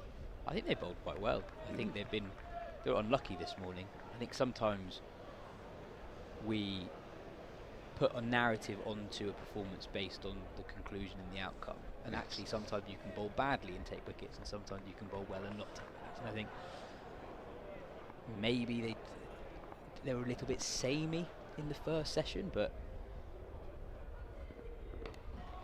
I think, for example, they bowled better this morning than Surrey did on the first morning, making a direct comparison. I think that, I would say so. And I still think there's plenty on offer there. We've seen quite a few balls go past the outside. We've also seen in this session alone the ball to get Rory Burns did surprise him. A man who'd been there for some time, got over 70 runs, and you could tell it didn't expect that lift off a length. And then the ball that no ball signalled there, but a couple of runs the total. The ball that did for Ollie Pope. You can argue it's a rash shot early in his innings. It's the way Pope's going to play. He wants to get on with it. He wants to feel bat on ball. And it was actually the shot was there for the ball if the ball had been there, but suddenly it actually cut back in off the pitch quite a way. So you could say he was unlucky, you could say it's good bowling, whatever you want to say really, but it wasn't as simple as you just seeing a drag onto a wide ball outside the off stump. There was more to it than that. 4 off the over, 154 for 2. Yeah, a couple of drag-ons in the game. James Root yesterday to Gus Atkinson as well. I've got a thought, Dan. Please, hit me with your thought, that Yas. Surrey fans might find quite depressing. Okay, so this comes with a trigger warning if you're a Surrey fan and you're watching. If you're a Somerset fan, you may be about to be elated. There's a world in which, it could be the world we're living in ourselves, Dan, yes, that this is the last game that Jamie Smith plays for Surrey in the month of April. Oh. Because he is a really good T20 player, and there's this T20 competition called the IPL that takes place. Yes. And Jamie Smith this year didn't put himself in the auction. Well, he's recently had a baby, hasn't he? Yeah. That's been a part of that, and he had a very, very busy year. Absolutely. Yeah. And I know that the trend is going in a direction that English fans would probably like to hear, actually, that the really established young guys, Smith and Brooke, are clearly prioritising England way, way, way above. Yeah, and they get paid anything else. handsomely by England. Absolutely. So that does help. That definitely does help.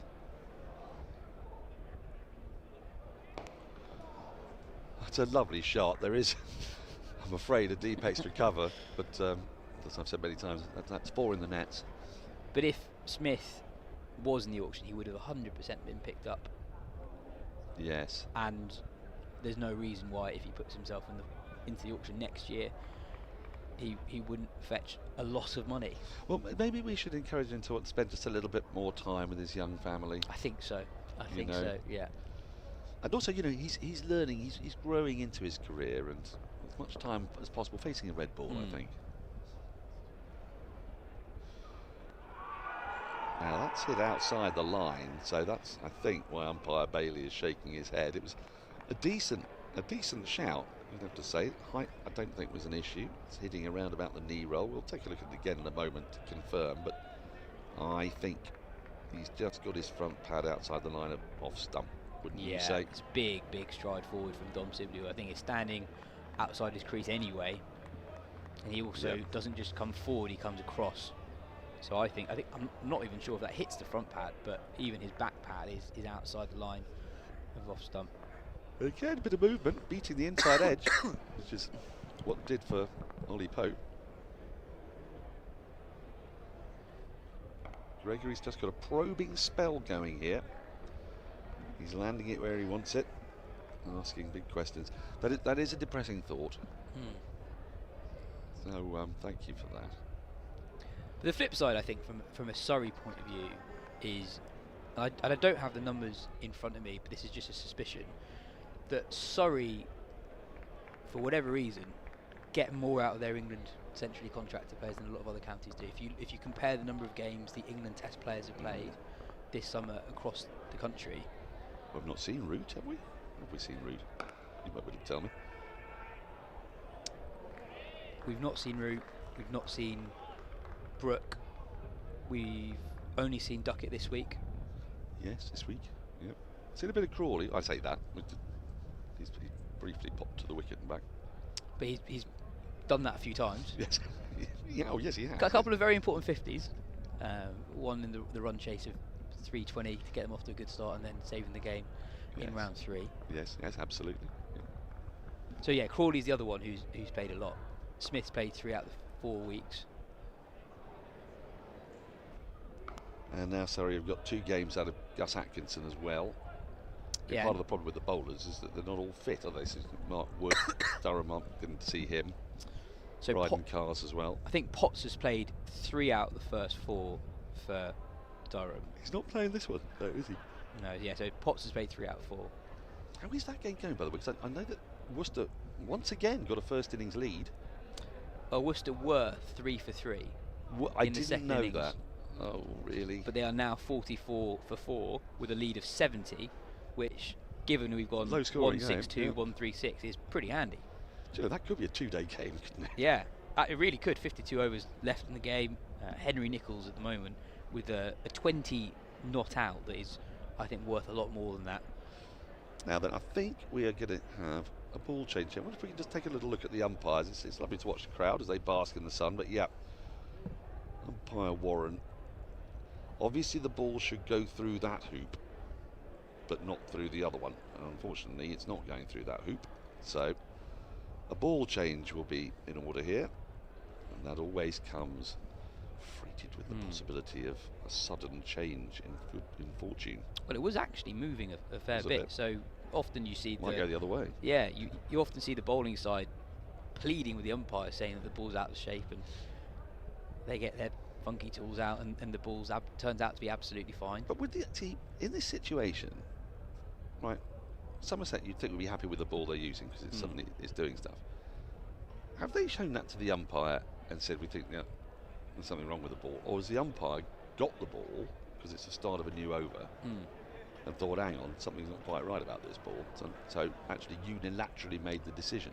I mean, are you allowed to keep on bowling with an out of shape ball if you want to? Surely not, because that's unfair on the batters. If the ball is out of shape, that means that there's basically a bump on it, right? So you don't want it to bounce on the bump.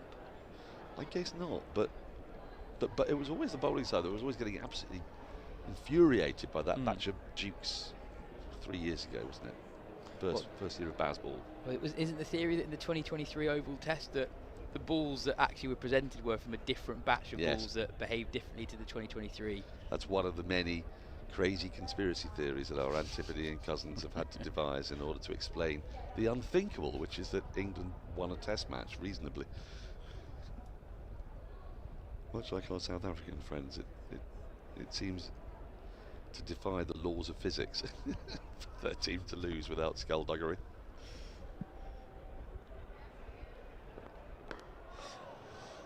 Back to New Road. Yes, please. I think Worcestershire tried to do something quite funky, so they're now 5 down, 44 for 5. Oh dear. Their number 6 was Tom Taylor. Oh, they've gone for a bit of a slogfest, have they? Yeah. Yep. So I wonder if he only lasted 2 balls, so it didn't Caught work. a deep mid-wicket. LBW actually to, LBW, right. to Cody Yusuf, one of the 3 new Durham players for this week. Yep.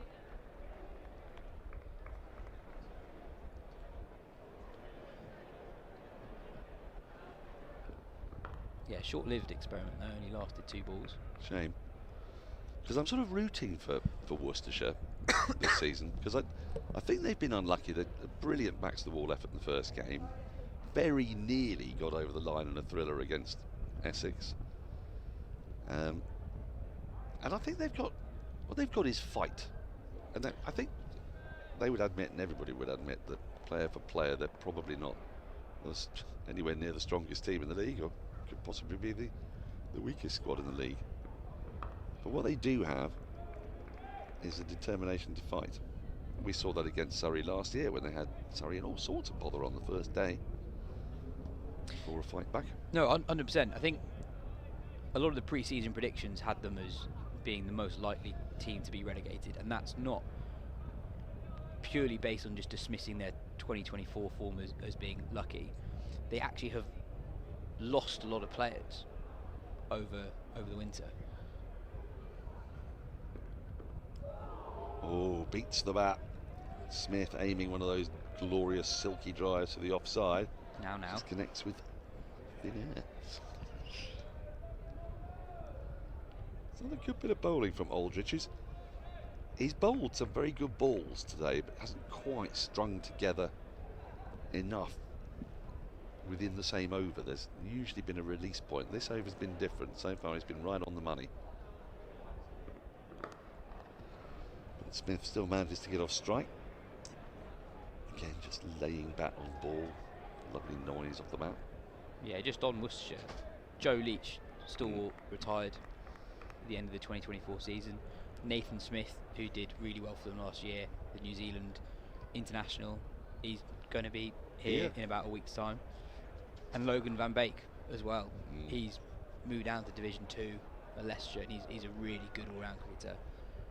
We had a really good winter actually in New Zealand, playing domestic cricket there. Again beats him. This has been a really good over by Casey Aldridge. Unlucky not to find the edge. Beat the bat on a few occasions. 156 for 2 the end of the over. We're just taking a look at this replay, and that's a lovely ball. There's still plenty enough in this pitch. Now then, as is true every day of the county championship here at the Oval, it is free after tea. The bars are open, the pizza stalls are open. I can't vouch for the Hosin Duck, I'm not sure what that is, but get down here, have a beer, consort with friends. It's a Saturday, and it's rather nice actually, and it's going to get warmer and warmer as this match progresses. So when's Bank Holiday Monday? Is that the following Monday? But you know, free after tea today, free after tea tomorrow. And I think we can be fairly certain this game will still be going after tea tomorrow. It would take something quite strange for that not to be the case. I said it earlier today, if you're a club cricketer, yes, with your season starting on May the 10th, this is the time to come down, because for May the 10th, Saturdays are no longer your own. They are no longer your own. No, you have to dedicate them to a, I was going to say greater cause, a different cause. Yes. Whereas now, if you're a club cricketer, you still have possession of your Saturday. That is spoken like a proper captain, Yas, if you don't mind me saying so. Just reminding, it's almost like you're reminding with menaces that after this Saturday, all of their Saturdays are yours. You take possession. I think I'm also speaking to myself, just bracing myself for what is about to happen over the next 20 weeks. You love it. You know you love it. On I mean, obviously, level, you love it a lot more at the start of the season than you do at the end of the season, when you are desperate for the finish line to come with about 3 or 4 weeks to go. 3 or 4 weeks? Well, I suppose it depends how your season goes. Just turned him round a little bit there, did Smith. Now, Gregory's the kind of bowler you can see slightly causing problems for Smith. He bowls at a good pace, but not anything like express, rarely getting above 80 miles an hour. He's slightly shorter of stature. You can see Smith wanting to get after him, but Gregory's a wily campaigner. He's been around a long, long time, and he's just not quite giving him the balls to drive here. Did this time, but again, there's a deep extra cover. Typical, isn't it? You're up off your seat. Deep extra cover, of course.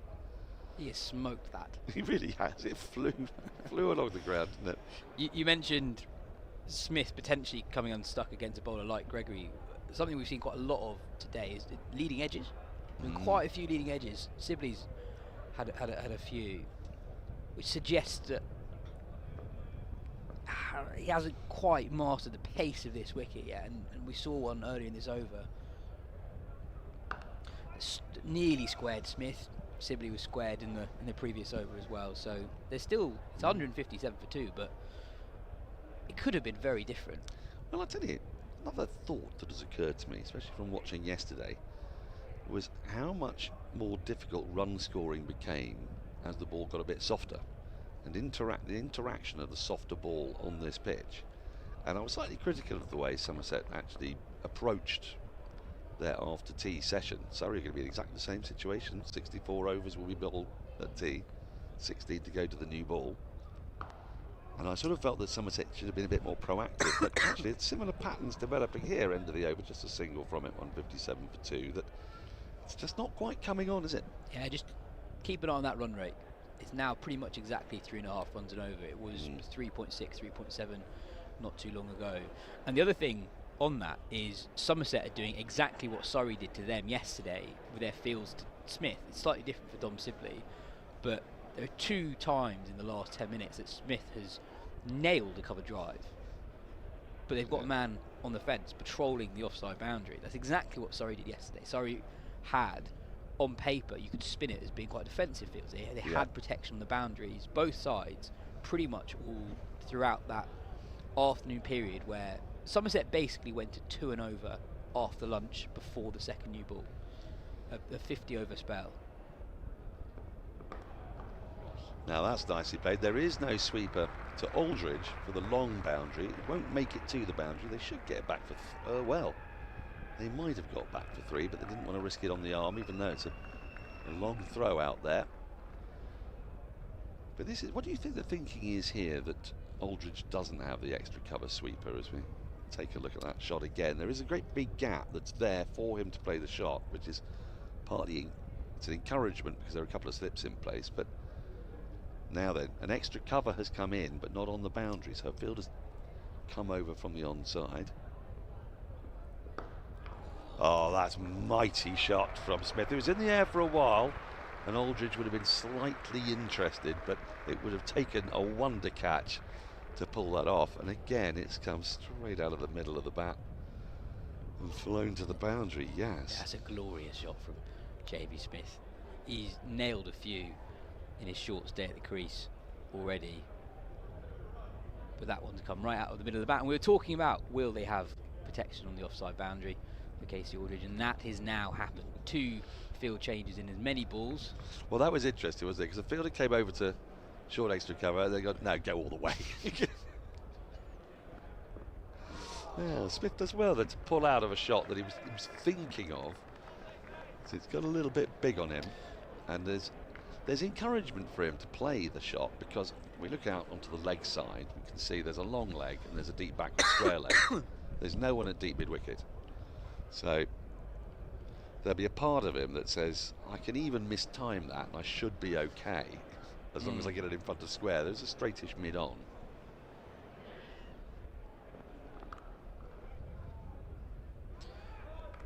Well fielded it, backward point by Tom Lambie. Yeah, I think the theory at the start of the over with not having a man on the offside boundary is, one, the offside boundary towards the Harleyford Road side of the ground, Archbishop Tennyson School, is much, much longer than it is towards the gas holder. Yes. Also, Aldridge is a bit quicker and taller, so driving the ball in front of square is a slightly harder shot. Oh, that is a lovely ball from Aldridge.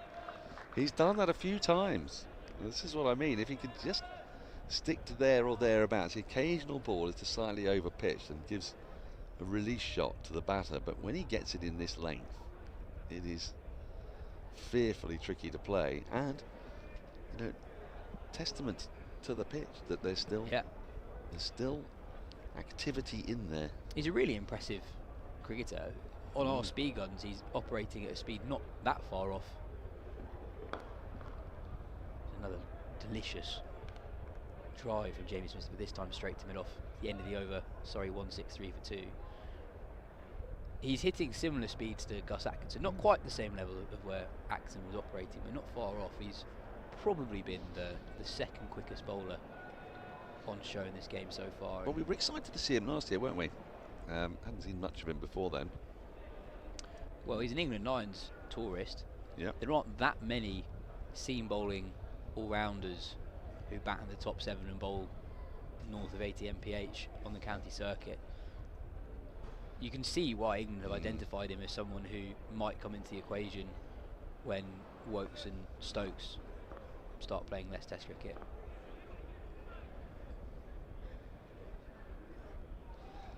There is one that I hear so many rumblings from my colleagues.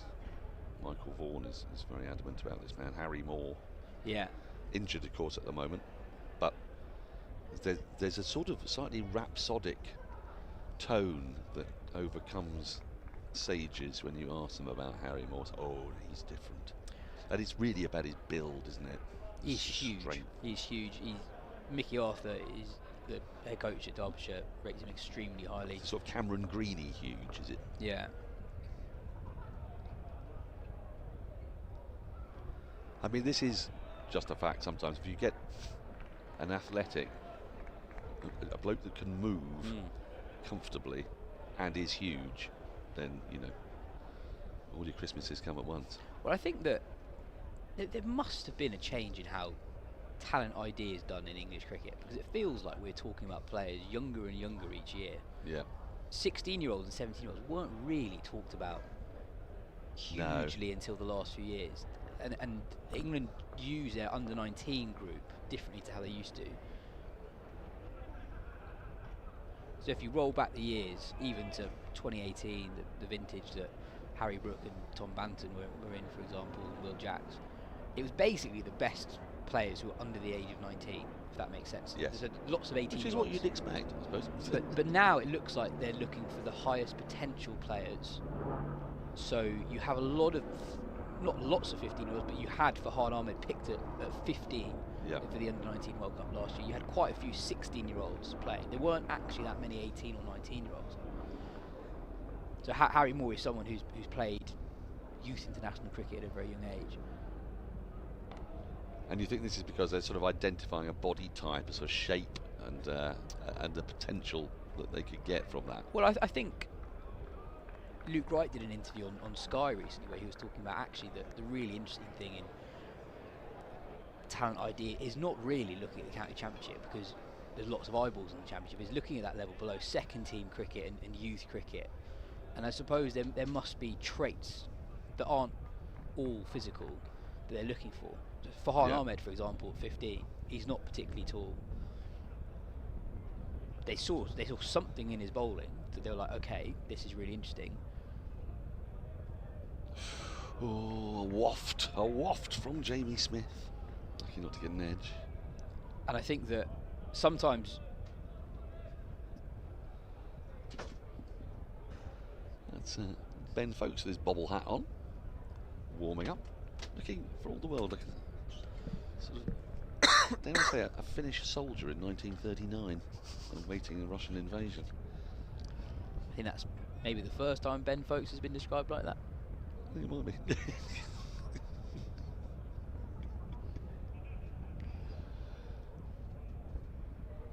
It's one of my favourite episodes of The World at War. It's angled down a deep third. Means that Jamie Smith will keep strike. 165 for 2 at the end of the over. End of Lewis Gregory's 14th over. He's bowled more overs than anybody else in this Somerset lineup, despite I was wondering if he was going to bowl a single ball. Or from you, Yas, if you like, on body types and shapes and talent ID. That's what we've been talking about. And Harry Moore in particular at Derbyshire. And then Adam Collins is going to come in. Well, the other name that I'll throw out there for seam bowling all-rounders is someone who we've not seen bowl seam live yet, but Rocky Flintoff is supposed to be quick, and he's had back issues both last summer and this summer, which is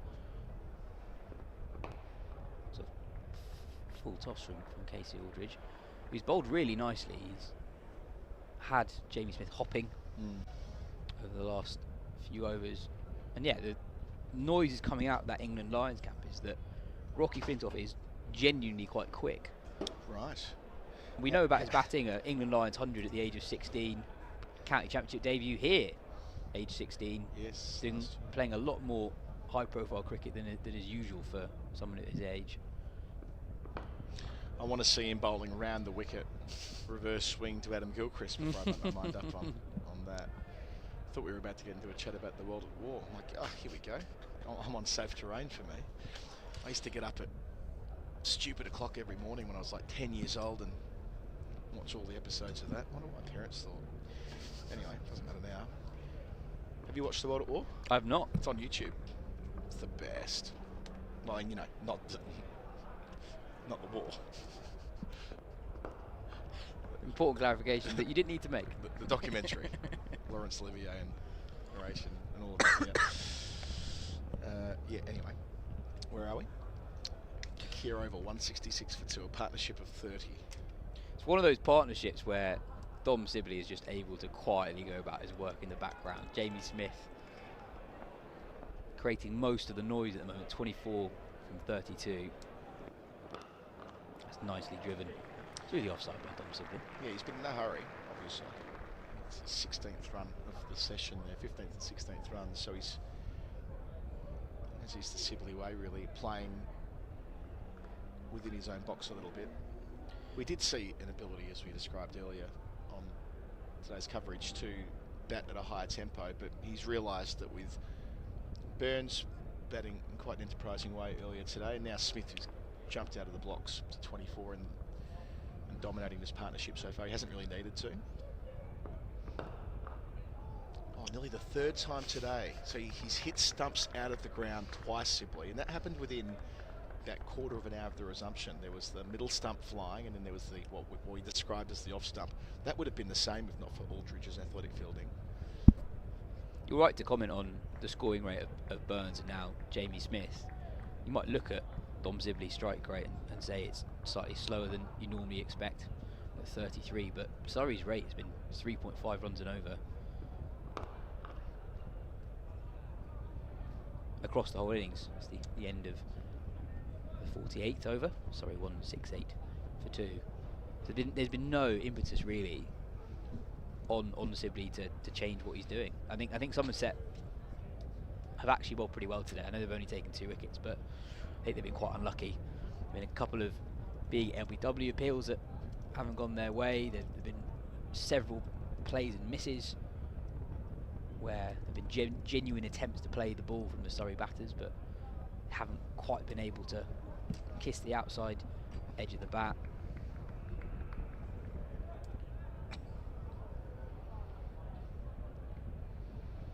Now Victoria's trying to bowl the box away. Lewis Gregory. He's going to be replaced by Victorious. Well, a brief spell after lunch. Now back on away from us, Vauxhall End.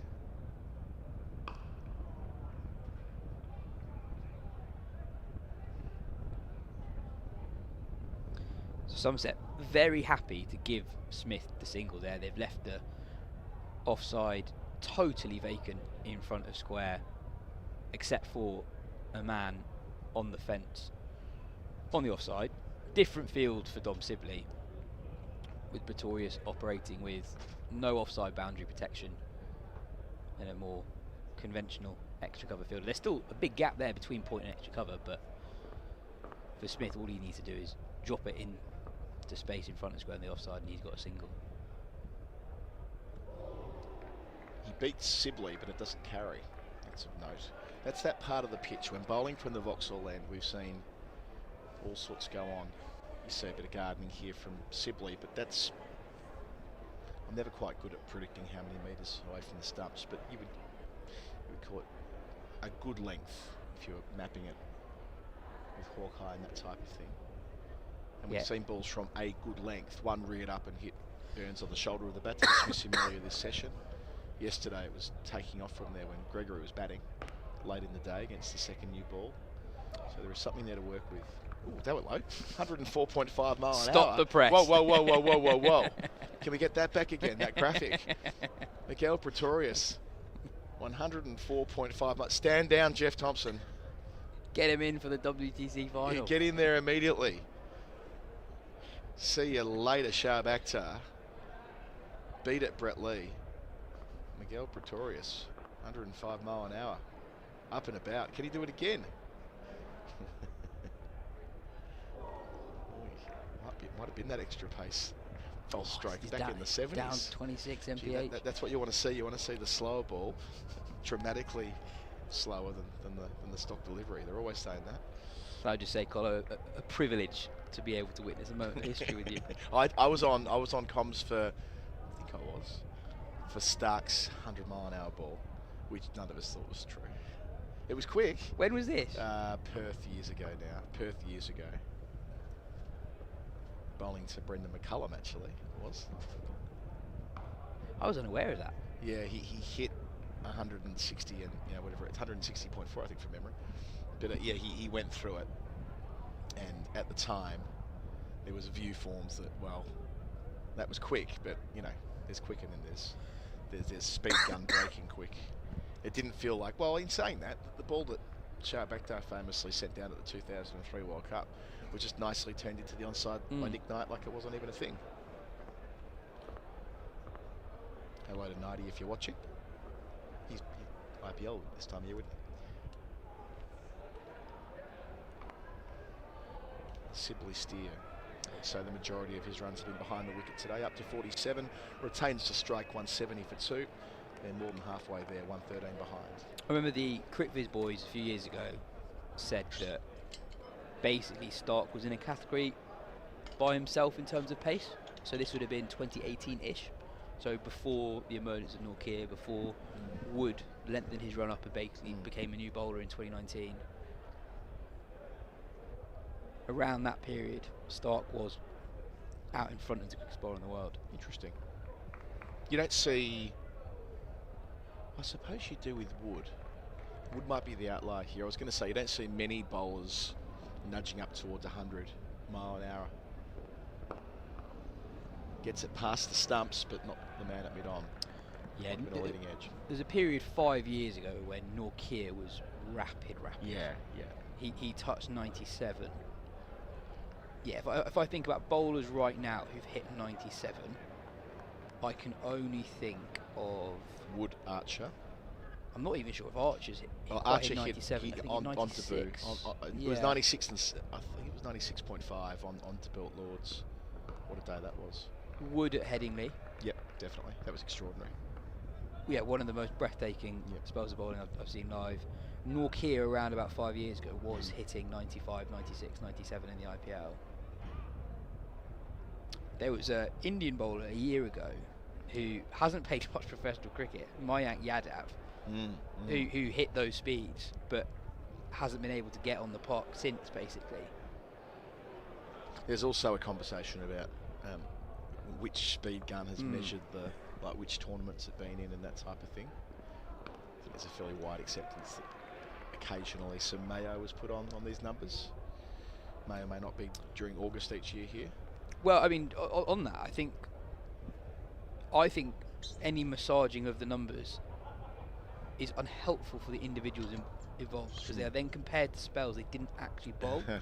So Atkinson, if you're talking about 100, bowled a rapid spell 2 years ago here for the Invincibles against Manchester. It's ballooned over the top. When him and Spencer Johnson were bowling in unison to Josh Butler and Phil Salt, given as wide. And Atkinson clocked 96 mph that day, I think. And he was bowling rapid. He had Buttler hopping, but I think we've seen enough of Gus Atkinson before and since to appreciate he probably isn't a 96 mph bowler, and I'm sure that spell he was bowling north of 90 mph at times, but I think it's unlikely, like with the Stark ball, that even though Stark is really quick and was the quickest bowler at the time, it's unlikely he hit 100, whereas when you had Tate, Akhtar, Lee, when they approached the 160k 100 mph mark, it wasn't like one ball, they were actually honing in on it. And that's where I think the Stark one might have been gun error, because he was bowling in the mid 140s and that ball, went up to 160. Whereas what you're saying there, that was uppish from Smith. Stopped in the follow through by Aldridge. Might get a second look at that to see.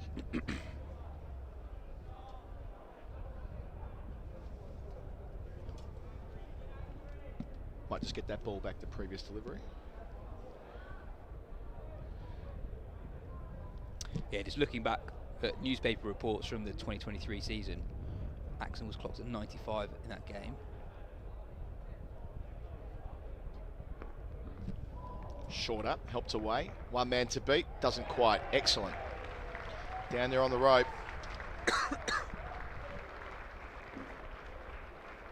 Saving a couple. Yeah, good work from the big fast bowler. Between overs. Did well to get down, saved 3. 173 for 2. So it'll be that man Pretorius who sets up to go again. So got inside the line, got a good piece of it, but yeah, athletic dive, well recognised by the fans, sat in the JM Fin part of the ground to our left, which is a great place to be when cricket's on that side of the square. Preparing for a very sunny afternoon out there as well. Just continue to burst through the clouds, as it has more and more in the last couple of hours. Yes, I think that I spoke to an England bowler who put it to me in these terms, not on record. This was just a passing comment. This was a player in the women's team who said, "Yeah, look, I bowl 65 mile an hour, 70 mile an hour if I'm, and well, I won't say where, 70 mile an hour in one place." That was, just but the way it was said, it was like, "Oh, we just price this in. We price in that there's." In some tournaments, in some parts of the world, there is a little bit of, and I get it, I guess, from a marketing perspective. Like, what is the speed gun? Does the speed of the ball really matter? I know it's a metric that we consider important for understanding what a bowler is capable of, but ultimately, it's not like they're fudging the batting average of players to look inflated. This is one thing that can be dialed up potentially. The one thing that the one metric that I would like to see used more in cricket, and it must be measurable, is just time between the ball's release and the ball reaching the crease at the other end of the pitch. Yeah, that half a second reaction time that you hear about, like there must be. It's a bit like when talking about hitting 100 mile an hour, like 97 to 100. Yeah, it's 3 mile, but, and I might be wrong, but there's extra 3 miles.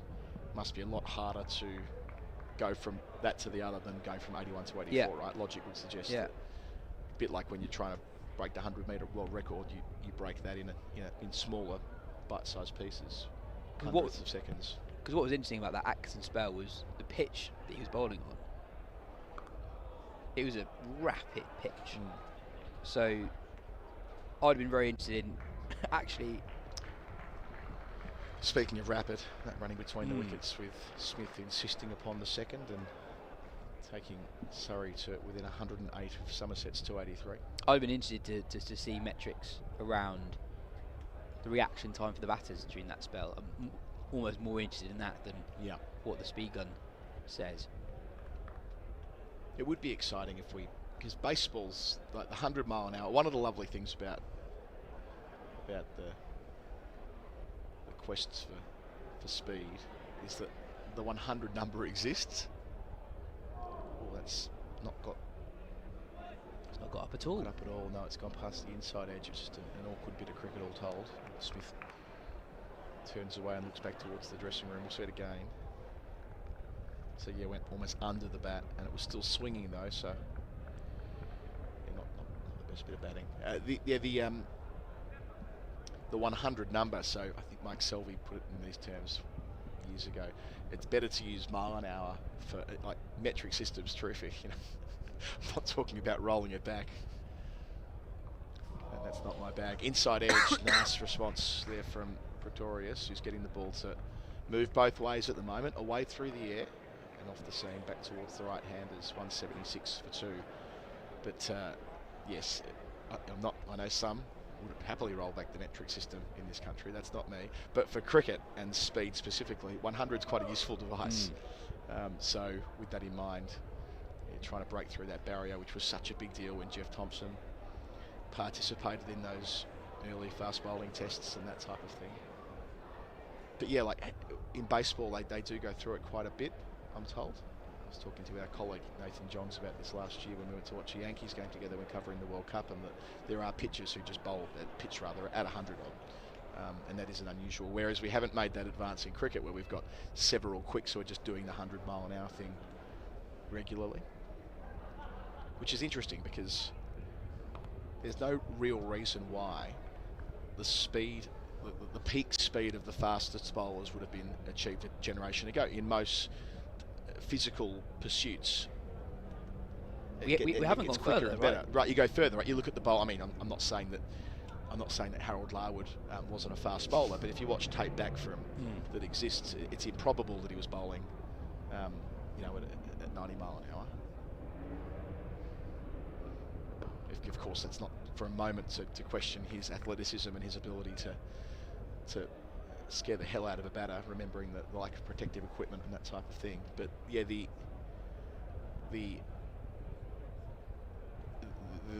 pace of bowlers dramatically increased through the 20th century, to the point where Brett Lee in 2000 bowled his 100 mile an hour delivery. So capping the 20th century, that was going on. Fat edge that ends up a beat backward point for 1. So 25 years ago now, right? It's quarter of a century. That's right. So Brett Lee's 100 mile an hour ball is at the end of the 20th century. Shoaib Akhtar's is in the early 21st century. Sean Tate a few years on from that. So there was this, this race to 100 of sorts. We got there, and then we didn't kind of push towards the next thing, whatever the next thing is, 165 kilometres an hour, or 102 mile an hour, or whatever it is. I wonder why. I wonder why that trajectory didn't continue. There must be a reason. Flicking through the onside, because the same would have been said, just to go back to that comparison to sprinting. I'm sure that there would have been a moment in time when people saw the 10-second 100-metre dash as, that'll never happen. Then it happened, and then consistently through the last, you look at the winning times and the world record, it's nearer to 9.5 than it is to 10 seconds now, and I'm sure that'll continue. So why in sprinting but not in cricket? Anyway, I'm looking for your theory after this ball. Yes. Why do you think it hasn't continued the way that it was through the 60s, 70s, 80s, 90s? Well, I like that something that's so physical hasn't been able to go up a notch in the era of particularly advanced sports science. Yep. The way that players are looked after now compared to 25 years ago is very different. And even when you look at players emerge who are seriously quick now. Stand and deliver. That's a shot that Jamie Smith plays so well. When you're short to him, he doesn't always need to pull you over mid-wicket. He can go back and thrash you through cover. Top stuff. 34 for him, 182 for 2, end of the over. Yeah, it was a ball that was there to be hit from Casey Aldridge, a bit short and a bit wide. But the real striking thing from Jamie Smith is where he's hit the ball. He's managed to hit that a long way in front of square, which suggests that he had a lot of time on his hands whilst playing that shot. And yeah, Jamie Smith going about his work quite nicely, 34 or 46. At last, Jack Leach bowled 1 over before lunch. Daniel and I were having lunch at the time. We're like, oh, well, 5 minutes to one. We'll see Jack Leach for 1 over, as you do. But I can't really understand why they've left it this long. 53rd over. You've got a test quality spinner. Actually got Shah Bashir out there subfielding at the moment, for what it's worth. But he's the England incumbent. But the man who partnered with him in Pakistan last year and been playing test cricket since 2018 has just not been able to get on. Does so here, Vauxhall End. 12 overs until tea. Yeah, surprised that we've not seen more of Leach today, especially now that we've got 2 right-handers at the crease. His partnership now worth 46.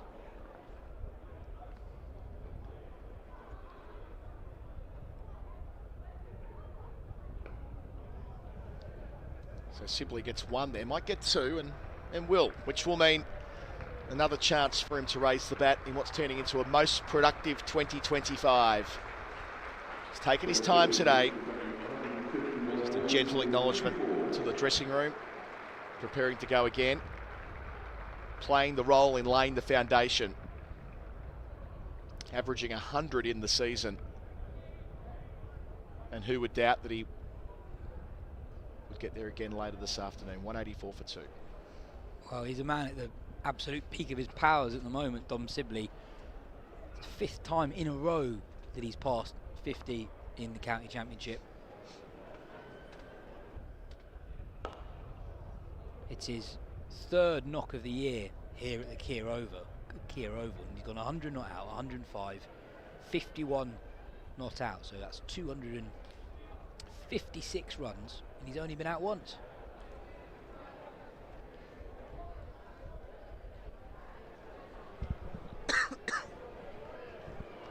So Leach to Smith here for the first time. This feels important. Ken Smith, who's found a nice rhythm against the seamers, be tested against spin. Mid-wicket comes a little bit straighter. Got to slip behind the wicket. I suppose they did take those 2 wickets, didn't they, in the 36th and 39th over. So we're about an hour on from when that double breakthrough occurred, which has been enjoyed by Smith to this point. Gets down the track, but inside part of the bat. And straight away for Smith, a long off, a long on, and a deep mid-wicket. So there's that presence that he's got once he's set, that he can hit the long ball. 50 partnership up in 87 deliveries as well. But tough for Leach coming on when Smith's already in a position of authority. Didn't get a chance to bowl to him early on.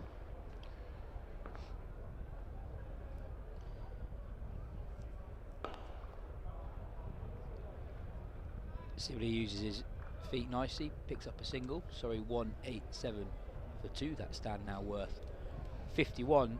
Yeah, the reason why I want to see Leach bowl at Smith is what we saw in that penultimate ball of the over there. As you say, fielders are back to Smith. A lot of respect shown, but Smith's still looking to be proactive. I think with that, you can see how chances could be created. Smith is going to be aggressive, whatever the field is. And that delivery, he was looking to use his feet. Didn't quite come out in the middle of the bat.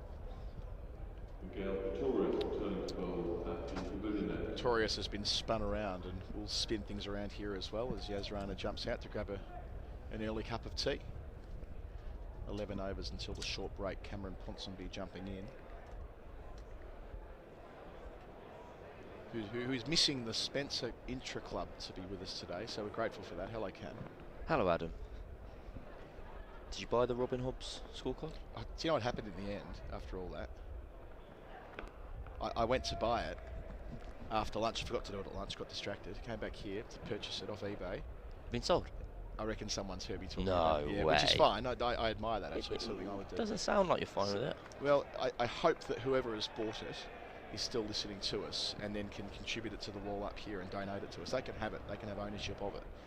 We'll just have it on loan, kind of like a museum of sorts. It was signed and everything.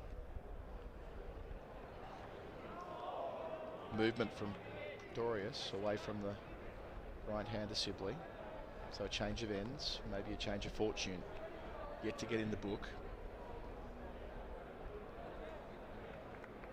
does move just quite late off the pitch. Not that full of length. Sibley not happy with himself that he followed it with his gloves, is he, there? He's not too demonstrative, but you can read a bit into the body language there when he kicked his legs away.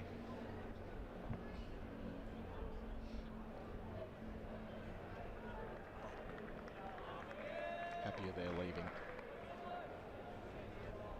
I just want to get the stats up for you. I'll start using the CricViz app. Yeah, I'm hearing things that is where I should be for my my county scrolling. Well, I've been a Cricinfo lifer. Yeah. But the addition of the wagon wheels, I find it very useful. So of Sibley's 52 runs, just 6 have come in front of square on the offside.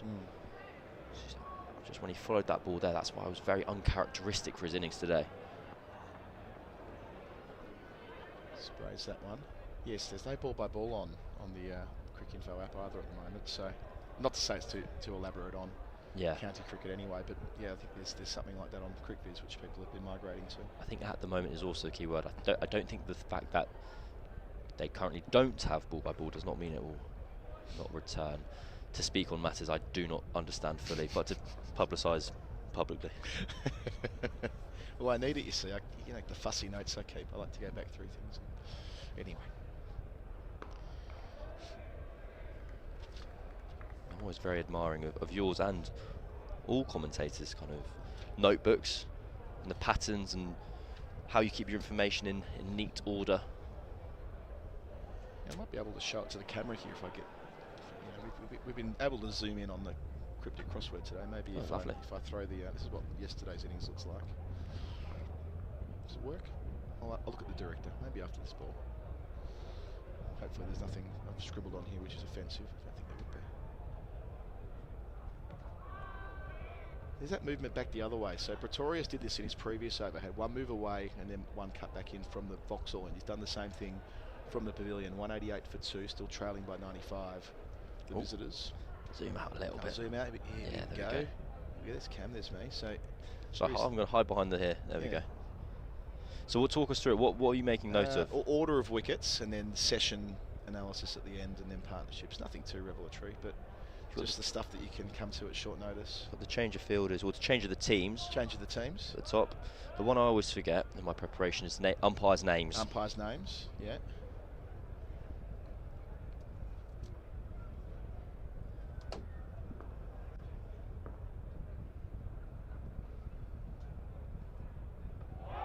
Through him. It's taken the spin of Leach to break Sibley's concentration, but latently introduced into the attack in this middle session. Leach gets Sibley for 53, 188 for 3. Through the gate after advancing. That's a very bizarre dismissal, and entirely against the run of play in terms of Sibley's style of innings today. He's very rarely been attacking. 50 off 150, 53 off 160, I beg your pardon. The first ball of Leach's third over, second of the spell. Sibley's decided he fancies it. You can see the shake of his head there. Bemused at what he's just done, because he was settled in and all set for a third century of the season. He used his feet a couple of times to Leach in his first over of the spell, and then first ball of the next over. Didn't quite get to the pitch. I suspect what we'll see here in the replay is some dip. Maybe not even that, but on with the arm as well. So a straighter ball from Leach, which locates the gap between bat and pad when swinging hard and crashing into off stump. That's a rewarding dismissal for a finger spinner, especially when the man out there had faced 160 deliveries. Well, there's a difference between kind of using your feet and then following that up with kind of targeting the boundary. I think if Sibley had his time again, he'd opt for a different shot. But there we go, Somerset on the board for their third wicket. Ben Foakes walks to the crease. England's wicketkeepers, past and present, batting together.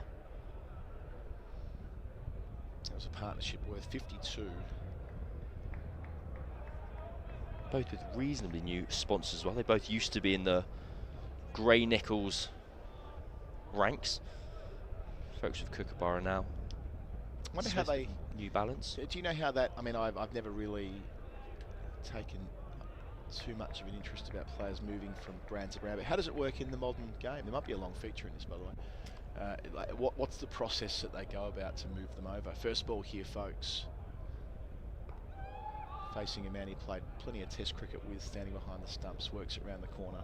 Yeah, at a guess, I don't think it's that intricate. I think the size of the envelope is often the powerful move. Right, and I understand that, but you would imagine that they're all dealing with a comparable amount of money, or indeed if there's one company with far more to splash about, then they would just hoover up everybody, wouldn't they? Like, there must be more to it, I suppose. And how do they decide who they're going to go after? Yep, that's true. Is there a kind of a period of time each year when bat sponsors go after players? Is there kind of a transfer window of sorts, unofficially? I was down at the Salix factory not too long ago and asked about kind of their the act of sponsoring players, and also the idea of whether they make bats for some players who then put other stickers on them.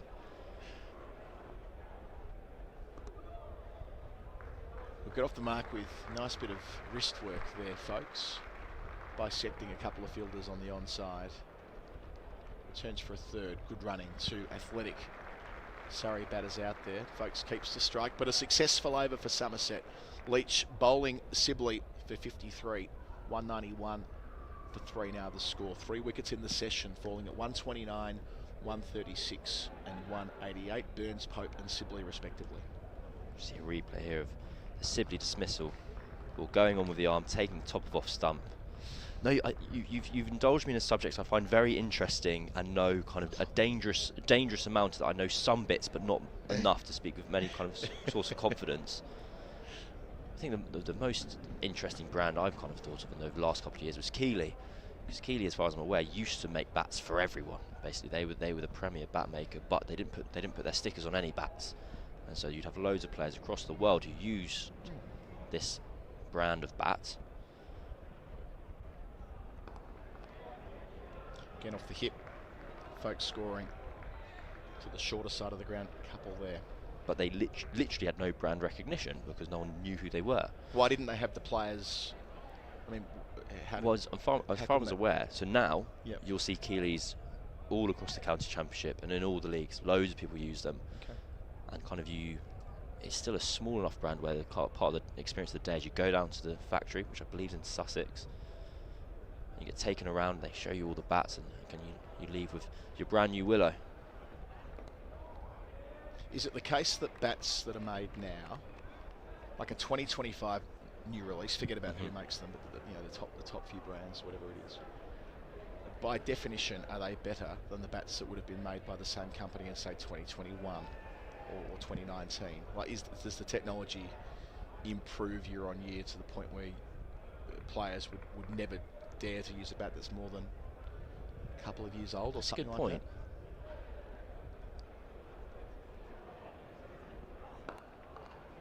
I ask that because my bat's about 4 years old and I never, ever want to part with it.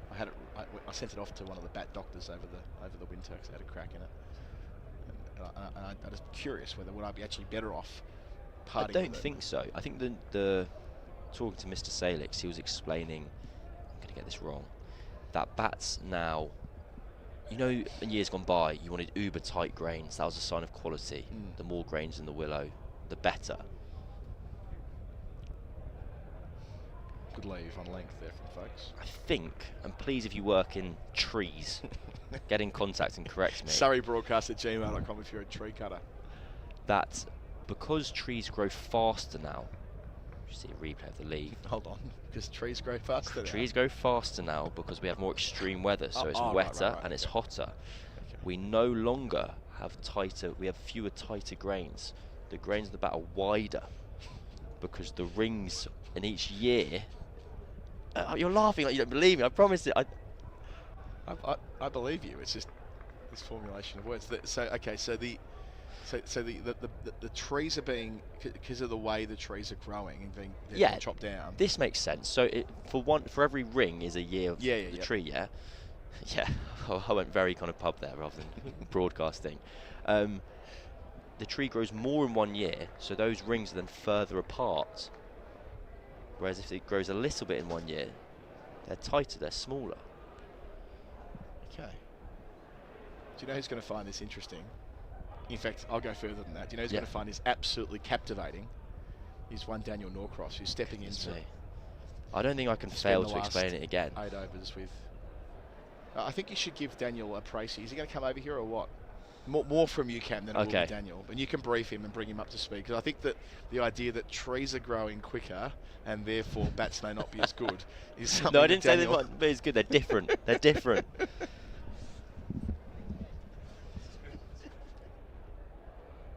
Do you know, he does have sort of a point. Hang on. You do have a sort of a point. It's not that they grow quicker. I can help you out here.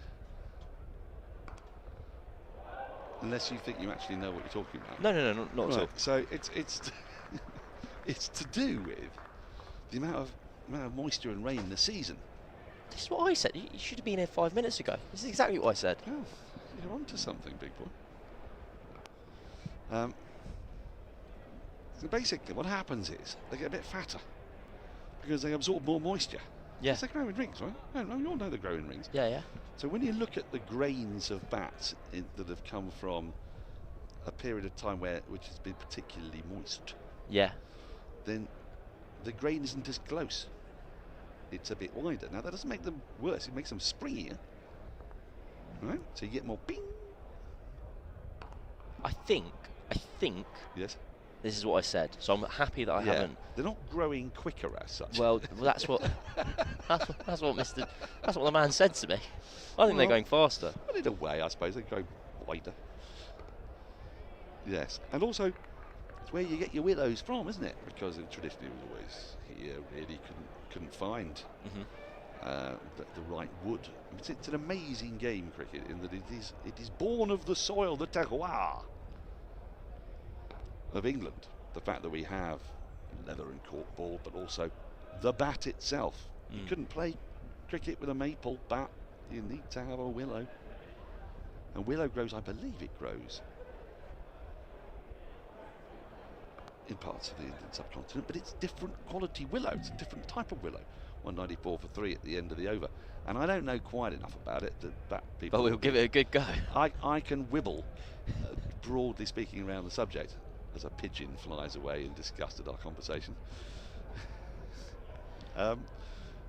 It's something to do with, the ground and the moisture and the trees grow faster. And the trees grow in their own way, absorbing more moisture from the more moisture that's around. Because as I was once told by a man called Bruce Niven when at university, of course, he said to me, "It's a very ethereal man.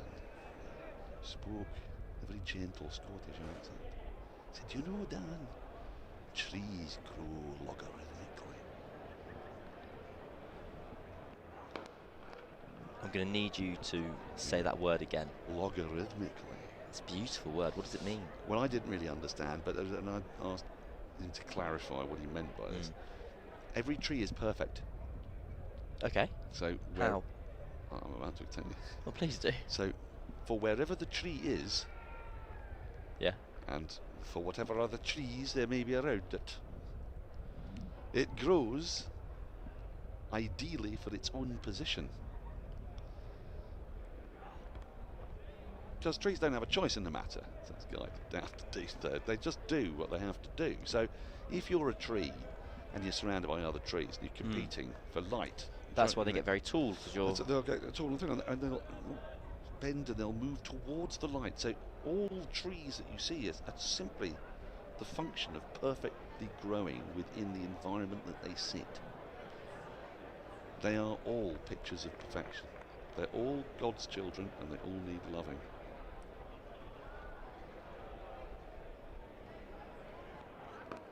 I don't understand why that means they have to grow perfectly. They can be striving to be the best they can be. But surely trees fail. Yeah, but that's they fail in perfection. They fail in the pursuit of perfection. Well, they fail because sometimes they could never have succeeded. So you can't really call it failing. Oh, that's interesting. Okay. See, failing is when you do something, well, you don't do something that you could do, for example, isn't it? Yeah. But If a tree fails, it's because it had to fail. Oh, it's a beauty. Another lovely ball from Pretorius. We've seen quite a few of these today, as we did yesterday. Plays and misses and plays and misses. It's astounding how few little nicks we've had that have gone through to the keeper. We've seen the ball pass the outside edge time and time again in this match. And Somerset are just on a bit of a streak here. They bowled really well in this second session, just as Surrey did yesterday. Actually bowled well in the second session, and they're getting their rewards from the pitch even with this older ball. That's a nice shot. That is really well played by Ben Folkes. Full face of the bat, straight back past the bowler, up to the pavilion. 4 runs. And the key here for Surrey is if they cannot make the mistakes that Somerset did yesterday. Somerset suddenly found themselves 187 for 7, didn't they? They did indeed. Surrey, although they lost that couple of wickets after going wicketless in the first session, they then had that partnership, that steadying partnership of 52 between Smith and Sibley.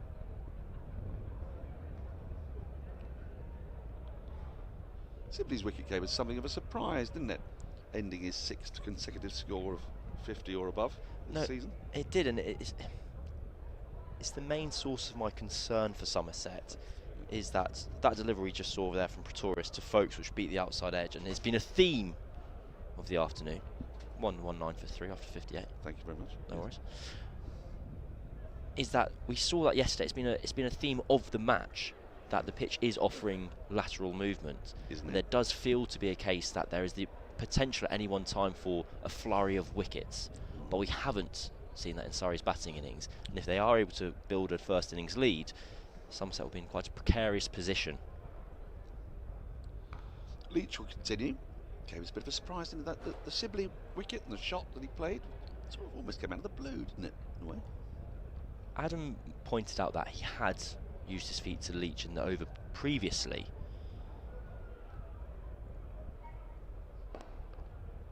That's nicely driven by Smith. Just takes the easy single down to long. Off the 200 comes up to a ripple of applause from another good crowd here at the Kia Oval.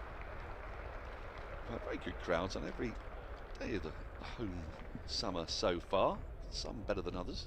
Just saw a replay of Sibley's dismissal there. From memory, long off was out, but long on wasn't. So whether he was trying to shift those angles, nevertheless it felt entirely out of character for the way he batted across the day. Full toss, swept away. Might have got a hand on that. The good running picks up 2. Leach has got to be careful here because he's got to do the job that James Taylor did for Surrey yesterday. James Taylor bowled a brilliant spell after tea. Luckless, but it allowed Rory Burns just to keep seam on. Now, Jack Leach here with the old ball. What Lewis Gregory wants him to do here is hold down an end so that he can rotate the seamers and then unleash with the second new ball halfway through the final session.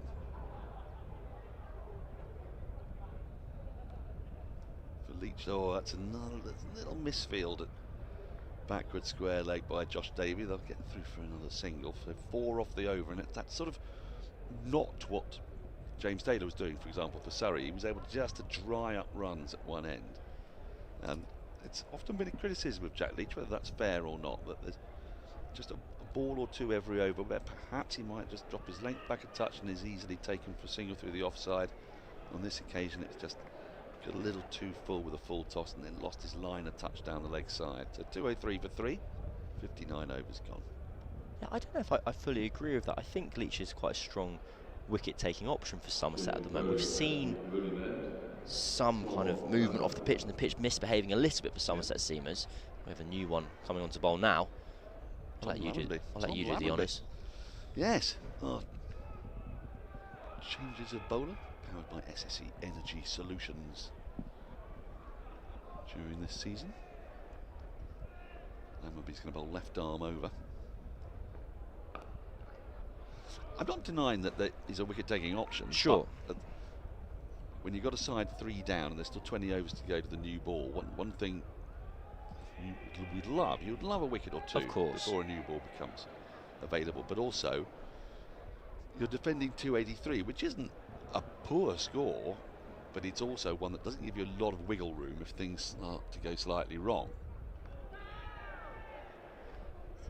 No, I understand that. Yeah, I mean, what they don't want Surrey to be up and level if they can possibly avoid it. You know, if they could still have 20, 25 runs to play with, and perhaps knock off a couple with a new ball, then they can hope to keep this game to a sort of one innings contest. Sure, I just think when Lewis Gregory was batting yesterday, and we saw that kind of misbehaving middle of the pitch bounce. It's flicked away, but I only get the signal to come off a bit of pad there.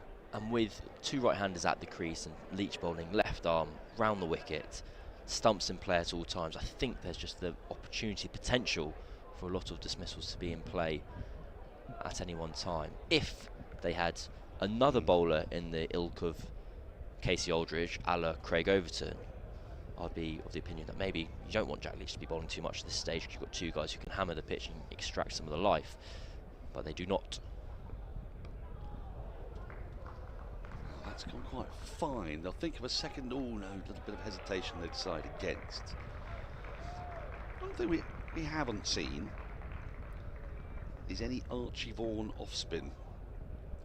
When you consider how many overs he does bowl when they're at Taunton, it's a strange life, that, as in the life of the off spinner.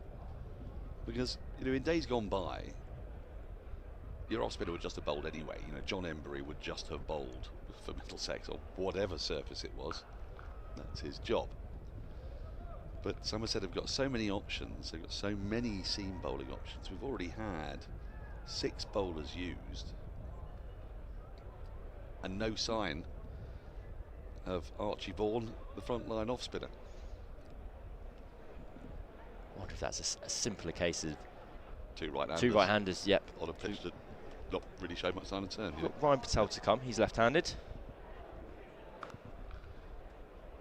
It's nicely guided away by folks. He's not going to get a run though, despite the slight misfield. End of the over, 205 for 3, with 4 overs remaining before the tea break on day 2. At lunch, the score was 99 without loss off 29 overs, so 106 have been scored in 31. Very similar kind of rate of scoring. It's just been very steady all day, hasn't it, with Dom Sibley there and Rory Burns going at slightly different tempos.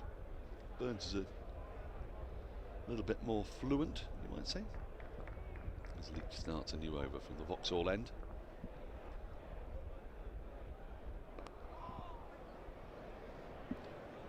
I've enjoyed Sibley's return to a strike rate of about 33. It's always kind of the sod's law.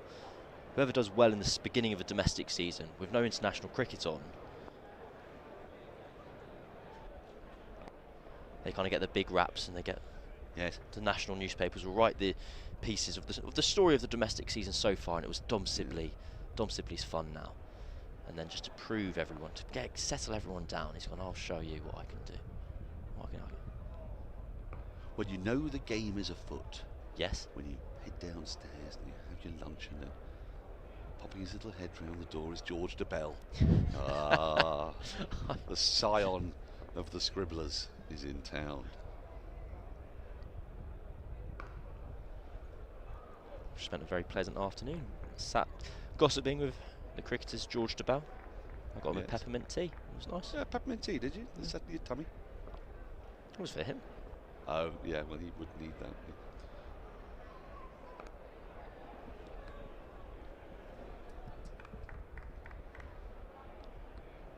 So this is what I mean here. Leach is keeping Smith quiet in this over. It's exactly what Lewis Gregory wants. Not a huge amount to turn, but it's basically landed every ball on the spot. That's exactly what his captain wanted. A maiden over. 205 for 3. Just 3 overs now till tea. You sense Jamie Smith perhaps bedding in now until the end of the session. He's looked really good every time he's batted all summer, but he's not yet had that big signature innings. He got close to it against Hampshire with an 80 odd, but was cut short because when he came back out to bat after a rain break, all the field went back. He had to go after the bowling and was caught holding out at deep square leg. We just had another shot of the man scoring on the pavilion balcony. I don't know if you've seen this. He has the most fantastically small pencil that he's using. Yes. It's remarkable. And if we are able to... Can we have another look? Another shot of it. It's like one of those old sort of betting pencils. No, it is a traditional HB pencil that I reckon he's been using for the last 12 to 13 years. Yes.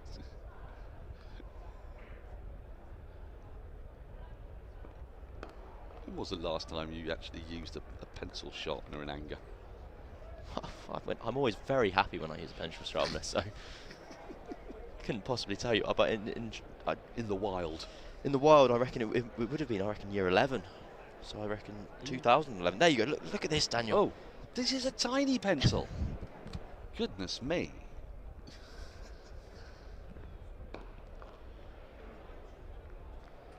Nice shot from Smith. Won't bring him any runs. This is an extraordinarily tiny pencil. Oh, he's got a very proud thumb. Look at that thumb. He doesn't bite his nails, that lad. Yeah, he's firm. He knows exactly what he wants from a pencil. It's his favourite pencil, I'd say. I think he is recording dot balls. Yeah, blink and you miss it though. That's nicely driven, but there is cover in the form of a cover. A deep cover.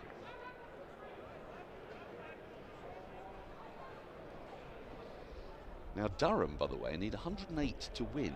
Sorry? Durham to win? To win. They bowled out Sussex, Worcestershire for a pitiful total. Wickets going at an alarming speed in that match.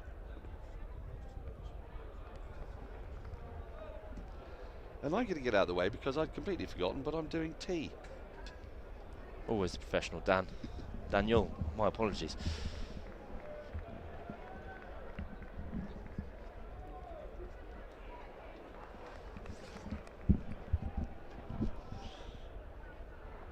Hello, Cam. Hello, Yas. That's cut past the man at point, and that will run away to that vast offside boundary. Folks picks up 4, he moves on to 17. Surrey 211 for 3. Well, Daniel wasn't lying. The game progressing at a rate of knots. But where are they playing that one? Worcestershire, New Road, where Durham required just 107 runs to wrap up a 2-day victory. We've got 2 overs remaining until the break, so this will be the last over of the session from Jack Leach. He started his work very tidily, 1 for 16 off 6.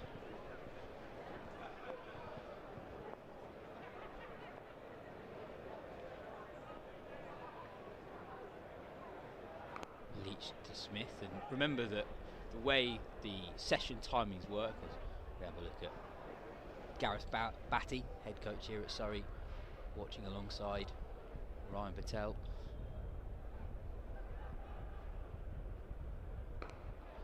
That the afternoon session basically goes on until there are 32 overs remaining in the day. The first session of the day is always 2 hours from 11 to 1. Middle session tends to be longer. Cut through the gap and 4 more for Jamie Smith. Emphatic cut shot, slightly short, slightly wide from Jack Leach, and Jamie Smith powers that through the offside with a degree of precision that was necessary given how packed that side of the field is.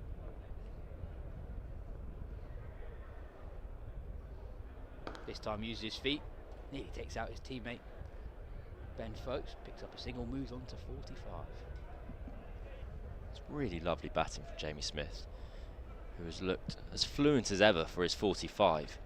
That ball from Jack Leach that he cut away for really wasn't that short, just back of a length. Yeah, I find myself instinctively describing balls that are cut as short and wide, but often you look at the replay of the best players and it really isn't. like it's slightly short and slightly wide if you squint a bit.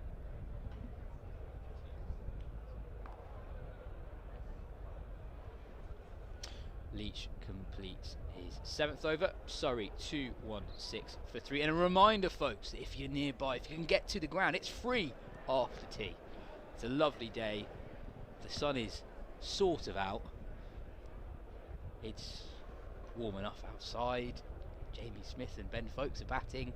Surrey in a good position. 216 for 3 in response to Somerset's 283. And if you're a club cricketer, from May the 10th, you can't come on a Saturday. So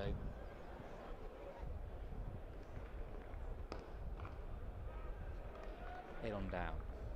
Lambie to continue from the Mickey Stewart members pavilion end. Just one slip in place at the moment. Quite a spread out field for Jamie Smith. 4 boundary riders at the moment. 2 on the offside, 2 on the leg side.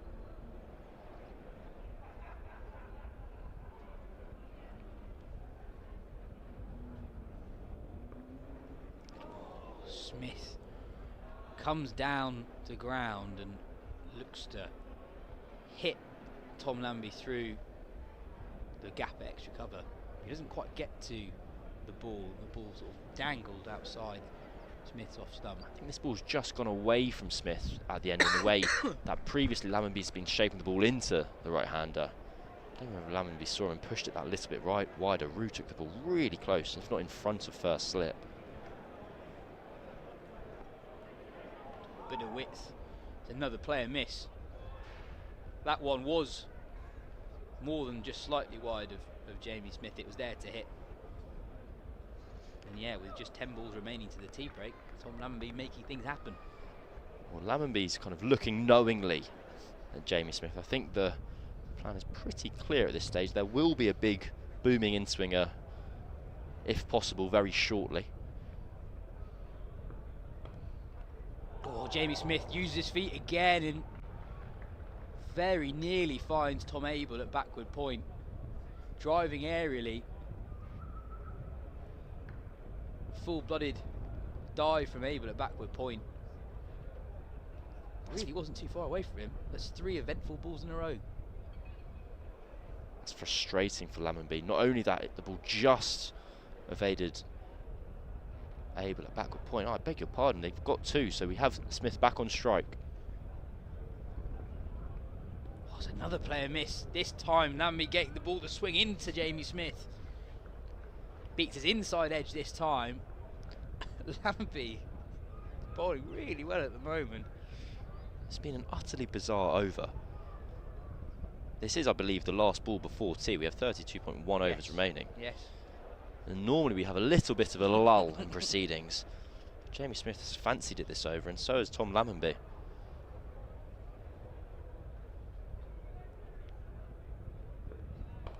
Driven to the man at backward point, but firmly along the ground. Surrey get to the tea break, the Tartar tea break. 218 for 3. Jamie Smith 47 not out. Ben Folkes 17 not out. Don't go anywhere, folks, because coming up in a moment, Dan Norcross will be back on the mic and he'll be speaking to Surrey member Dan Whitehead. Surrey member here, and yeah, stay with us for that conversation. But before we hand over to them, Cam, quickly, your thoughts on the second session. Well, Somerset have edged their way back into the game. 3 wickets across the afternoon session. They trail by 65, and I think it will be a case of damage limitation for the next 16 overs while the ball is old, and before they can get their hands on that new ball.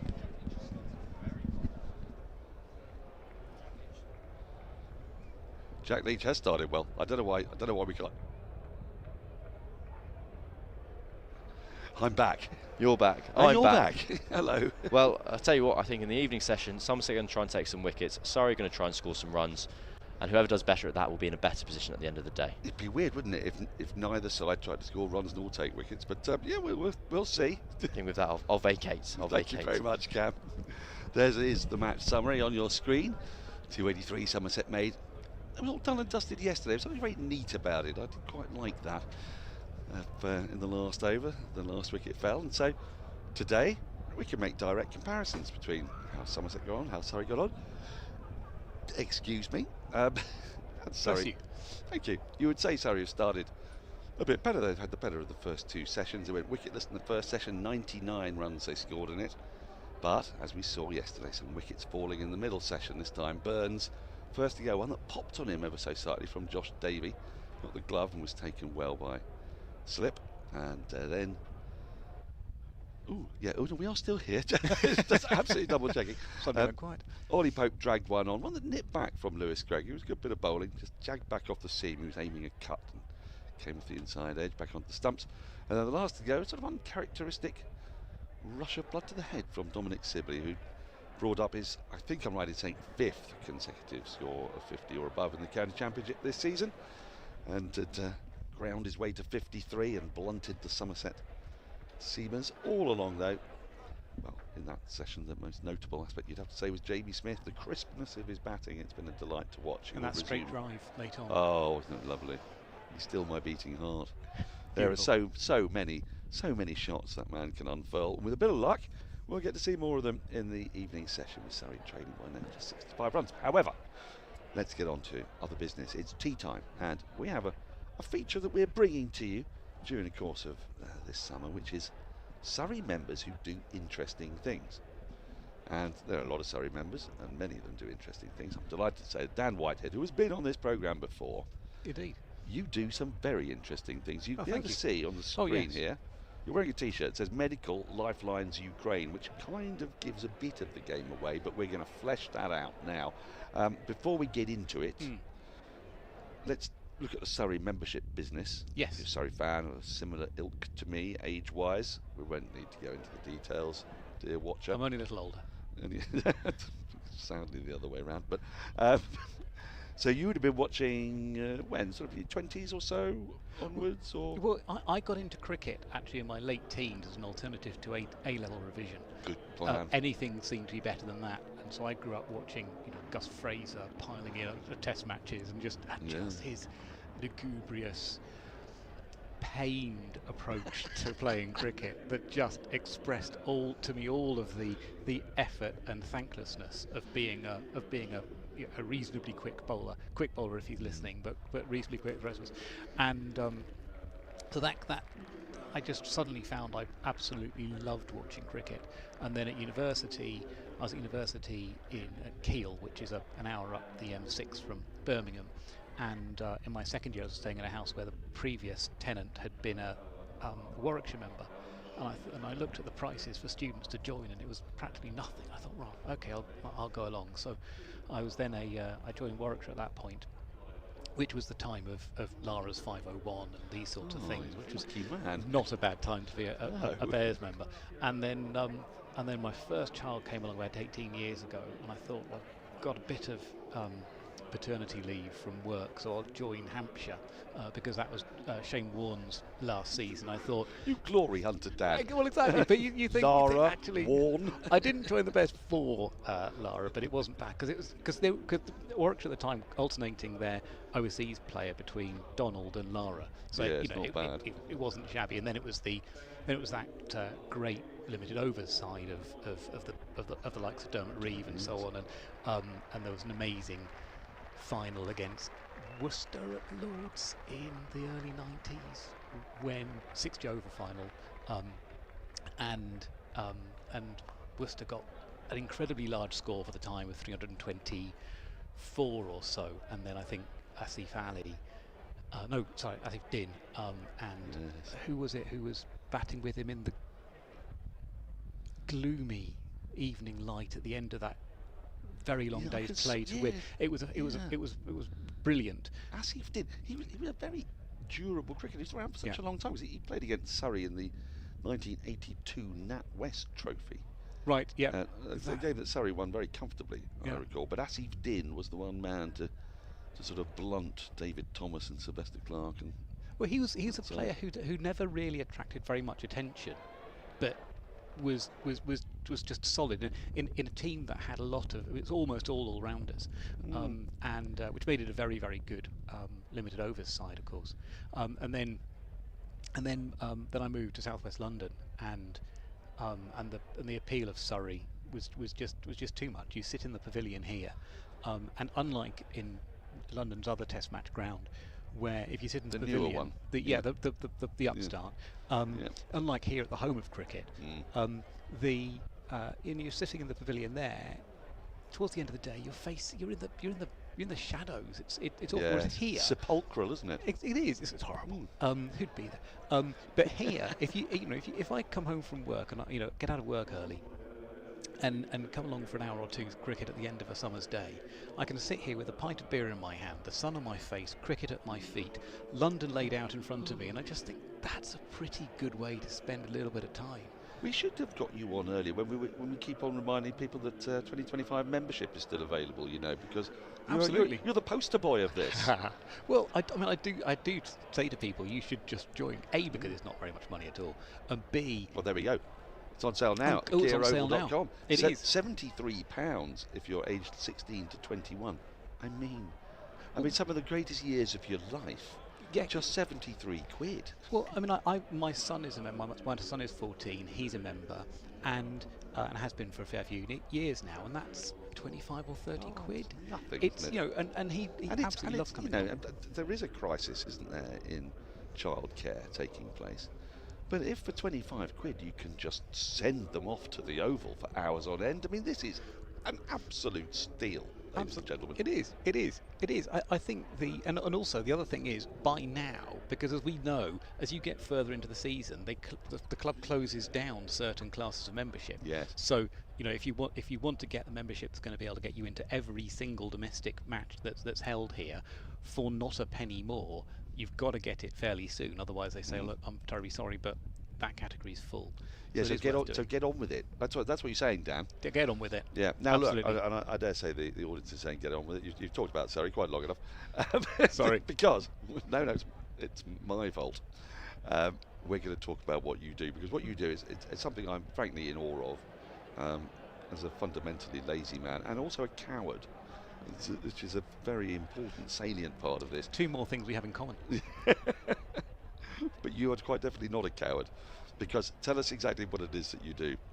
So Medical Lifelines Ukraine is an organisation that was set up by a near neighbour of mine, Aliya Arabayeva, the day after Russia's full-blown invasion of Ukraine in 2022. She heard of somebody locally who had bought an ambulance, filled it with aid and driven it out to Ukraine, and she thought, that's a very good idea, I should do the same. So she then sent out some messages on parents' WhatsApp groups and all the usual ways that you communicate with people. Quickly got enough money to buy an ambulance and fill it with aid, which is fantastic. Got the first one out. It can't be cheap, I wouldn't have thought. Well, it's a good question. We spend anything between about £3,000 and about £25,000 on an ambulance, depending on its capabilities, its age, and obviously the cheaper ones we end up spending more on. So, for example, one ambulance that we're hopefully sending out this month, we just worked out we need to put a new engine into it. That's £8,000. So you spend sort of £5,000-6,000 on an ambulance, and all of a sudden it's a £15,000 vehicle, which is a bit of a shock you don't need. So we spend we find out what is actually needed, and then we deliver what is actually needed to where it is needed. So we have a lot of contacts in Ukraine now. We've been doing this for 3 years. We've delivered 97 ambulances and other emergency services vehicles so far. So our next convoy, we deliver convoys of between 4 and 8 ambulances. So our next convoy. Oh, there we go. Here's one of so this is a convoy, is it? This is one of our convoys. And we're driving on the right, so we're in Europe. Yeah, this is actually in the outskirts of Lviv. This is actually in the middle of Kyiv. This is a very famous square. This is where the operation took place. If you look just behind the ambulances, you can see an area that's probably small flags. But we can tell the flags where it's a dead soldier. And it's a very intense part of Kyiv. Now, are you in there? I am there. So I'm sort of back row, middle, slightly to the left. So this is another of our convoys. Oh, so you are? Yes, I've just seen you. There I am indeed. So this is another of our convoys handing over in Lviv. We drive our convoys to Lviv and hand over there to local recipients, so the fire service, which is required to have ambulances, and hospitals and doctors and others who need the vehicles, obviously for their work and to save lives. This is one of our main contacts, a senior firefighter from an area of Ukraine called Mykolaiv, which is very much on the front line. Yes, it's a place name that we're familiar with, but all for all the wrong reasons, isn't it? Exactly. So he heads the fire and rescue service. The fire and rescue service do all the usual things you'd expect, putting out fires and so on and so forth, but they also respond to missile strikes. They're responsible for demining, and so he's lost a lot of men to Russian strikes. The Russians are actually targeting him and his colleagues because they save lives, and the Russians don't like that, so they do something called double tap strikes. So they'll send one missile in, and then they'll send a second missile in about 40 minutes later once the rescuers have arrived, to kill rescuers because it takes time to train them, and it's a way of inflicting more pain on the Ukrainian population. But which also is must pretty rather savage. dissuade people from going to be rescuers, because you sort of Yeah, go there and then you're expecting another strike. Exactly. The men and women who are signing up and being trained at the moment are exceptionally brave individuals, and they're the sort of exceptionally brave individuals who don't get the headlines, in a sense, because of it's not the classic work. Anyway, this shield that I'm being handed over is the classic Ukrainian trizub or trident, and that was that's hand carved in a large and rather heavy piece of wood by his men as a gesture of thanks. It's ornate, isn't it? It is, yeah. It is actually a beautiful thing. I was wondering as I was holding this, as he handed it to me in Lviv, how I was going to get it back on Ryanair. Because of course, I suppose you drive out there and then Yes. then you fly back. Exactly. So we donate the vehicles and all the aid that's inside them, and then we head back to Poland and fly back from there. Because there's obviously no way of flying into Ukraine. I mean, Correct. All airspace. airspace is closed. Yeah. And so the people you can see in these photographs, committee members. So Elia's there, second from the right, for example, but also our drivers. So our drivers are our volunteer fundraiser drivers. So they each volunteer to drive out, but they have to fundraise too, and they have a very stiff fundraising target, which is about £7,000. But it's that money that we then use to buy ambulances and the aid that goes inside. So without those people, we can't do anything. And in this group, there's also there's people from various different countries. There's Americans there as well as Brits. And a Welshman as well, I see, which is great. So we've got, as well as a number of our recipients, you can see the firemen. If you're particularly sharp-eyed, you can see the firemen in there. We've got colleagues. There's a whole operation involved in what we do. So there's not only buying the vehicles, fixing them. So we have Mark Whitfield in this photograph, who's our mechanic. Mike Pitney, who's our convoy leader, he's been delivering vehicles to Ukraine for 14-15 years, and initially in his role with the fire service in the UK, and he's our convoy leader. So there's very little he doesn't know about driving across Europe to Ukraine in a convoy. There's Jamilia Kumanbayeva, who she's part of what we call our dream team, along with Maria Bocharova, who isn't in that photograph now, a committee member, who are people who put a lot of effort. There's a lot of admin documentation that needs to be. People are rightly concerned about corruption in Ukraine, and there's a whole system in Ukraine to stamp that out. But what that means is it's incredibly difficult to comply with, and if you don't comply with it, you can't get into Ukraine. So you think you're going to get there with a whole lot of aid, and they're going to say, "Oh, wonderful, welcome, please come in." In fact, they say, "Where's your documentation? Why isn't this stamp correct?" And these sorts of things, which is a bit dramatic. One of the people in this photograph, and I won't indicate who he is, just because he hasn't told me I can, was the mayor of a town in southern Ukraine who led the civilian armed resistance to Russia in the early days of the war. They had a power station very close to where they were, and when the Russians started shelling it, they stopped fighting. He was taken captive, held by the Russians, tortured for a period of time before his release.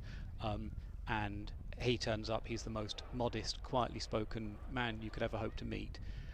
Absolutely lovely guy, tells you absolutely nothing of his story whatsoever, and then eventually you find out through the grapevine a little bit about him, and you think, wow, what a phenomenal person.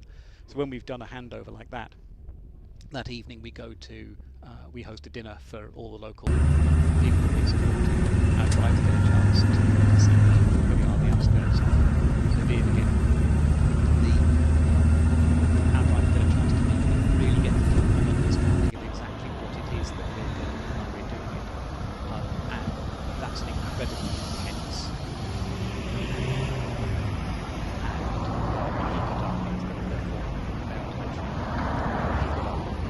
saying, I think that's what it's taught me, is that it's okay for men to be emotional, and everyone's just, I mean, you can't get through that evening without crying. How do you manage to contain your rage? Because, you know, you've been to and from Ukraine, and your life has changed as a result of this war happening. Yeah. And for you, I'm sure there is absolutely no doubt about who the aggressor is, and it's a very black and white situation. Yeah. And yet you see Ukraine being just talked about by other world leaders as if it's, you know, they'll sort this out, doesn't really matter what Ukraine wants. Does this all enrage you as well? I mean, it could just add to the enragement. But you seem such an equable character. I don't quite know how you manage to cope with all of that. Thank you. No, I think it doesn't enrage me. It mystifies me. I'm a big believer. I decided I would set myself a challenge years ago, that if I don't like something, I have two alternatives, and only two. One is to do something about it, and the other is to shut up. And because I used to wind myself up by moaning about things and doing nothing about it. Now, moaning about something for, you know, a little bit is fine. It's therapeutic, and you know, we all do it, absolutely. But there's a point at which you have to do something about something that's going wrong, or shut up about it. And I can't do anything about what a lot of people think. I can provide them with facts. You know, I can say, you know, look at what the Russians have done in Sumy, look at what they did in Kyiv this week, look at the ambulances that they hunt with drones in places like Kherson and Kharkiv. Look at the bus they bombed this week, and if you look at the photographs, you go onto the BBC, look at the photographs of the bus that they bombed. You can see in one of the photographs there's a characteristic opening in the roof, which is where probably a mortar round has been dropped through by a drone. That bus was simply hunted by the Russian military with drones. They destroy ambulances. They destroy roughly 200 ambulances a year in Ukraine, which is, you know, one of the reasons that the Ukrainians need these replaced. And what I should say, because people have, the teams are massing on the boundary. They are assembling, yeah, they are. I'm afraid they'll do that. They'll gather. Exactly. What I haven't been able to say yet is, if you'd like to find out more about what we're doing, Google Medical Lifelines Ukraine, or go to medicallifelines.org. I think it's .org, could be .org.uk. Because people can help without actually having to. You don't have to drive all the way to Ukraine, all of you. Some will, but you don't have to get involved that way, do you? Exactly. So if you want to email me, ambulance2ukraine the digit 2, ambulance2ukraine @gmail.com. I'm on Twitter, or X, at Daniel Whitehead. And if you'd like to fund any of what we're doing, which would be absolutely wonderful, please do get in touch. Or you can go on to Just Giving, look for me, or type in Medical Lifelines Ukraine, or go justgiving.com, then /page/Ukraine, and you'll find us. And do you sort of ask for certain things, you know, because you're talking about the supplies that you give, and you've obviously you're getting your steer from people within Ukraine and the shortages that they have, and you're trying to fill those. Is there the option to sort of donate some of the supplies that are required as well, or is it really you take the money and then you buy the supplies? It's more the latter. We have done the former. It becomes incredibly difficult because our model is to find out what is needed and then supply what is needed.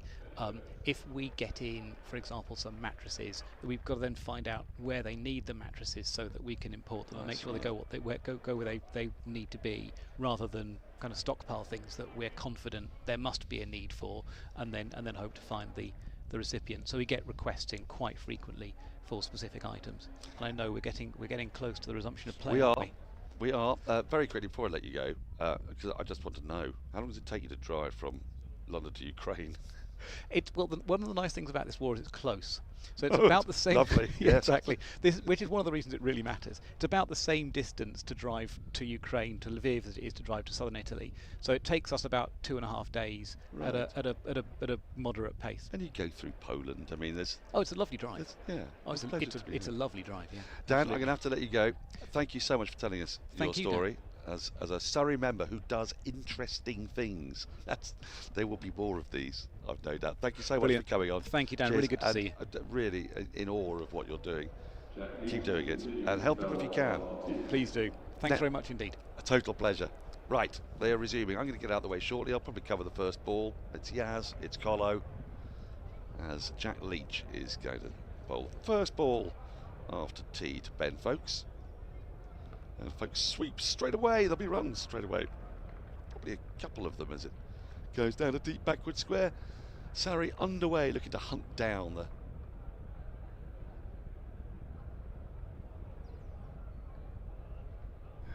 first hunt ball. down, sorry, the 63 runs they need to draw level and then beyond, because they're going to want a nice lead if they can before bowling again at Somerset sometime tomorrow, you'd imagine. Yes.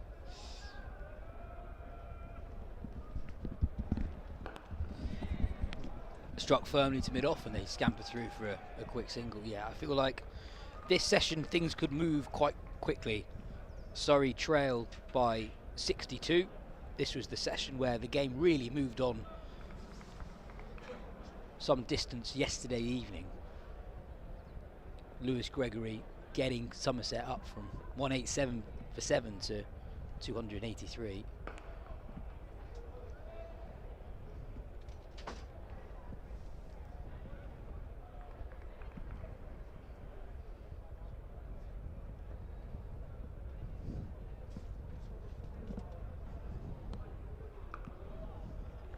Steady start this after tea from Jack Leach. Adam Collins is Hello. on my side. Yes, I feel like I was banging on about Jack Leach bowling in the first half an hour after lunch, I think. Driven firmly again by Jamie Smith, picks up one. He bowled that standard one over before lunch, and I was kind of like, well, got the test bowler in your side, and so on. And it took until well, he struck when the score was on 188. So they were within double digits of the first innings tally before he got his second over. Oh, that's a ripper from Jack Leach. Spin sharply away from Ben Folkes. And he's a wicket-taking bowler who has the ability to change the direction or the course of the day. So they've been willing to let the score get out to a point where Surrey were broadly in control of the day. So they would have been 180 something for 2 when he got back on. It just strikes me as now he hasn't got loads of runs to play with when it comes to a first innings lead or shifting the course of the game. Yeah, he might run through them here, that's entirely possible, but it felt like there was a window there where Leach could have played a role and they elected not to take it, and upon entering the attack it took him a few balls at Sibley before he ran past one. So yeah, I think that was in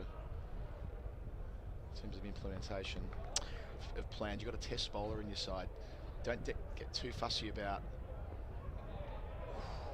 there from Lemmonby. Don't get too fussy about, oh well, we must give the seamers all a second and a third spell before we turn the spin. Use the cards you've been dealt and use the cards that you've got.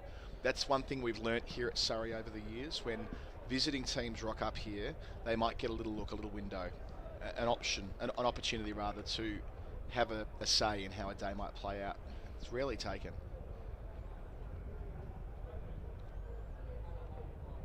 Bit of width, and Jamie Smith cuts that in front of square on the offside. He'll pick up one, moves on to 49. Yeah, we've not seen loads of spin bowled in the game, but we have seen a couple of balls really turn off the pitch. There was one ball from Dan Lawrence in his first over yesterday to Tom Lambie that spun sharply and narrowly missed Lambie's outside. There's that delivery there from Jack Leach that we saw in the last over. Lambie into Folkes. I like that Somerset have started this session with Lambie bowling, because his last over before tea was really interesting. He had Jamie Smith in all sorts of bother with, I think there were 2, maybe even 3 genuine plays and misses. There's one ball that only just went over Tom Abel's head at backward point. What was quite interesting is that he was able to swing the ball both ways, and the type of delivery we don't actually see that often is a left arm bowler bowling to a right-handed batter and swinging the ball away from them. And that's what he did to Jamie Smith a couple of times. And very, very nearly had the Surrey and England man out. Smith looking to be aggressive, even though it was the last over before the interval. So yeah, a good option I think from Somerset. He bowls a lot in short form cricket, of course. Lammonby is a nice swing man for Somerset.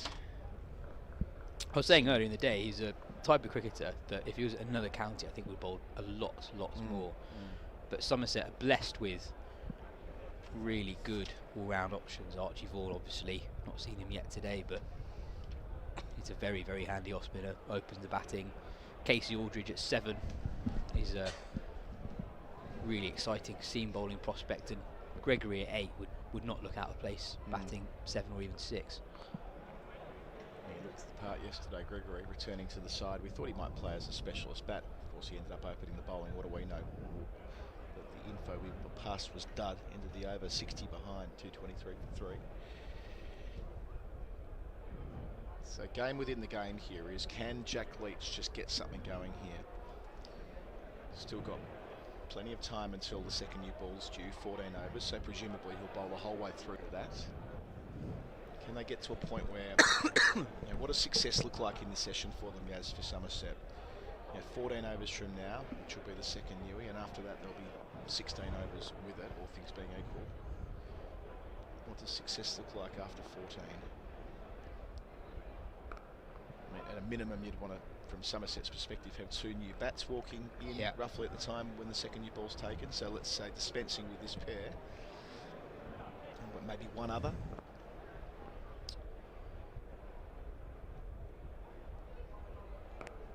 Yeah, I think even from this position where Surrey are clearly ahead in the game, you get a couple now with the new ball not too far away. You can have realistic aspirations to basically turning this game into a 1 innings fight.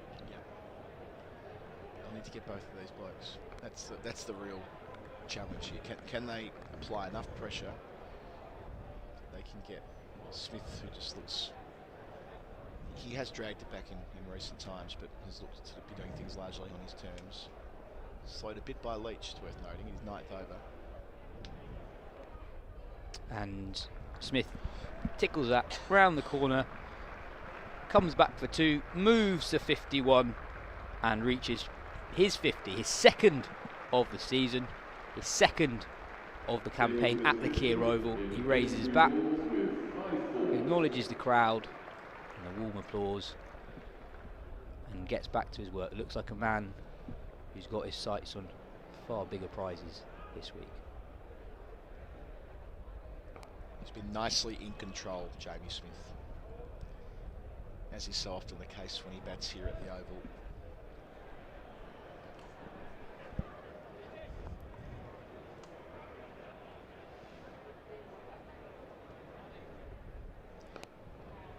The end of the 67th over, very tidy over that from Jack Leach, played very respectfully in turn from Jamie Smith. Sorry, now 225 for 3. So when Smith walks out, they've lost 2 wickets in a few overs, Burns and Pope, which isn't to suggest there was anything bigger brewing, but if Smith doesn't change the vibe there, then it might have been a different session, but he scampered out to sort of run a ball 20 odd. That thing that Joe Reed does so well, you look up and you're like, oh, hang on, he's managed to find enough gaps to turn the board over and get moving. He wasn't pinned down at all, so that pressure couldn't be built upon after the 2 wickets. Yeah, 100%. On to your earlier question about where this session could go, the other side of it is that from a Surrey point of view, they could get really quite far ahead in this game. There's 28.5 overs left. They've got real stroke players. You know what Jamie Smith can do. Dan Lawrence, Jordan Clark, Ryan Patel, Gus Atkinson with the Test 100, probably carded it to come in at number 9.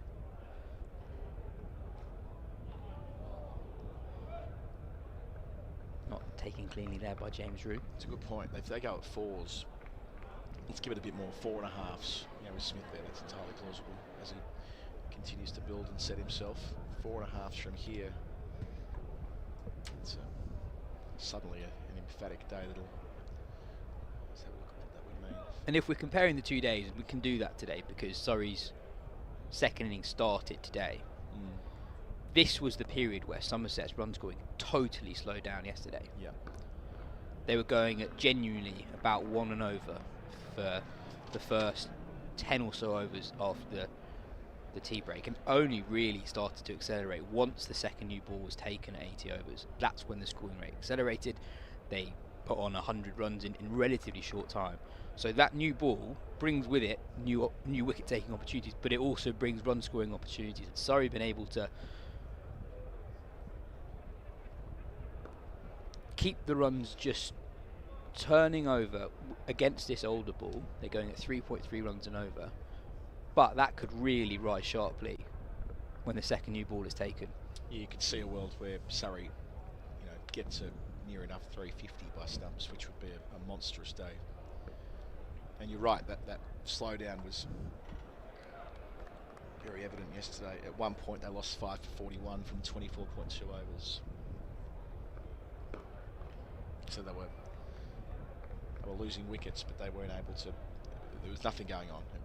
The game was, for the better part of a session, only one thing was happening. It was Surrey taking wickets. Yeah, there were times where we weren't quite sure what Somerset were doing, and I think we actually should have given more credit to Surrey's bowlers for giving so few run-scoring opportunities. But also, it really seemed that with that softer old ball, it was very, very hard to score. Lambie beats Smith again.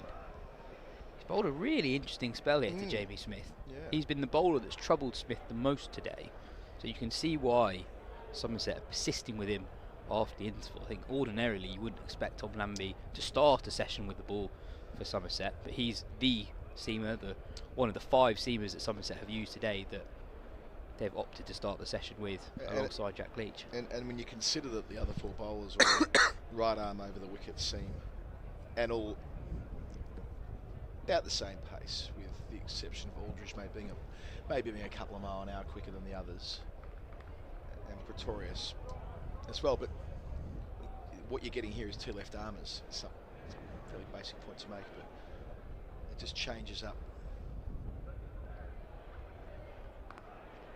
That's a really nice shot from Ben Folkes. Rocks onto his back foot, gives himself a little bit of room to engineer that ball through the vacant point region. It's a pretty compact offside field, 4 men in on the offside, but Folkes is able to find the gap. Not a lot of width, not a lot wrong with that delivery from Jack Leach, but a really good bit of cricket from Folkes. Yeah, quick feet, which is a real trademark of Folkes as a batter.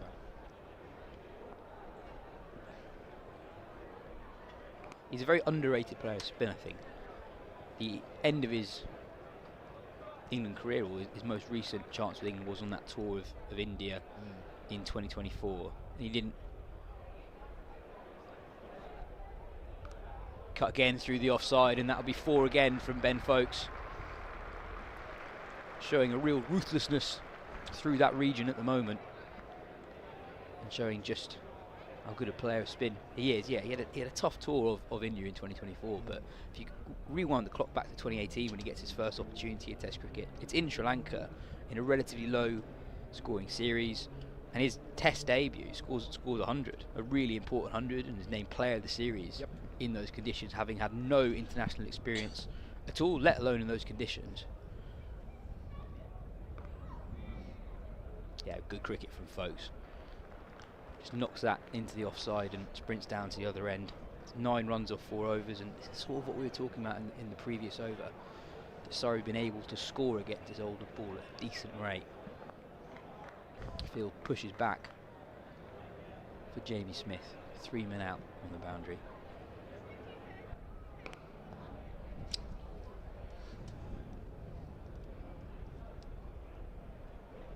Folks' story as it's evolved, and he's been quite candid in how he sees his place now in the pecking order as it relates to England. But he can be very proud of what he's done in England colours. Ends the over here to 35-3, so they've been able to add 17 runs in not as many minutes as that since tea. It's that he will think about the way he's kept away from home, which has been exceptional, the role he played in 2022 and the revamp of English cricket, the player of the match performance at Manchester against South Africa, remembering that England lost that first test of the South Africa series and they were on the ropes. They were 4 for not many on day one at Manchester, albeit having bowled out South Africa. But if Folks doesn't make a contribution there, it's a key moment in that original Brendan McCullum Stokes summer. It's easily forgotten. It's remembered that they won 5 of 6 test matches. What's forgotten is that if Manchester goes off the rails at that point, and if England are 2-0 down, they've lost a series in straight sets, the entire orthodoxy that McCullum and Stokes were implementing, it wouldn't have been anywhere near as I'm trying to think of how it would have been received. Had they been 2-0 down, it would have been panic stations. 100%. And Folks was instrumental to that comeback as a player of the match, brilliant 100, and had unfortunate to miss the opportunity in the 23 Ashes. I still think that was a misstep. The way in which Bairstow was parachuted back into the team. Totally understandably, given what he did in 22. Exactly. Yes, but the other side of it was that what he was after the broken leg. And he wasn't the same keeper. Clearly not. I mean, there are a number of examples in those first 2 test matches. And yet, he pongos them for 99 at Old Trafford, and that's very exciting. I was as excited as anyone as Bairstow was smashing by that stage, very tired Australian attack all over the place. But when it was there to be won early on in the series, it was his keeping that was that stood out, unfortunately, for Johnny. And the margins were especially fine in those first 2 test matches. I'd even go back, you mentioned Folks' 100 at Old Trafford that summer. Go back to the first test. Lords. Absolutely, the 50 odd he made there. That last day, when Folks comes to the crease on the penultimate evening, that game is seriously in the balance. Oh, it was drifting rapidly away from England. Yeah, Root was still there, and you'll have the card nearby. But when Stokes was out, we didn't really understand the innings at the time. We're like, what on earth is going on here? He's charging at everything, trying to slog whatever he can get his hands on. We didn't realise that they'd made a decision to shift up their cricket to that point. That was not telegraphed in the pre-series chat that they would go out and try and score at 5 and over. That became apparent later in the New Zealand series. But I mean, when Stokes is dismissed and when Folks walks in, you are. I mean, if you're windissing it, New Zealand should be winning the test. Yeah, 100%. So England were 159 for 5, chasing 277. Yeah. Go back 3 years. Teams don't chase targets in excess of 250 that regularly. I know that's actually been one of the real success points of the McCullum-Stokes era. Is England have had some amazing chases and historically unprecedented at times chases. So yeah, Folks comes to the crease with England 159 for 5. It's a tail end of Matt Potts, Stuart Broad, James Anderson and Matt Parkinson. There's not a lot of batting beneath them in the order. Yeah, Parkinson on debut and Potts on debut. Potts on debut, absolutely. And Folks only ends up on 32 not out. But he is at the crease for pretty much 2.5 hours and is the perfect foil to Joe Root, who scores 150 not out, gets England over the line, and that's really where the momentum of the Stokes and McCullum era started.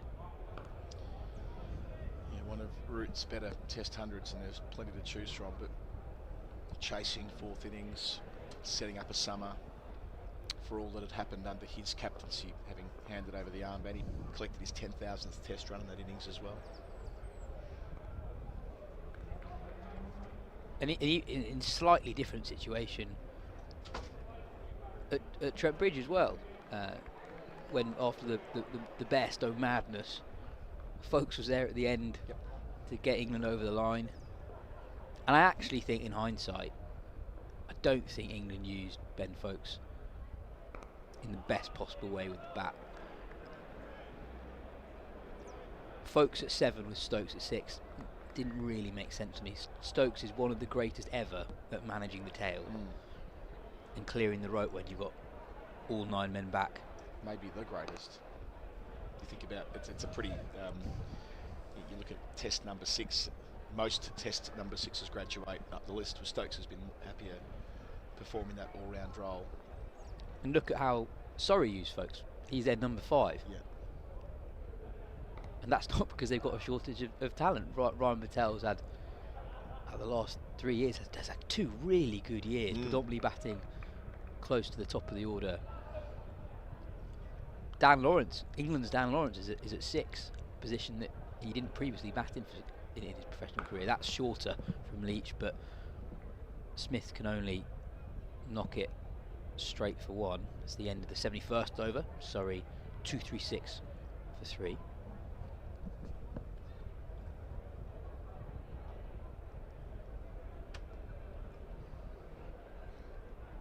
Also played an important innings, didn't he, in Hyderabad when Ollie Pope was in the middle of his worldling. Folks got to 50 there as well, and that was when England got behind in a test match and needed everything to go right. He was part of that rearguard effort.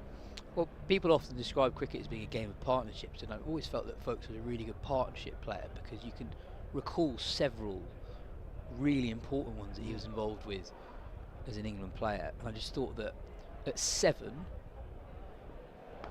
Smith uses his feet, an authoritative shot towards mid-on, doesn't quite get hold of it as he'd have liked to. But I feel like Folkes, had he batted higher up in the order, would have been given more opportunities to show what a good batter he is. You know, this is a guy who's averaged 40 for the majority of his professional career. Smith uses his feet again and cuts it firmly to the man at deep point. It was better than a cut. That was straight bat. That's the shot that Root plays so well, where he angles it with the straight bat past point. But that's just it's a sound that makes out the middle of his blade. It's such a striking part of Smith's game. He got on that roll last year here and playing across towards the Archbishop Tennyson School across the square, and he was belting balls into the JM Vin stand towards the end of that 150 man of the match performance, and the sounds were persuasive off the bat and into the seats. Left alone by Folkes is another one that swung away from the right-hander and swung late. Awkward gather for Roux. Just to round out that Folkes conversation, from my perspective, they never shied away from saying that Folkes was a big part of their plan in 2022. Like, yeah, you can retrofit public comments. We all do. When something goes right, you can make it sound like it was all part of the plan from the outset. But let's give them the benefit of the doubt and say that it was. That Folkes at 7, I think from memory it was described as something like a pressure valve or something like that. That he would be the kind of guy who could provide support if they were struggling. Stokes said that we're not a team at the moment that can afford to leave out world-class players, in reference to Ben Folkes. Yeah, right. So and the idea, and again, they said it fairly openly, they were going to continue to keep batting at a very high run rate, and they would do so safe in the knowledge that they had a very confident number 7 who was not going to bat at the same tempo, right? So that's 2022, which will go down as one of the most interesting years in English Test cricket history, right? What they did at home, in the context of what happened immediately before it, what they do at home, the run rate they go at, the way they win in Pakistan, the whole thing is compelling, right? Yet somewhere between winning in Pakistan and rocking up for the first test against Australia, and indeed the test before against Ireland, but the Ashes being the main game, for no obvious reason other than a selection squeeze into the over 237 for 3. The only thing that changed was there was a selection squeeze. So the plan didn't need to change because of that. You're jumping off, are you? I am jumping off. The final thing I'll say on that go on. is there was a clue in that Pakistan trip how they viewed Folkes. In this first test match, Folkes doesn't play because of illness. Second test match, he's available but isn't selected, and Ollie Pope retains the gloves. Right, there was always a feeling that he was never quite completely first choice, even when he was playing well. Anyway, more thoughts from Adam Collins, and Dan Norcross is going to come in and take my seat. Thank you. I enjoyed that, Yas. We'll hear from you later in the session as Daniel and I brought back.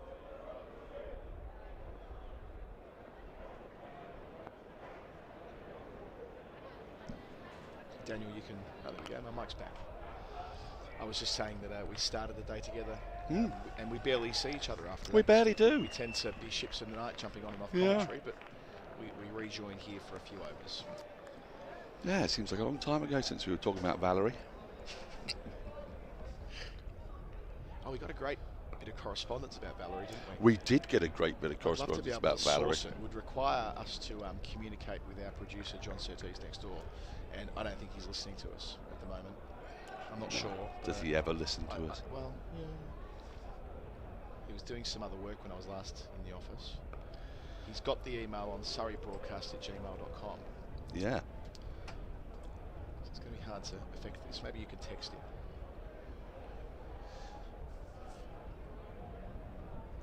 I will do in a moment, but I have to bring you news. Ooh, okay. I like news. Well, I say news. Had a very illuminating chat with Dan Whitehead, a very brave man who drives ambulances in his, I say spare time, it's not in his spare time, he has no time. Drives ambulances to Ukraine, filled with supplies.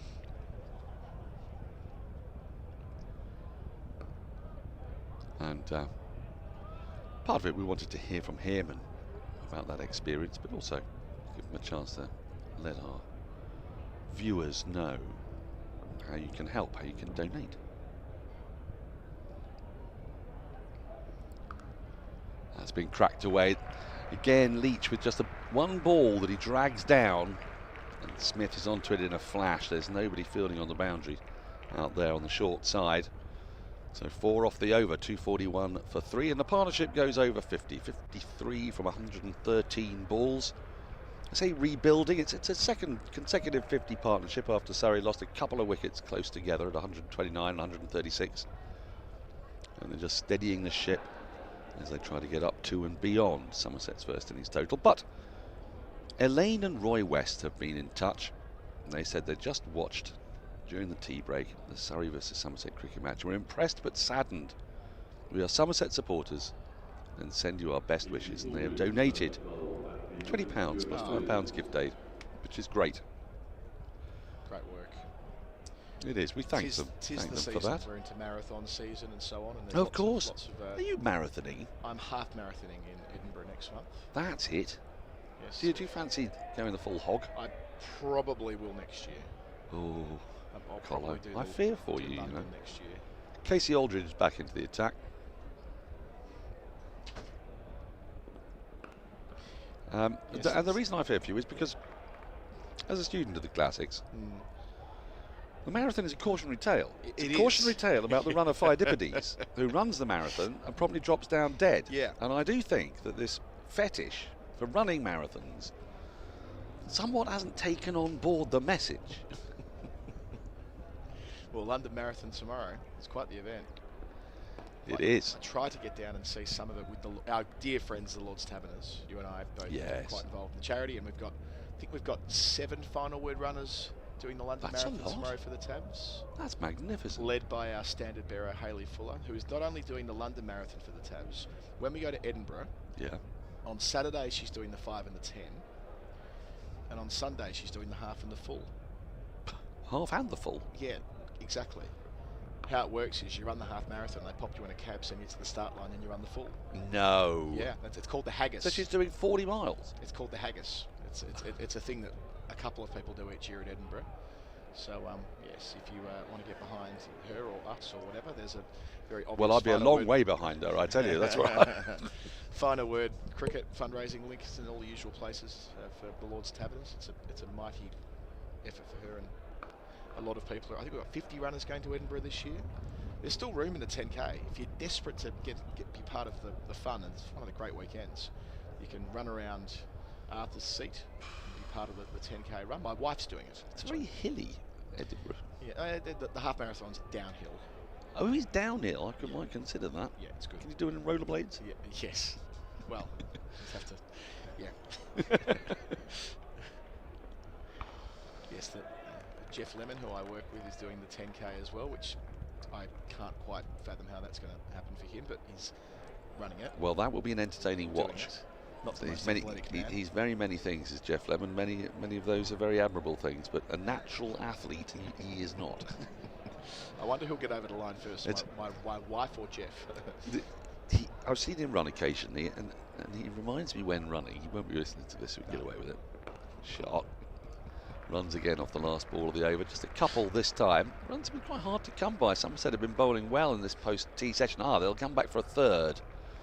That is good running from folks at the end of the 74th over. 6 more until a new ball's available. 2:44 for 3. You remember those? You know those slightly inflatable weird men that are outside garages on the continent often. Yes. Jeff Lemon running. Good. 2:44 for 3. Now, a new ball.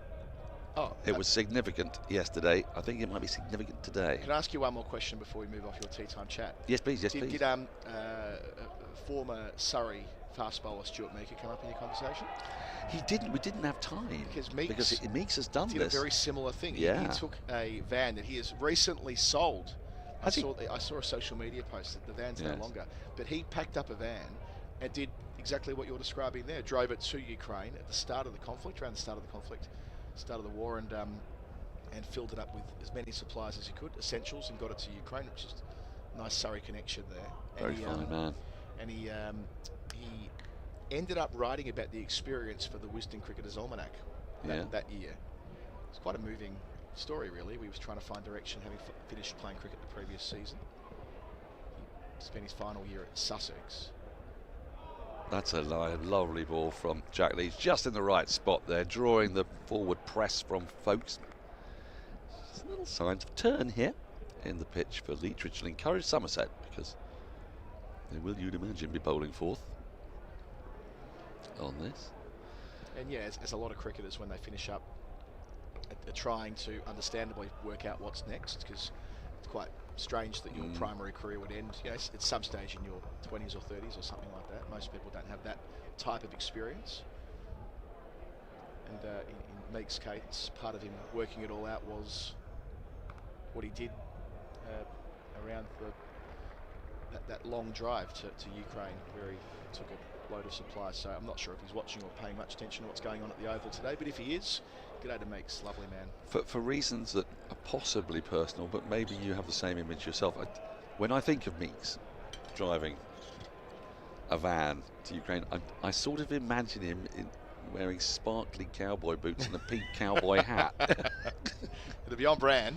It would be very much on brand. Yeah, it would be on brand. Loved working with him. He was great fun. Yeah, we did have some fun when we were doing some radio together a couple of summers ago, during that first baseball summer that we were only just discussing before you jumped on. Now then, another single for Surrey, but Somerset have done well here. There was a danger that Surrey could have got up to Somerset's total before the new ball came, and I think they've just squeezed well enough. Hasn't been quite the squeeze that Surrey managed yesterday post-tea,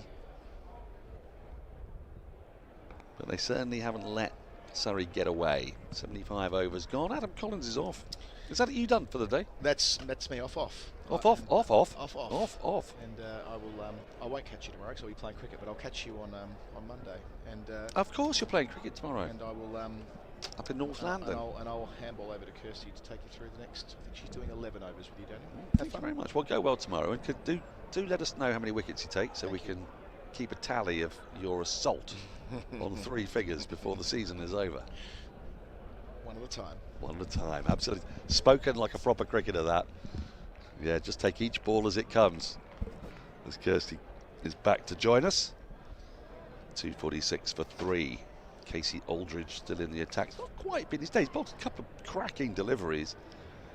Problem for Aldridge today is he hasn't quite been able to just maintain the pressure. He's bowled a lot of wicket-taking deliveries that haven't quite found the edge. Now then, he might have got his wicket here. It's gone up in the air. Gregory underneath it takes the catch. And there you go. It certainly wasn't his best ball. But Smith, who'd had enough of keeping himself in check, looked to wallop the ball into the SSE Energy Solutions stand, and instead skied it, top-edged it. Well judged catch from Lewis Gregory, and that is exactly what Somerset needed. They wanted a wicket before a second new ball becomes available, and that will force a rethink again from Surrey. Jamie Smith goes for 58. Frustrating knock, because he started in such terrific nick.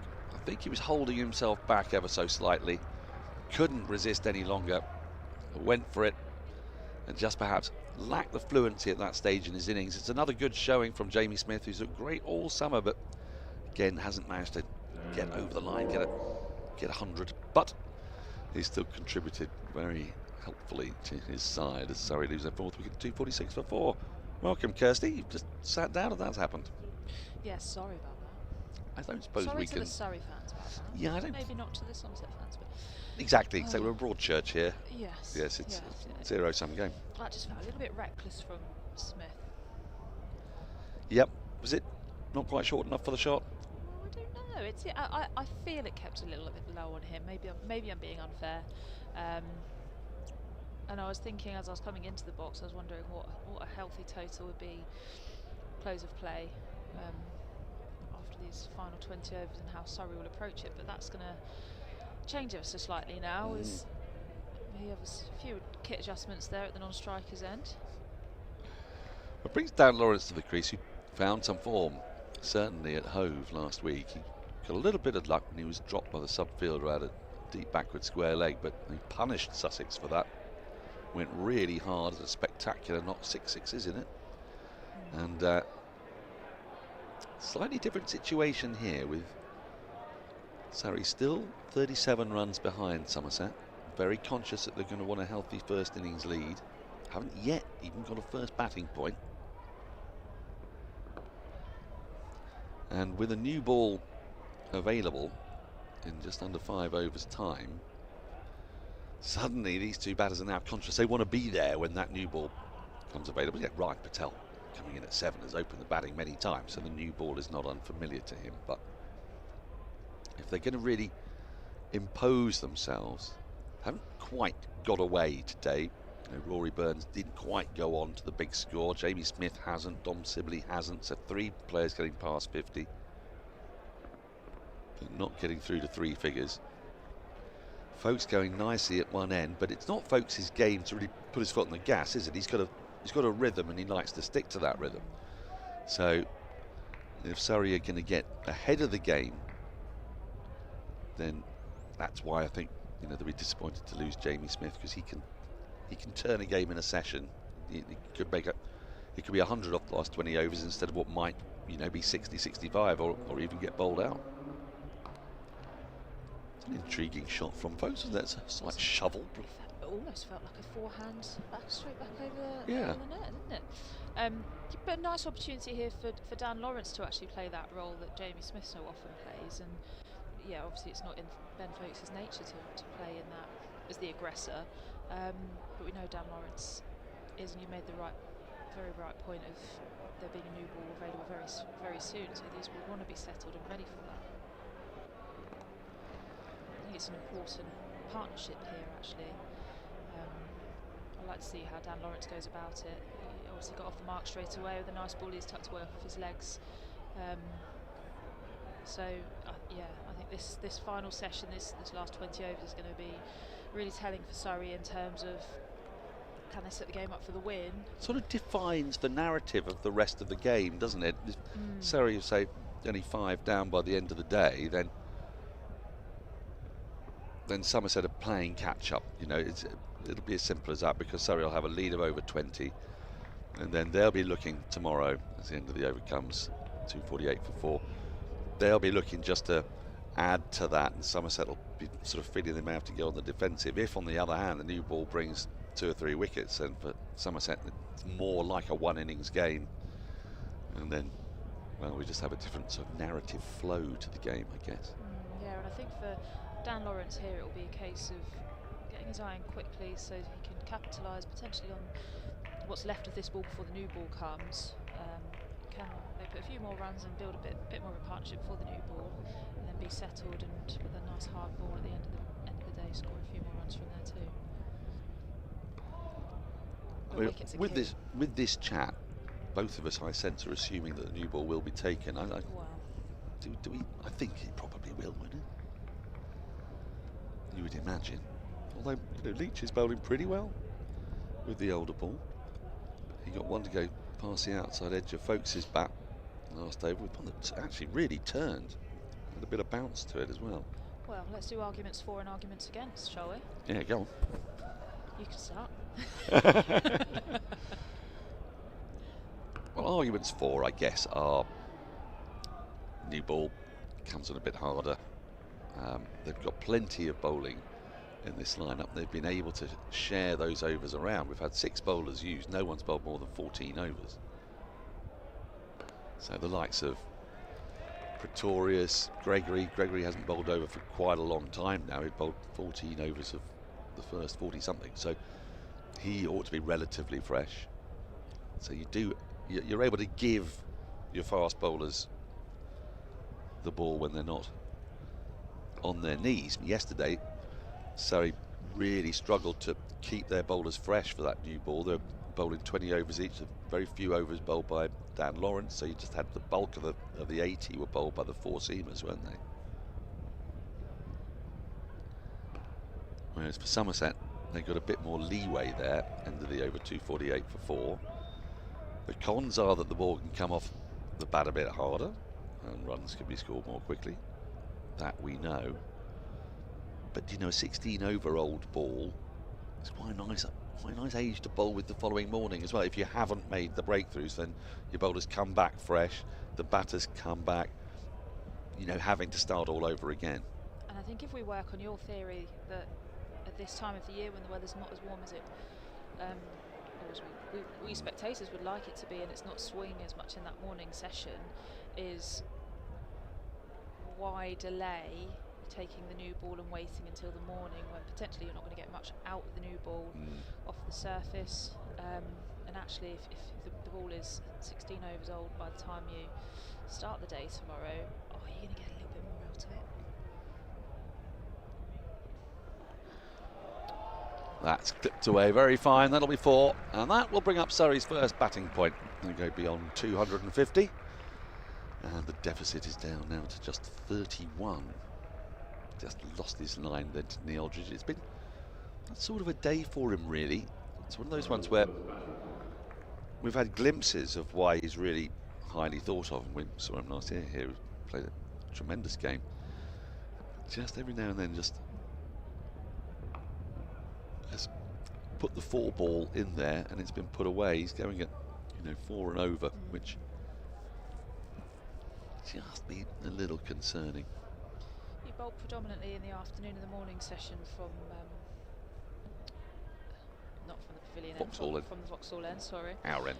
Our end, yeah. And had some really lovely carry through towards the pavilion end, so maybe it's just adapting to that change in ends. But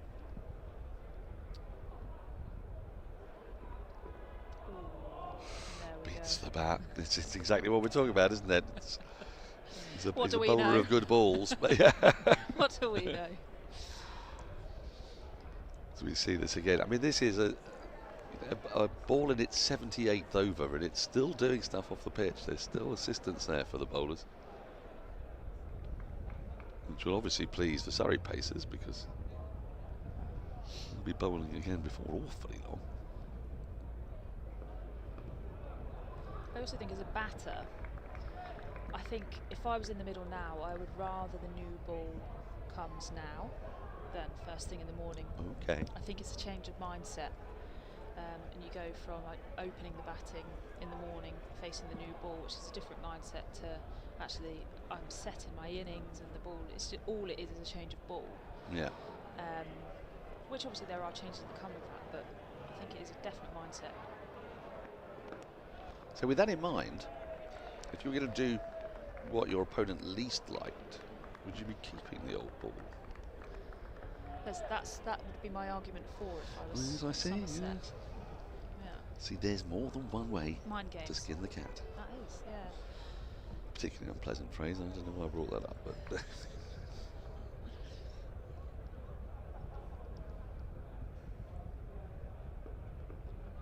Oh, strange shot that from Lawrence, wasn't it? Oh, yeah. Was it a leave?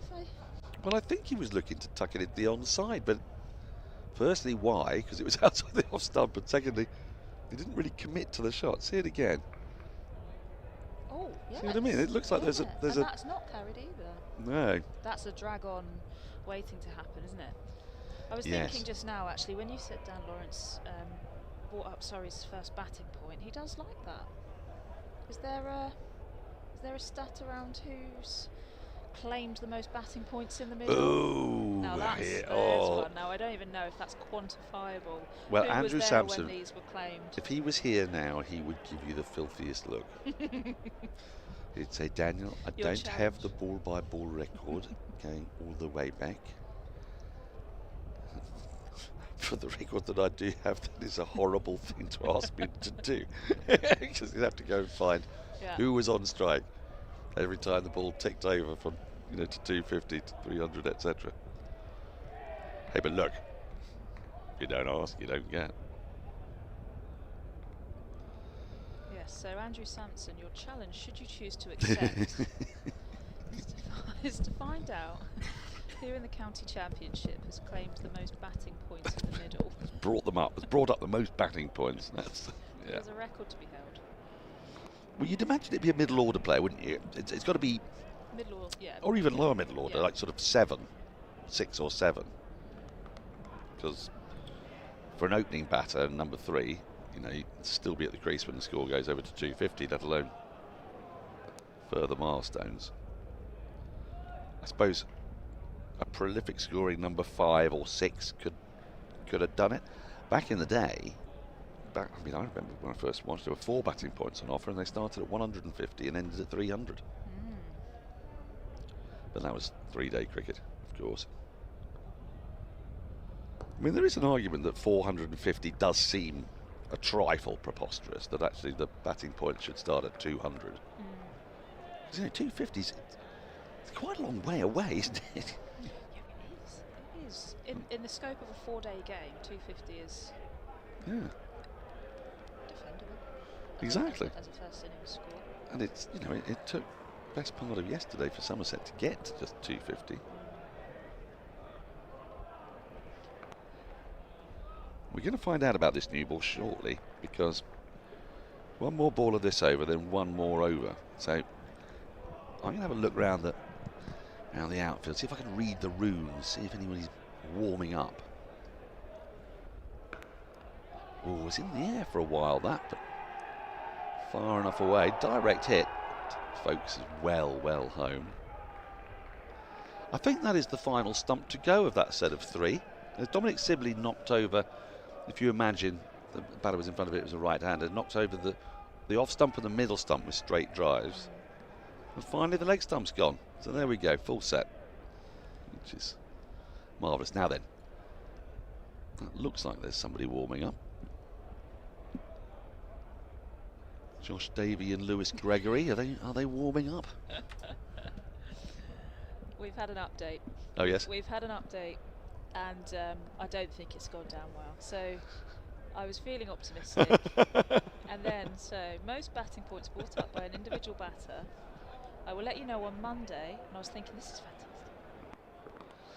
On Monday, the 21st of May, 2029. Yes, that is as close to a no as you'll get from an Andrew Sampson. That. It's not a no. Yeah, it's not an out and out no. Just not it's an impending snap. It's hopefully Kirstie will have forgotten. I'm going to put a note on my calendar. Actually, do that. Now, wide is signalled for above head height. They've scampered through for 1 as well. So it's another couple of runs, which takes the score up to 258. The deficit now just 25. I've spoken earlier about the distinct lack of short balls actually that Somerset have bowled, but that probably accounts for 4 short balls. It's that short. Yes, it's been a bit of a bugbear of yours today, isn't it? I don't know if it's been a bugbear. A bafflement? Yeah. A surprise? Yeah. I mean, if there's not express pace on offer, however, I just think it's a really good attacking option. Just, lets the batters know that. Yeah. Just, and it mixes it up a bit, doesn't it? Yeah. That's the other part of it. So just keep you honest. Yeah, but it's a long season and backs do need to be looked after. I appreciate that. It's a funny thing, though. A lot of it is about a bowler's natural length, isn't it? I may have mentioned this on air before, but talking to Wasim Akram, he always used to say that he found the shorter ball easier to bowl than the fuller ball, because just the way he bowled, if you can sort of visualise, he used to small steps, small steps, and a fair bit of shoulder in his action, I guess. So he used to find that he had to strain a bit actually to bowl the fuller ball, which is slightly counterintuitive, because for most people you say, oh, he's bending his back, and that's going to take it out of him, bowling short ball after short ball. So I suppose all bowlers have a slightly different natural length, don't they? Yeah, that is true. One bowler in the women's game who I always knew she was going to bowl a short ball or a bumper at you was Alice Davison-Richards. Oh, really? Yeah. She would really hike back. And Alice has got a bit of a capacity to snarl as well. So would you get a little tell from the snarl, perhaps? Yeah. Her face doesn't hide much. No. I imagine she's a terrible poker player. I would imagine she is. Yeah. But she's got a cracking slower ball bouncer. That's taken many a wicket. I bet those are, frankly, deceitful.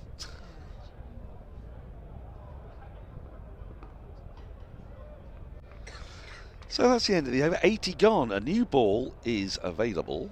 Will it be taken? We shall see very shortly. 2:59 for 4. The deficit now just 24. T20 cricket is coming to the Kia Oval. There is Alice Davison-Richards. She's not snarling in that photo, but she will be featuring, I'm pretty sure, she'll be selected for that double header against Hampshire on Thursday the 5th of June. Get down here. We've got a whole raft of T20 games at the Kia Oval. Really looking forward to them.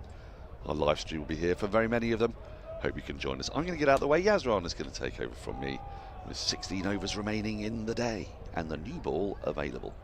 And I think taken, Yas. Yeah, taken. Change of bowling at box 11. With the new it's all changed. Change in the commentary box. Change of bowler for Somerset and a new ball being taken. A change of bowler, of course, powered by SSE Energy Solutions. Build a sustainable future. Take action to protect the environment for generations to come. Yesterday, this was the period of the game where everything sped up a little bit. There was slow progress for Somerset with the old ball when Surrey were bowling, but then with an extra hardness, really, which I guess is quite a hard thing to get across when you're watching cricket from a distance. Just how much the ball actually just feels different when it's old. Oh, and an early moment straight away from Josh Davey, beating Folkes' outside edge. Yeah, and one way to get a sense of the change in ball and how hard it is actually, if you're watching or listening at home, is you can audibly hear the impact and the way it sounds off the bat. It's a much fuller sound, I'd say, off the bat, particularly with the new ball. So if that comes through on the sound, it's worth just having a listen.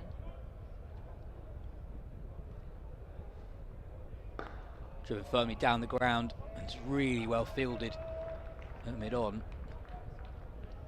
Yeah, from a batting point of view, is it sometimes harder to generate energy on the ball when the ball is older and a bit softer? I wouldn't say it's harder, I think the more you move into your innings, I think obviously you have a little bit more fluency and your timing becomes a little bit better.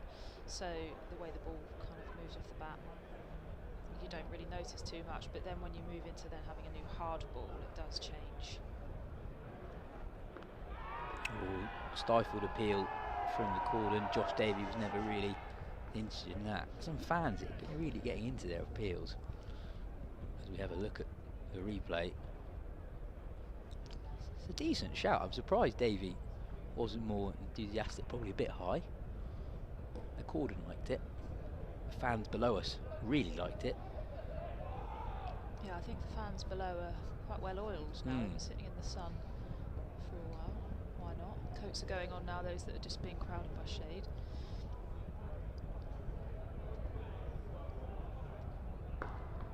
Driven again from folks, but Davey collects nicely off his own bowling.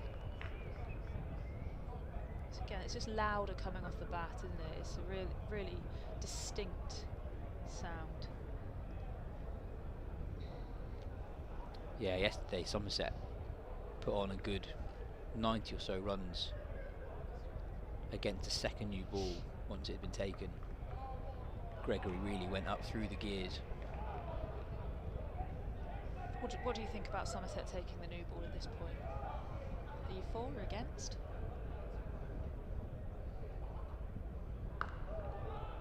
It's a good question. I genuinely think you take it. Yeah. I think where Somerset are in the game, they're behind in the game, and really their wickets have come, their last 2 wickets, if you think of how, well, not necessarily the last 2, but if you think about how Jamie Smith fell, how Dom Sibley fell, they were moments that Surrey sort of gave them an opportunity to take a wicket that perhaps wasn't entirely created by the bowlers, and I think that they hadn't created too many wicket-taking opportunities, and given where Surrey are at the moment, trailing just by 24, Folks knocks that to the man at deep backward point. He takes a single. Score moves to 260 for 4 after 81 overs. Yeah, I think that they now only trail by 23 runs, and with 15 overs remaining today, they're in real danger of letting the game drift away from them.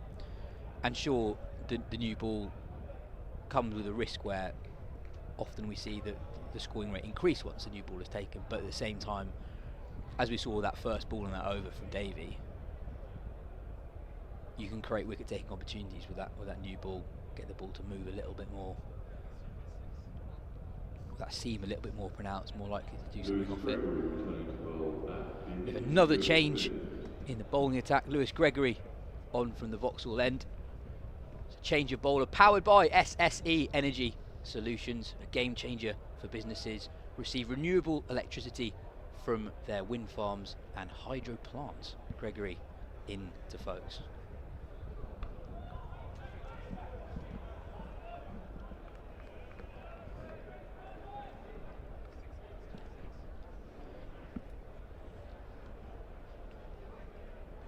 I'd say a genuine edge. I think folks controlled it quite nicely down to third, but there certainly was a big thick outside edge there. That new ball doing a little bit of something. Yeah, and sorry, they're not just 4 wickets down, it's 4 wickets down with a really stacked batting lineup. Still have obviously these two, but Ryan Patel, Jordan Clark, Gus Atkinson with a test 100 to his name, possibly coming in at 9. Oh, that's a lovely delivery from Gregory, just held its line. Lawrence pressing forward, covering his stumps very, very near. Outside edging it, actually, yeah, that one swung away from Lawrence late. I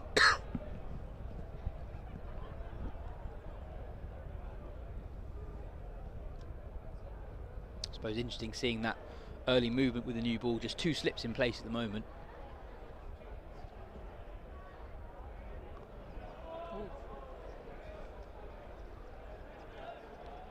It just feels like life's just become a little bit more difficult for the batters since that new ball was taken.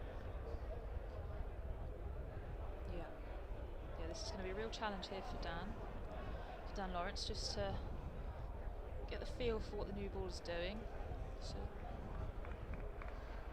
14 overs left in the day.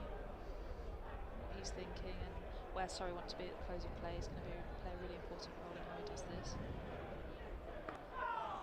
Knocked into the leg side. Gets off strike. Yeah, I think often that the perception around number 6 batters is, oh, they come in when the ball's old and the bowlers are tired. But Lawrence pretty much coming in and facing a new ball straight away.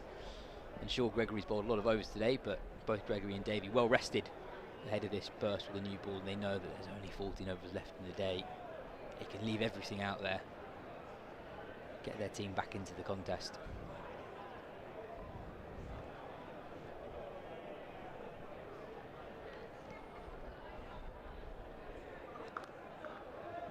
Obviously a slight change to the plan for Somerset just before the players took the field. Craig Overton initially named in the 11, but suffered a back spasm just before we're supposed to get underway, so Josh Davey coming into the side at the very last moment.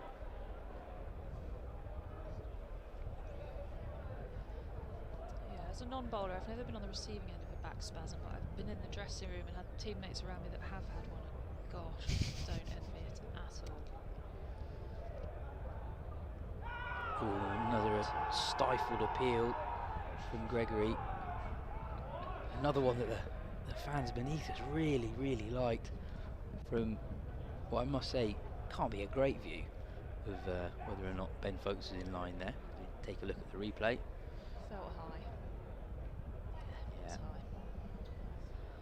Yeah, so going back to the back spasm, I've been during the 100 in 2022, Lauren Winfield Hill had a terrible back, and I remember we were travelling from or to Old Trafford, and she was literally just having to lay in the middle of lay down in the middle of the aisle or stand up. There was no in between. Wow.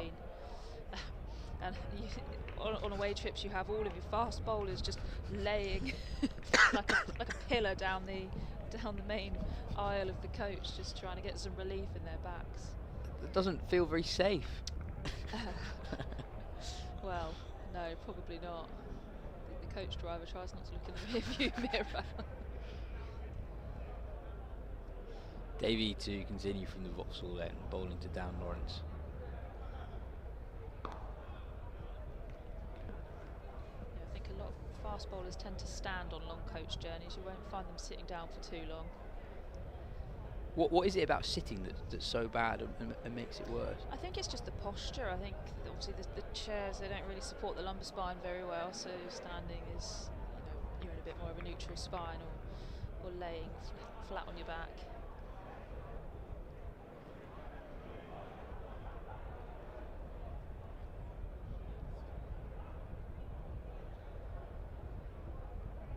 That one really dies on James Rue and bounces just before it reached him. They thought about running through for a bye, but in the end opted against it. There have been a couple of balls like that today where just seeing early signs of inconsistent bounce. From a Surrey point of view, they won't mind it too much, because generally it's been that sort of line, well wide of the right-handers off stump, so enough to cause the batters a bit of surprise, but not enough to seriously threaten the stumps. And on the flip side, we've seen some balls really fly through today as well.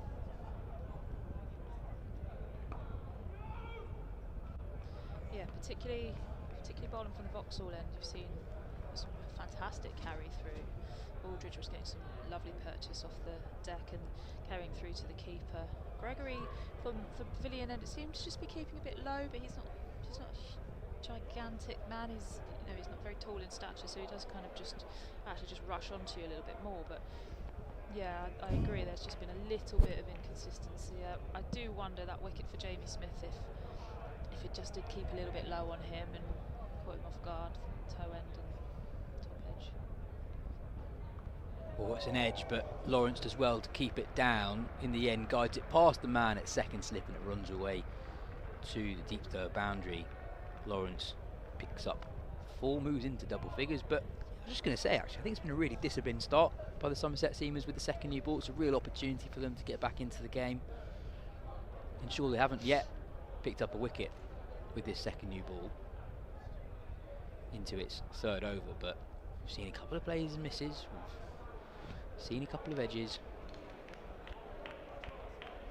Yeah, and it'll certainly be on these two batters' minds that they need to be here at the end of the day and the start of play tomorrow. From a, I suppose, tactical point of view, when you are on a pitch where some balls are they're dying on the keeper. Maybe the carry's not as good. We saw there that edge from Dan Lawrence completely along the ground. There's a similar one in the last over. As a captain, as a bowling side, what are you trying to do with the ball slightly different? If you're not as confident the ball's going to carry to the cordon, what do you do a little bit differently? Yeah, I think that's a really good question, and I think from a bowling perspective, it's just keep attacking the stumps, particularly for that variable bounce. Really bringing that front pad into play. That batter has to play straight. They know they have to play straight. If they start playing across the line, they're risking dragging on or missing and being struck on the front pad. I don't think too much changes from a fielding perspective. I think the last thing you want is then for the keeper to come and take another step up, the cordon take another step up, and actually one does carry through. It is a really difficult situation to be in because, yeah, if it doesn't carry, that's a wicket-taking opportunity that you may have missed. But if it comes through too quickly, it then beats the cordon. So I don't think too much changes really. Bowled him! Beats Folkes' defence. The new ball creates a moment for Somerset. They needed that. Surrey well on top, but Gregory, like he did yesterday evening, making things happen for Somerset. There's been quite a few moments in this game where a wicket has occurred in the very first ball of the over. Was it Smith that departed on the first ball of the over? Folkes has gone. Pope went on the first ball of the over. Seems to be a pattern. Keen to see the replay here because we were talking about the ball keeping low, and from where we're sitting, it looked like it did keep low, but no, yeah, it's just beating him as well. Beats him the inside edge. Maybe kept a little bit low, and yeah, you were talking about it. Oh no, yeah, that has kept low. Yeah, you were talking about it in the previous over that when there is early signs of inconsistent bounce, quite often the way to go is to target the stumps, bowl straight.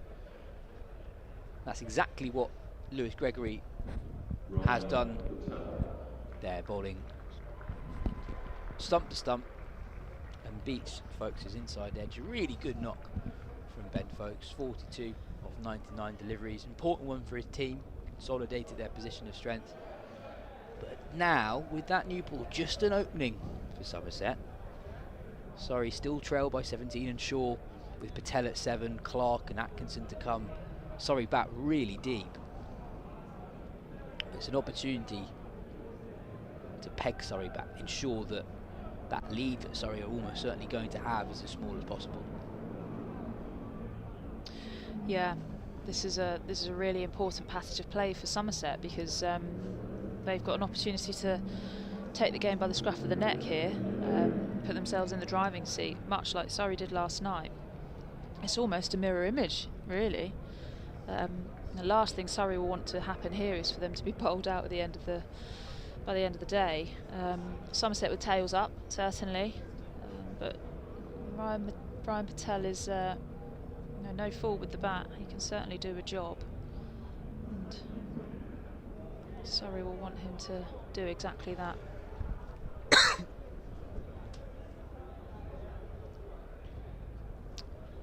Just another slip joining the cordon here, so like we said, Somerset feeling a bit confident, seizing the opportunity. That's a very tight slip cordon.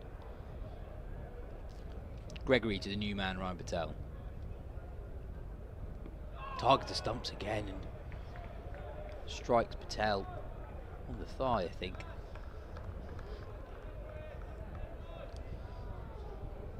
And yeah, just a reminder that last night Somerset were at one point 187 for 7 just before the second new ball was taken, and at that point they were 7 down, but we also didn't know the status of Sean Dixon, who walked off the field very early in the day, retired hurt after copping a nasty blow on the glove from Gus Atkinson.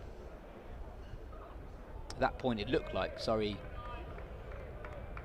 would probably be batting that evening, but in the end Gregory and later Dixon managed to ensure that Somerset actually put on close to 100 runs against that second new ball in the evening session to get up to 283.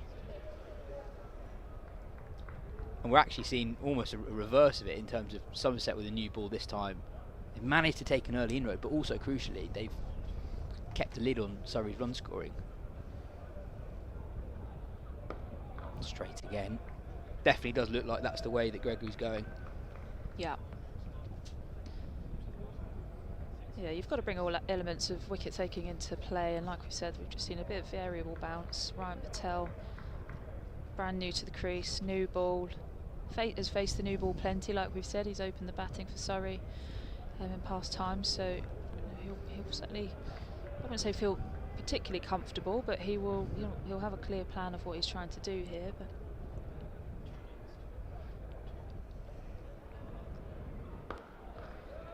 solidly in behind that, yeah, Patel. Someone who plays a lot for Surrey, but often in different positions. He's opened the batting, he's batted at 3, he's batted at 7. He scored 100 last season against Essex here at the Kia Oval. Really big game between two title contenders. Really important 100 at number 7. you just get the feeling here that the pendulum's just swinging ever so slightly in Somerset's favour. Straight again from Gregory, and that's defended to mid-on. Ends the 84th over. Sorry, 266 for 5.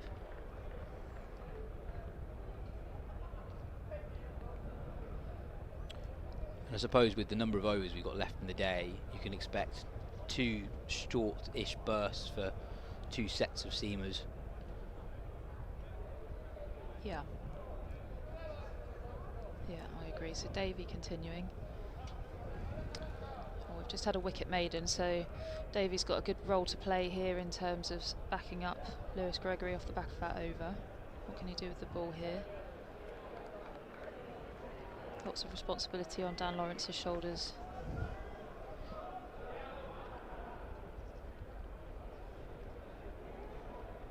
Davey into Lawrence. Awesome edge. Does it quite carry? It's going to run away for 4 again. The second time that Josh Davey has induced an outside edge, a genuine edge from Dan Lawrence. It's ended up going for 4 runs. Last time it was completely along the floor. This time it's gone aerial. I'm not sure it carried. No, I got the feeling that it didn't quite carry. Like it was a bump just before the second slip. Yeah, it's very, very close. Casey Aldridge at second slip. Just discussing exactly where he should be standing. They are really close in. Yeah. Bit leg side from Davey, and Lawrence flicks that into the leg side for a single. Yeah, interesting to see how Dan Lawrence plays it. It's naturally quite an aggressive player. That might be to Surrey's advantage actually here. There's a danger of not moving, where you only think about defence. You only think, well, there's 11.4 overs to go, I just need to get through to the end of the day. But actually, it's a really long time to be in that mindset for. Yeah, it's a really long time, and then you just start to get a little bit pokey. You get stuck on the crease, a bit hesitant, hanging the bat out, or just a bit jabby, second guessing what shot you want to play because you're just trying to get through, and that's definitely not the attitude to have here. I just had a little look back, and the last 3 of Surrey's wickets to fall all fell on the first ball of the over.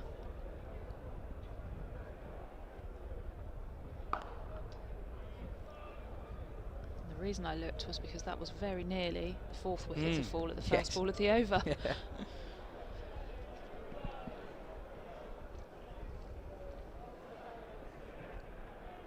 I think going back to that Ben Folkes miss, it didn't just keep low, it really jagged in off the pitch as well. That will really encourage Somerset seamers. But also from the other side, Surrey will think, hang on, if we get a lead of pushing 100 here, that's a really substantial lead on a pitch with life in it.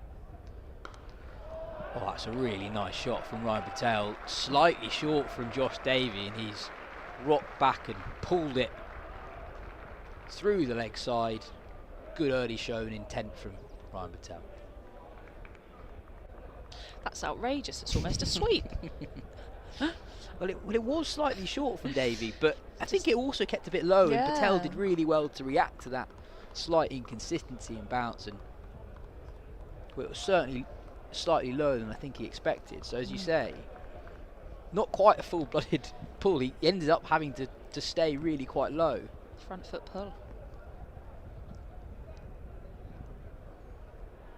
Oh, that's a beauty from Josh Davey. Gets it right this time. Slightly fuller, hint of away movement. Yeah, bit of gardening there from Ryan Patel. Had to have hit something on the pitch there. There's no way that could have been a... Yes. To be fair to Patel, he's not chased that at all. No, held his line. Just completely beaten him. The number to really keep the eye on. Surrey trail by 8. Where are we at the end of play? 11.1 overs remaining. Davey into the new man at the crease, Ryan Patel. Oh, that one's leapt. Yeah, real signs of inconsistent bounce with the new ball. Yeah, and this is where it's really hard as a batter, because when you do have variable bouncing, if it is starting to keep a little bit like notable here that he has not moved his feet at all, so he's kind of got himself into a bit of a tricky situation. But where the ball is keeping low, you do want to just try and play off the front foot and play as straight as possible. But then those balls that are just popping off of a length, that does make it very difficult, and that's where you can find yourself hovering your bat outside of the off stump. Yeah, it wasn't a totally dissimilar ball to the one that Davey bowled to Rory Burns to get him earlier in the day. That one leapt off a length as well. Gregory into Lawrence.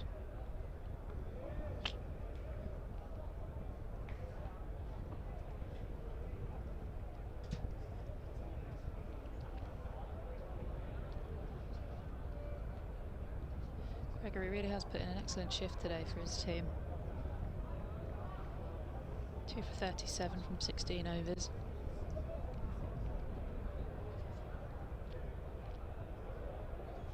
Yeah, brilliant game individually for Gregory. Main man with the ball and the bat yesterday. Left alone by Dan Lawrence. No ball though. Extra couple of runs added to the Surrey total. Yeah, we've seen a lot of gardening from the Surrey batters. I've never really understood gardening. Do you think it actually makes a difference, or is it just a batter's thing? I don't know that it makes a difference, but I think that psychologically, if there's something you see in the pitch, if you don't address it and then the ball pitch is somewhere near it. Let's just turn around the corner really nicely out to deep square. Yeah, you kind of, it just plays on your mind, and you think, oh, if the ball lands on there, I might be in a bit of trouble. So, yeah, you want a flat deck. You want it to be nice and smooth. So, whether it plays that much of a difference, I'm not really sure. Cracks are something else, aren't they? And rough is definitely something else. But the occasional spike mark where bowlers followed through, or actually you've just run through. Straight again from Gregory, and it's the inside edge from Ryan Patel. Picks up a single, but again Gregory nearly finding joy with that stump to stump line. What I will say about gardening is it's a good opportunity as a batter to get out of your head and go and do something else that distracts you from what's going on at the crease. So it kind of allows you to park whatever's just happened, do something else, come back and switch back on and refocus. And I think that's what a lot of batters do use that for.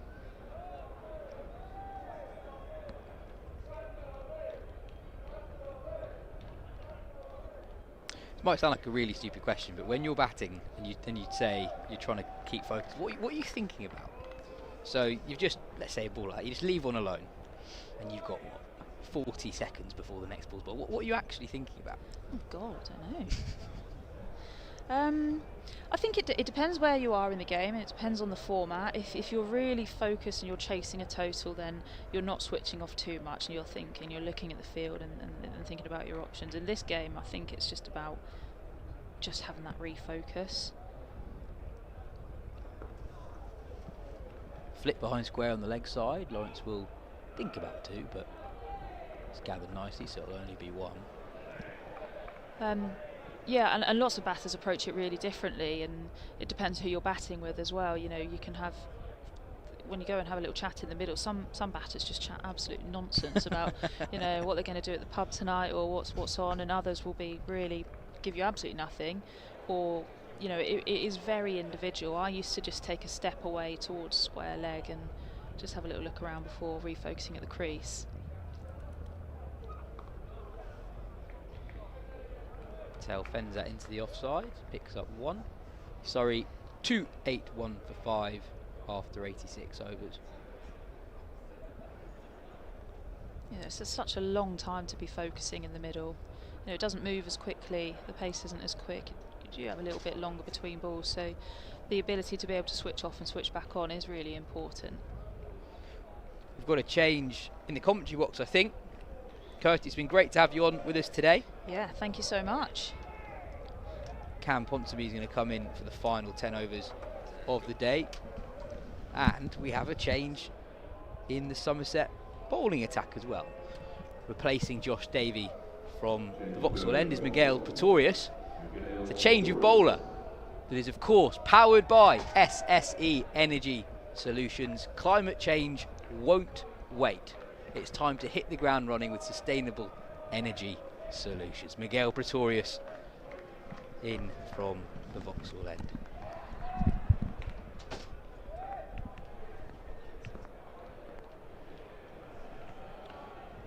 Pretorius into Patel.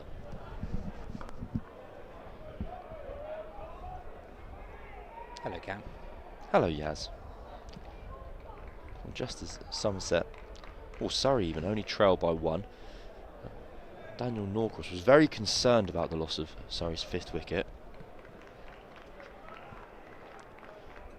That Somerset were doing a bit better than he appreciated and anticipated, and I thought you're overreacting a little bit. I think Surrey will be very comfortable and happy with their current position.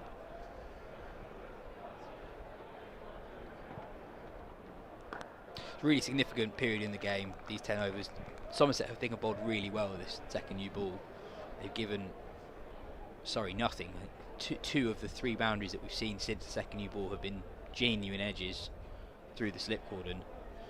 Talked about scoring earlier. There's another scorer in the crowd. This man's opted for a pen, more smudgy, but each to their own.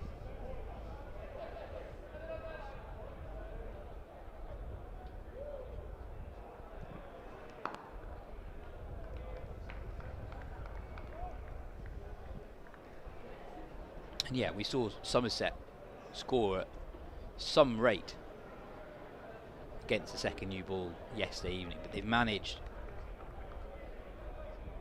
to keep things relatively dry.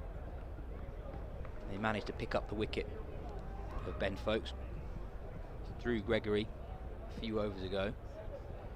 Been some signs of inconsistent bounce.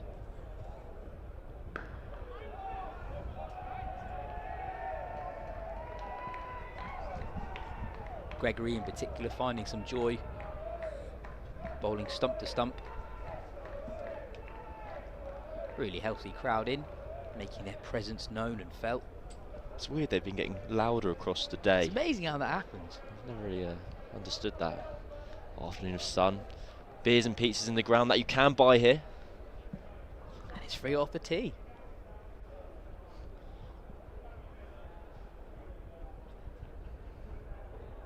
Oh, it's a beauty from Pretorius, drawing Lawrence forward.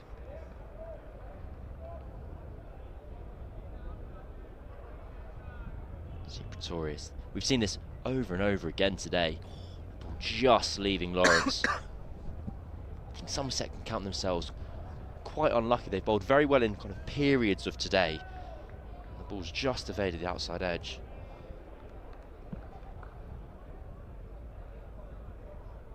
That was really, really close to Lawrence's outside edge. They bowled well here with their second new ball. And again, really good start from Pretorius. He cannot believe he's not picked up a wicket in that over. Sorry, 282 for 5.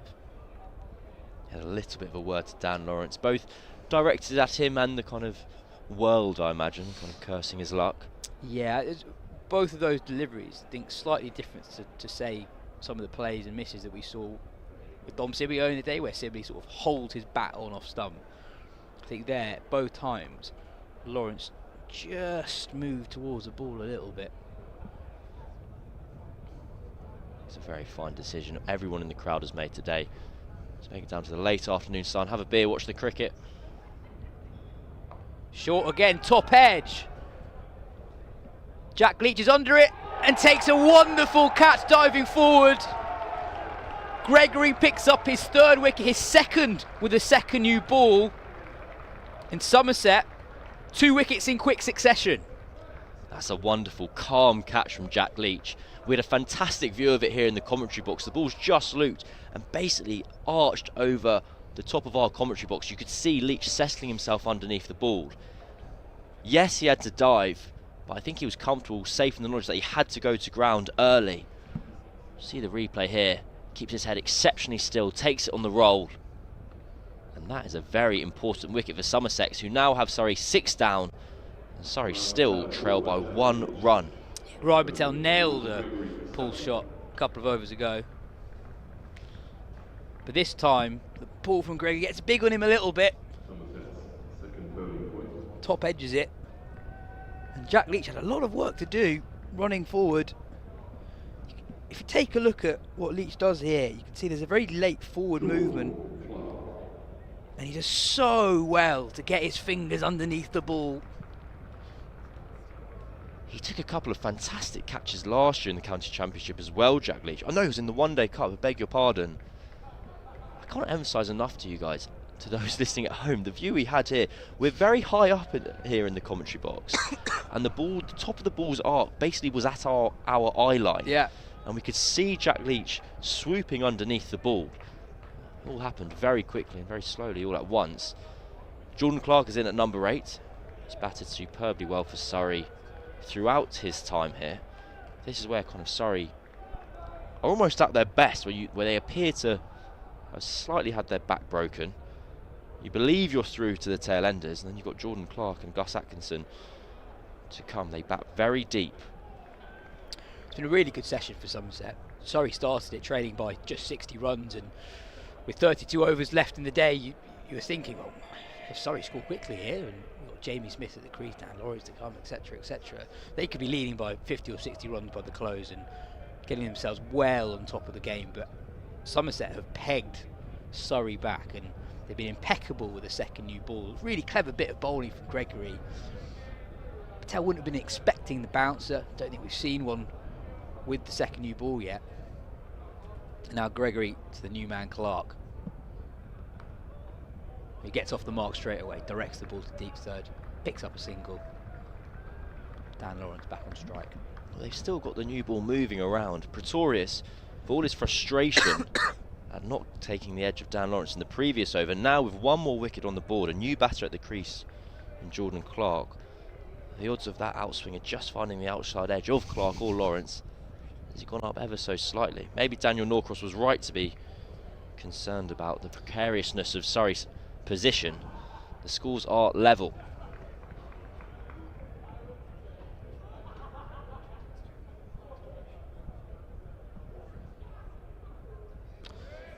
Left alone by Dan Lawrence. Different field for Dan Lawrence compared to his mate the other end, Jordan Clark. 4 men back on the boundary. 2 on the leg side, 2 on the offside. There are singles there for the taking if Lawrence wants them.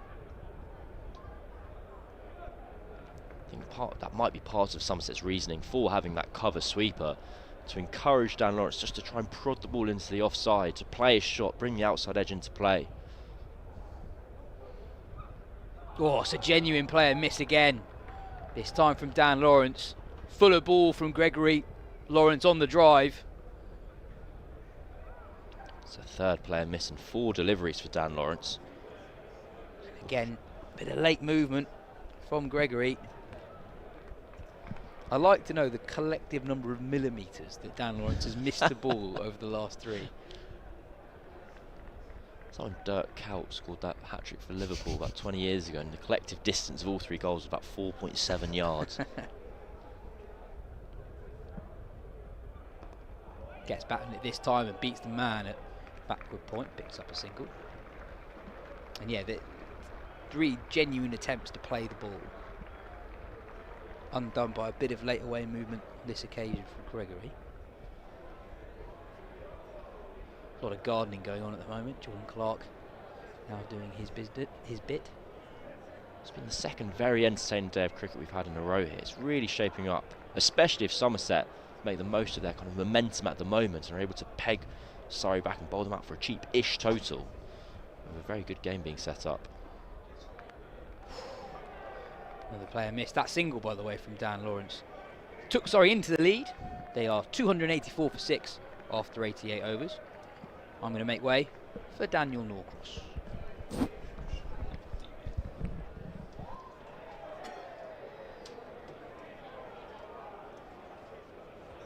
Well. You're here. I'm It's here. okay. I am here. Lead of 1. Somerset have fought back really well today. At 246 for 3. Surrey would have harboured ambitions of a lead well in excess of 100. I'd like to get up to 400. Might even have been while Jamie Smith was there, thinking in terms of batting points. Here, now, Somerset having taken those 3 wickets after tea, all of which have been recorded by that tiny, tiny pencil in that really quite sizable hand. They're right back in it. That's a shot. Lofted, driven away through the covers for 4. Well, 5th time lucky for Lawrence. He's played and missed at 3 of his last 5, but he got hold of that one. How are you feeling now, Daniel, about the state of the match? See the replay I here. think it's beautifully poised. A bit of width there, wasn't it? That was really what helped him out, and the length, of course. I think it's very, very deliciously poised. Surrey having to bat last on a surface that's just started to show a few signs of turn for Jack Leach. Somerset have 2 spinners, so they won't mind conceding a lead of 30, 40. I think significant lead out here would probably be 75, 80 and beyond. Well, anything below that, I think Somerset will back their chances of batting. We've seen a lot of balls beat the bat, but actually we've seen virtually no edges to the keeper. So yes, which is a very slightly odd, isn't it? Really? I do think saying I think 80 would be a sizable first innings lead is a bit of a cop out. I don't think that's particularly. I think that's true of any occasion, really. Well, not really. Not if someone scores 400 and someone scores 480. Then, it's a flatter deck, isn't it? But I mean, on this kind of a surface where there's still something happening, then yeah, I think 80 would be significant. But we have also seen that at the Oval, the pitch can get a bit better as the days progress. It can get harder and harder to take those wickets. But the difference for Somerset is that they do have 2 genuine spin options. And if the pitch dries out a bit, as I said, we've seen Leach get the ball to grip and turn a touch. There's a deep gully goes out backward point in response to the way that Lawrence is playing at the moment. You do get the impression that the time is now a little bit for Somerset. They've got some momentum of a strong evening session. Good newish ball. Pretorius bowling well. Gregory bowling cleverly. Yep. With intelligence. And that point I made earlier, which is that because they've got so many more bowling options than Surrey have used, their seamer is a bit fresher when taking this new ball. When Surrey bowled yesterday, they didn't get a lot of overs out of Dan Lawrence, so no, the 4 seamers did the bulk of the work, and it was sort of noticeable. But by the time the new ball was taken, just a little bit leggy, perhaps. Dan Worrell might have been a little bit leggy, and Atkinson and Gregory went after them as well. It was a good counter-attacking knock from him. He's been fabulous for his team in this game, coming back into the side after injury, picking up 3 wickets when we weren't even sure if he would bowl, scoring that half-century yesterday. Those stumps have been hit more times than I can tell you today. They've been hit by attempted run-outs. They've been hit by straight drives 3 times now.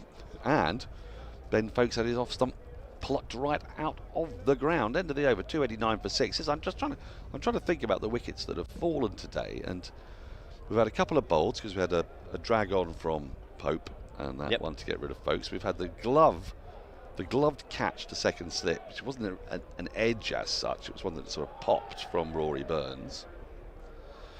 We've had a catch down at deep backward square, fine leg, yes, I should say, really.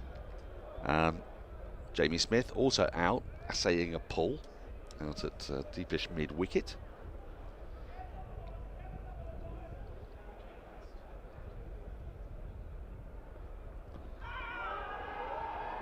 And Dom Sibley bowled by Jack Leach. So I know technically there's been a slip catch, but yes, it's almost like it's not a regulation slip catch, it's not an edge slip catch. So in a match where we've seen the ball beat the bat time and again, as that appeal for LBW slightly stifled as it came off Lawrence's bat, it's very weird. We haven't actually had any edges behind, have we?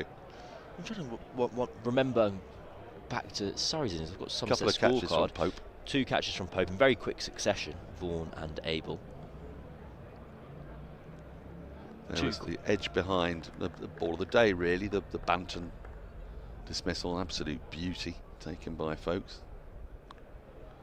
Yes, just is that pretty much it? I mean, Jack Leach was out off the spinner down the leg side, very different kind of dismissal again. So there have been sort of 3 edges out of the 16 wickets to fall, and yet we've seen the ball beat the bat time and time and time again. There's still time for a case of regression to the mean. Oh, do you thought that's very good from you guys?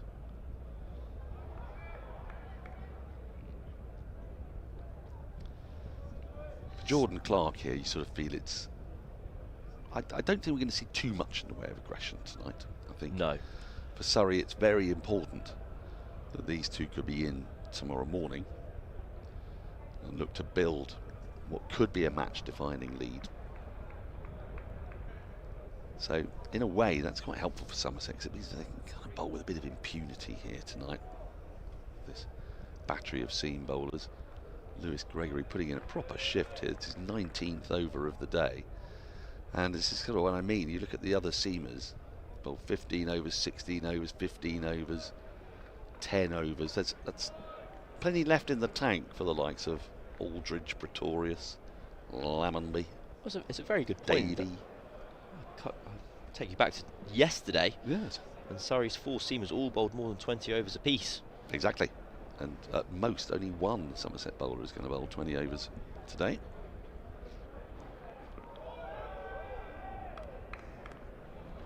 Well, for the first time, Lewis Gregory just rushes a batter with a bit of extra pace.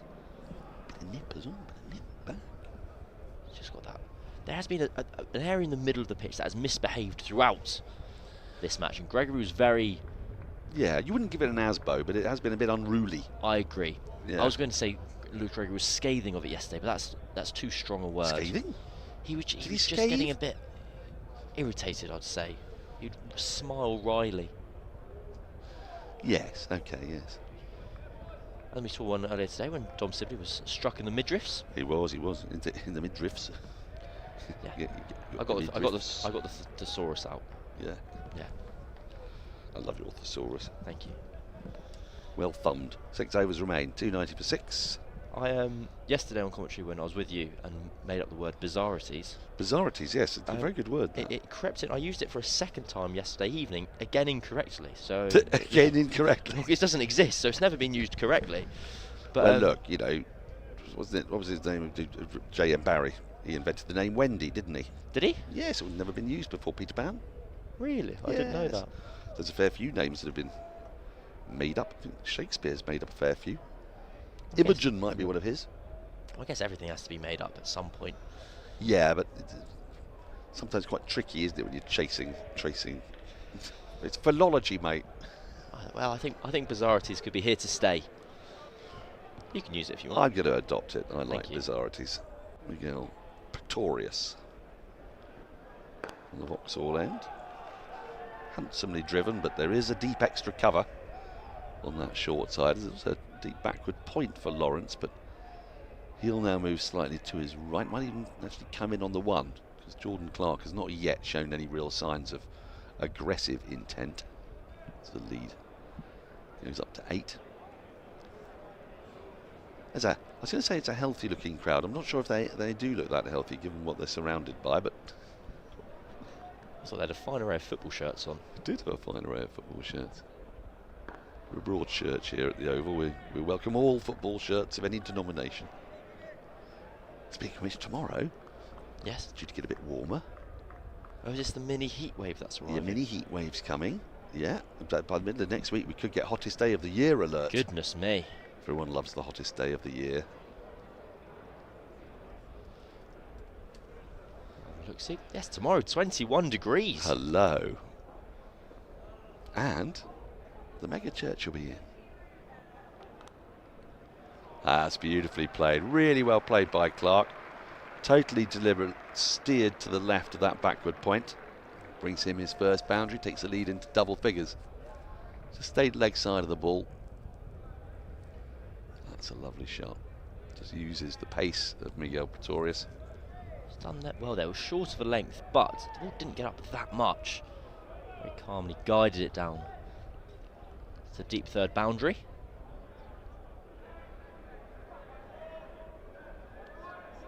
I think this crowd is just beginning to not peter out dramatically, but I think some people are moving on with their evening plans. I keep forgetting it's Saturday night. It is Saturday night. Yeah, it's traditionally a night for carousal. When you reach my age, it really can't be bothered with the carousing. You have a mini carouse this evening, don't you? I am having a little mini carouse. I'm going to see a dear friend, Lev Perikian, who comes to this parish many times, points out the wagtails to me. Surrey could do with their tail wagging today. Goodness me, here we go. That is why. Yep, nature BBC writer occasionally employ you. Yeah, nature writer Lev Perikian. You catch his Country Diary in the Guardian. He's written many, many books, all of them wonderful. He's having a party for his 60th birthday, and Jordan Clark's having a party out there right now as he plays a lovely shot through extra cover, and well, he's not going to get 4 for it, and they might have got a third were it not for the fact that I think they thought that the ball had gone to the boundary, waited to see the fielder. The fielder didn't mind. I think Just we all getting on thought with his own business. Tom Banton himself kind of gave up on it. Thought he gave a great chase. Thought he'd flicked it back. We'll see on the replay here. And the ball decided to rest very politely, mere inches within the rope. It's fantastic footage, a great piece of fielding, and then bop. Ooh, just comes to a close. Mind you, I say to you, yes, as I'm bound to. Can we have another look at that, please? Because what I want to have a look at here is the rope. Yes. Oh, you're going to tell me. I know what you're going to say. Yeah, now watch this. I'm not saying anything should be done about this, but look now, the rope is moved. That ball would have touched the rope had it been where it was before the fielder moved it. So very technically, should have been 4. That should be given 4. But look, let's not quibble. Let us not quibble. I believe it was former Kiwi cricketer and current commentator Katie Martin that alerted the world to that rule in a recent World Cup, I believe, because you could see where the rope had been pushed out and where the kind of mark on the ground. Because you could see because you could see the discoloration on the grass. Correct, and where the rope once had been. Yeah. Either someone's taken a catch with their foot on that line, and the ball has rested there, and technically, that is where the boundary lies. And if the ball reaches that point, it should be 4. So what we are saying is Tom Banton should have been more honest. Well, and it should. No, I'm joking. You can say that. I'm not going to say that. Oh. Start of a new over. Casey Aldridge is replacing Lewis Gregory, who you think will have done his last bowling of the day and will have confirmed, therefore, that there will be no Somerset bowler who will have to bowl 20 overs today, by contrast to Surrey, who had 4 of their very own. So that is another part of the game. It's another reason, among many, why Surrey will want to extend their first innings. Longer and longer they can give their bowlers some time off. Because you also do get that thing where, however long they can bat tomorrow is less time you have to bowl in one day, isn't it? So, if Surrey can stay out there. They would love to stay out there till lunch. Then they've really only got 64 overs they have to bowl. Now you then do a crude calculation and divide their 4 bowlers by that 64, their 4 main bowlers.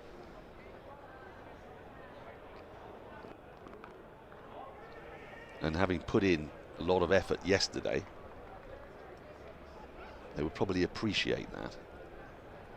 Dividing the workload. Getting sleeps in between your spells. Yes.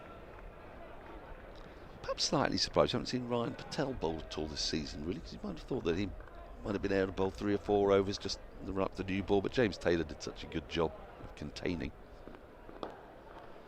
That's nicely worked away.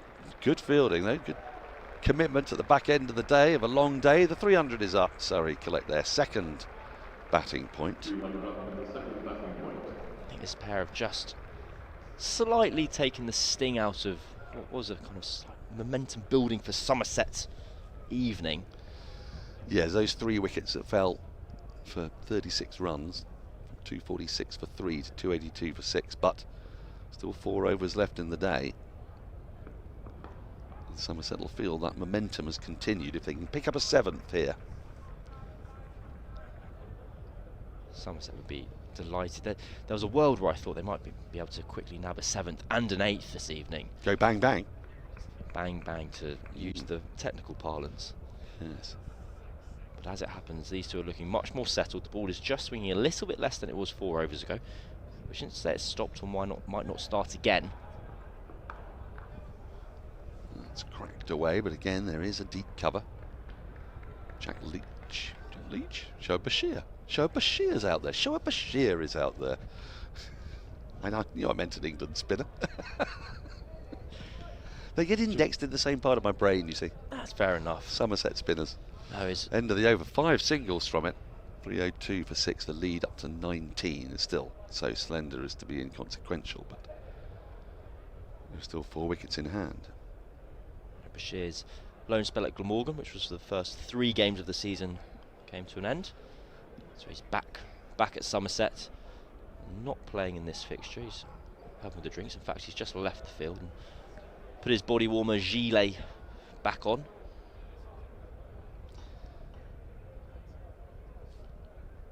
I am militantly opposed to the gilet, you know. I agree. I don't know when gilet became a word that was used, or an item of clothing that was adopted. I think it's just about acceptable outside the M25, but I'm not having it in London.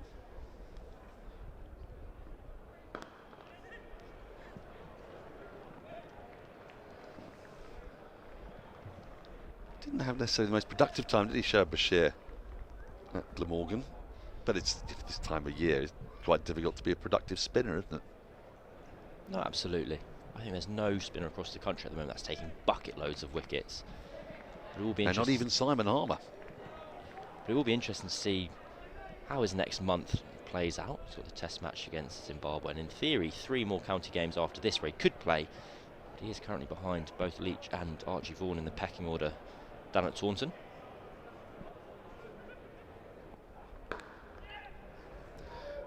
Now this could be tight. Ooh, but he's home, is Jordan Clark. This is good busy stuff from Surrey at the back end of the day. Somerset need to be careful. They don't want to be leaking another 9, 10, 12 runs here without picking up a wicket, then suddenly looking up and seeing that the lead's gone over 30. Yeah, they'll have 2 fresh batters in the morning, because whoever is batting by them will have to start all over again. Well, we mentioned there was 5 singles in the previous over, so 7 of the last 8 deliveries have been scored off. Yep, 6 singles and a 2. Oh my goodness, how was that missed? Both outside edge and stump. Jordan Clark just stuck on the crease. Yet another play and miss today. We saw so many yesterday. You feel just as many today, actually. That's a fantastic delivery. Really is. Pretorius luck must come in at some point, whether it will be today or tomorrow. Well, I thought this about James Taylor yesterday. I mean, both of these bowlers quite preposterously now have bowled, well, nearly 40 overs without taking a wicket. Oh, he's edged it, and there is the wicket. A wicket he deserved, perhaps not got in the way that he might have imagined. Jordan Clark going after one, a bit of width, a bit of length he thought he could get on. And the faintest of tickles, finally we do have that thin edge through to the keeper. And Surrey have lost their 7th. Somerset are dogged. They keep on coming at Surrey, 305 for 7. I'm looking forward to seeing the replay to see how much that moved off the pitch. It was a shot out of character of the last few overs where Surrey have turned over the strike, but kind of in shots of not too much aggression. Yeah, but you could see why it felt like it was just there to have a go at, but he'll be annoyed, Jordan Clark. He'll love to come back tomorrow with a little bit more licence as well tomorrow, perhaps. Instead, it's a good angry celebration from Pretorius as well, a celebration of frustration. The 4th wicket in the evening session. Now then, on. That is Gus Atkinson. It is Gus Atkinson. Yes. For one moment, I don't know whether it was just like facial hair, I thought, I couldn't think of a less appropriate night watcher than Dan Worrell. I love watching Dan Worrell bat, but yes, he very much is the prototype Nighthawk, isn't he? I do enjoy that England kind of invented that thing and then never used it. They never used it, yeah. Well, the only person who did do it was Rayan Ahmed when they whacked him up at number 3 on the Test debut. Karachi. Well, there was a reason for that. That was because they had an outside chance of getting an extra day on the golf course. And I think that sounds about correct. Ben Stokes went up the order as well, didn't he? And it was futile because unfortunately the motion of the Earth and its relationship with the Sun is, I'm afraid, immutable, and so darkness will descend at a certain time. Somewhat tilting at the windmills that night. I was there for that game. So was I. Were you were there together? Yes, I was. It's a rather jolly Test match, wasn't it? In its own way. Yes, because Rayan Ahmed took 5 wickets on his debut. His dad was very there exciting. as well. His dad was there on the balcony. Just seeing this muted appeal, ball going well down the leg side. No interest to the umpire. I can't quite remember what else happened, to be honest. I feel like I remember Saud Shakil scored runs in every innings that Test match. Rayan got Babar Azam out. Aside from that, I'm out of luck. Right, okay. Defends the last ball of the over. 3 overs remain today. Well, or do they, with 3 wickets to fall? Yesterday, Somerset were bowled out on the stroke of the close of play. Somerset know they will now not have to bat, whatever happens, because there's only 3 overs left. So even if the next 3 wickets go in a hat-trick, then off we would troop. Now, my main memory of Karachi was the hotel I was staying in. The manager was Christian, and we was there in December. It was very close to Christmas. It was the name of the hotel. No. And he had me round to his house for a Christmas lunch. I had it with his wife and his 2 kids. Did you come to the High Commission for drinks as well? I don't know if I went. There was a gigantic snowman. I mean, inflatable, and not made of snow, therefore. It felt incredibly incongruous to be in Karachi with a giant inflatable snowman in the British High Commission's sort of back garden. I don't think I did go to the High Commission. We had the we see the array of football shirts back. Well, I think we watched a World Cup game. We did. It was the World Cup final whilst we were there. Yes. And there was a drinks. There was an event thrown for us early on in Karachi, which was very nice. It's lovely to muse about past. Now, let's flick that away.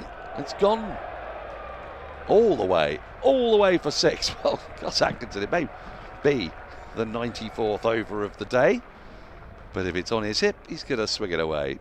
And 6 more valuable runs for Surrey, takes their lead up to 29. I think it's quite a good option from Somerset here.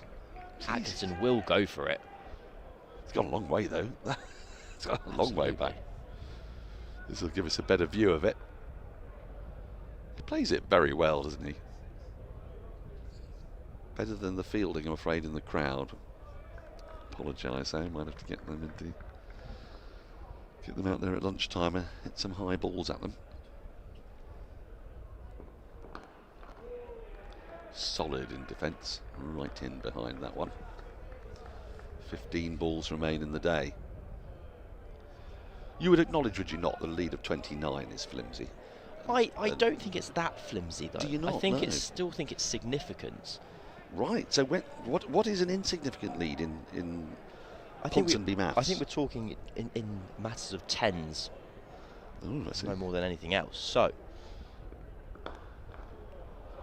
that is a Goodness me. beautiful shot from Gus Atkinson. No great flourish or follow through, just a full face of the bat all along the ground. He's at a 6 and a 4 in this over. I don't believe his feet have moved an inch when playing that shot. Don't need to, Balance your hands was like that. perfect. So I'd say 40 definitely counts as significant. I'd say 20 isn't significant, and 40 is significant. I see, okay. And so 30 sits somewhere in between that.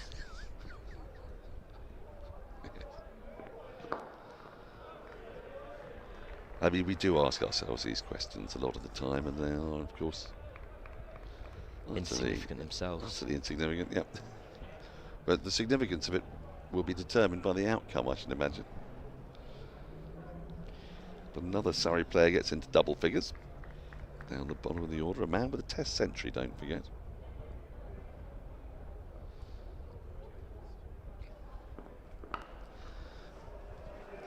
Pulls again, but he can't beat the fielder at mid-wicket. End of the over, 11 from it. 2 remain, 316 for 7. I was there for Atkinson's century at Lord's last year. It was the most remarkable, because it was really good, wasn't it? That was the thing it was about fantastic. it. It wasn't one of those. I know there are no bad Test centuries, but that some are better than others. But this was a thing of wondrous beauty, wasn't it? Well, I was asked. I remember Telegraph journalist Shield Berry kind of gave me a call and said, "So Gus Atkinson's always been a very fine batter. He is a number 8 for England." And I went, "No, that's 10 for Surrey. Like, he's good. Don't get me wrong, but this was out of the realms of what was expected." Yeah, 100 of balls, him. no. And the shot he brought up, it was a straight drive down the ground through mid-off. Oh, I've beaten him again, Pretorius. But Lawrence has survived. So I didn't cover that game. I listened to it on the radio, and I heard Jonathan Agnew rhapsodising. Did Joe Root get 100 in that match as well? Someone else got 100, and as we see that tiny pencil dwindling ever more. Do you think it's got smaller over the course of the day? Well, it must have done. I mean, that's the laws of physics, hold through. I'm surprised it's still there, though. Yes, he rhapsodised about it. It was certainly the best of the hundreds that he'd seen in the match. It was someone like Joe Root had scored another one. Well, there was Sri Lanka had a left-arm spinner, and Atkinson kept driving him over mid-off, whether for 4 or 6. I don't think anyone, including himself, well, I might be doing him a disservice, knew that shot was in the locker, basically. It's because he was quick as well, wasn't it? I mean, his strike rate was eye-watering, but without slogging. Thick edge, but it'll bring him 1.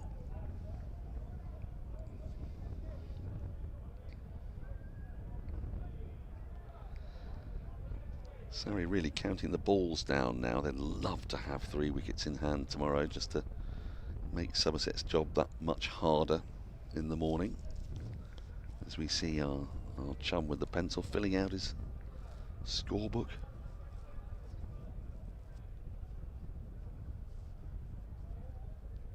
I think Somerset will still think they move a chance for a wicket here. Atkinson is playing his shots. We have a change of the field. Deep square legs come up into the ring. Cover has dropped out to the boundary. Well, he's going to pick up another run and get off strike.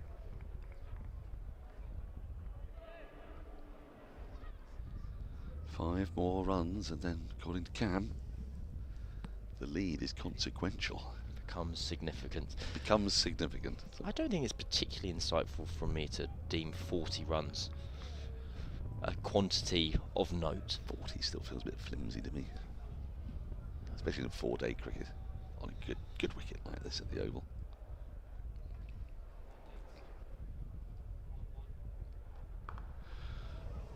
So still willing to play his shots, Dan Lawrence, but keeps it down.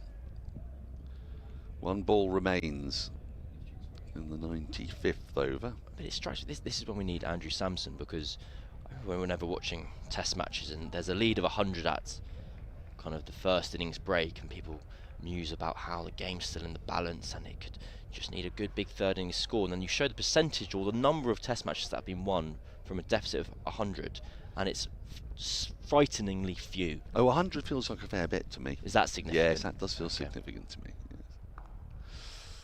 Well, Lawrence wanted a run there, but it's not going to get it. So, end of the over. 1 over remains. That means that Surrey will have at least 2 wickets in hand tomorrow, because if a wicket were to fall, off they toddle. One of cricket's more weird rules. You might as well just bowl the over, it seems to me, but have to stop. Have to stop indeed. For Surrey, it's been, you'd say, it's been their day given the match circumstances, but I feel they'll be a little bit disappointed that they didn't get further ahead, both further ahead by the end of the day and have a couple more wickets in hand perhaps after that opening partnership of 129. Full toss, and Lawrence is disgusted with himself. At any other time of the day he'd have been thinking to deposit that, but perhaps a little bit of being in two minds. But yep, Surrey lost a couple of quick wickets. Burns first to go, then Pope with the score on 136, rather mirroring what happened to Somerset yesterday. So a partnership of 52 and a further partnership of 58 had Surrey very much on top at 246 for 3, but since then they've added just another 73 runs, and crucially they've lost 4 wickets. The ball to get Ben Folkeso did keep a little low, and there may be some encouragement there for seamers. They think there might be a little bit of an uneven bounce. There's also, though, a bit of encouragement for Jack Leach, who's seen the ball turn a little bit today. Bowled 15 overs, mostly in the run-up to a second new ball becoming available. Bowled 1 ball before lunch. The bulk of his bowling was sort of between the 50th and 80th over.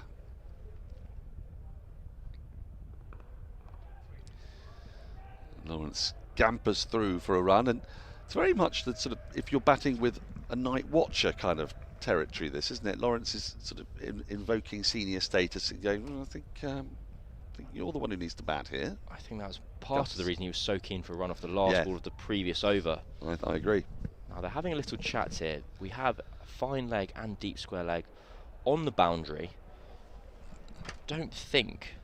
I would not be surprised at all if we saw Somerset and Aldridge here go for the short ball. I think Atkinson, given how short the boundary is, will go after it.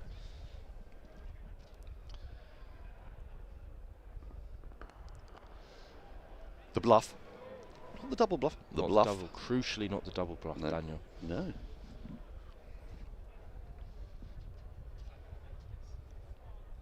I still think there's time. 3 balls remain. Well, there are. The time is those 3 balls. And it only takes a ball. You are correct, yeah.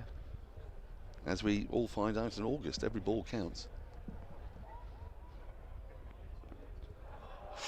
Now then, has that kept prodigiously low? This is the part of the pitch that I earlier described Gregory as being scathing of in a too strong a way. Ooh. I think it's stayed low, not... It's a similar port to the one, though, that got folks not quite as straight, obviously, because it didn't hit the stumps. But see the Surrey balcony there. Ben Redwood on the far left. Surrey social media connoisseur. Oh, and it goes the other way this time. This is good testing stuff from Casey Aldridge in the last over of the day. He's bowling really well. He's had a bit of a mixed bag today, in truth, bowled some terrific balls. And a couple of looser ones in between, but that one, it's just a gutter, just fizzes away. So the last ball of the day is Gus Atkinson hanging on, you would say, in the evening sunshine.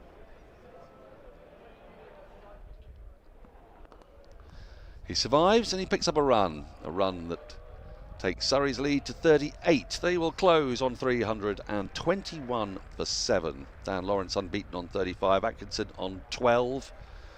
Given the match situation, you'd say the day just about belongs to Surrey. That lead of 38, still with 3 wickets in hand. They'll look to take that into 70, 80 territory, perhaps even more, tomorrow when play resumes at 11 o'clock. But for Somerset, they fought really manfully after a wicketless first session. They picked up a couple of quick ones in the afternoon, then a third. Surrey went to tea in a position of some strength and got into a position of great strength at 246 for 3, but then a flurry of wickets, including the key one of Jamie Smith, Ben Folkes to one that kept a bit low, Ryan Patel out, caught on the boundary, and Jordan Clark a nibble behind after driving at a ball from Miguel Pretorius. 3 players have made it past 50, Burns with 76, Sibley 53, Jamie Smith with another innings of class of 58, Ben Folkes 42, Dan Lawrence, though unbeaten on 35, and Gus Atkinson on 12 overnight, means that there's still some work for Somerset to do, and there's indeed still some work for Surrey to do if they're to get a match-defining lead. It's a lead of 38. The game is deliciously poised, Cameron Ponsonby. How much are you relishing tomorrow's cricket? You're going to hear, I presume. I absolutely will be here. I think it was Surrey's day, but Somerset's evening session. The game, especially if Somerset are able to wrap up Surrey's final 3 wickets quickly. Bang, bang, bang. Very well poised, and I cannot think of a better way to spend a sunny Sunday than during a mini heatwave, being perched up at the Kier Oval with pizza and beer that you can buy in the ground, and watching it all fold out. Fold out, play out. 21 degrees. Get yourself down here. Get yourself down to the Kier Oval. There is nothing better to do on a Sunday. As we take a look at that scorecard, Burns and Sibley, the old firm, up the top of the order, taking the sting out of Somerset this morning, but really good from Somerset to keep persisting. The 6-pronged bowling attack. They've used a whole bunch of seamers today, and it's been Lewis Gregory who's been the picker and taking 3 wickets. 3 for 46 from 19 overs.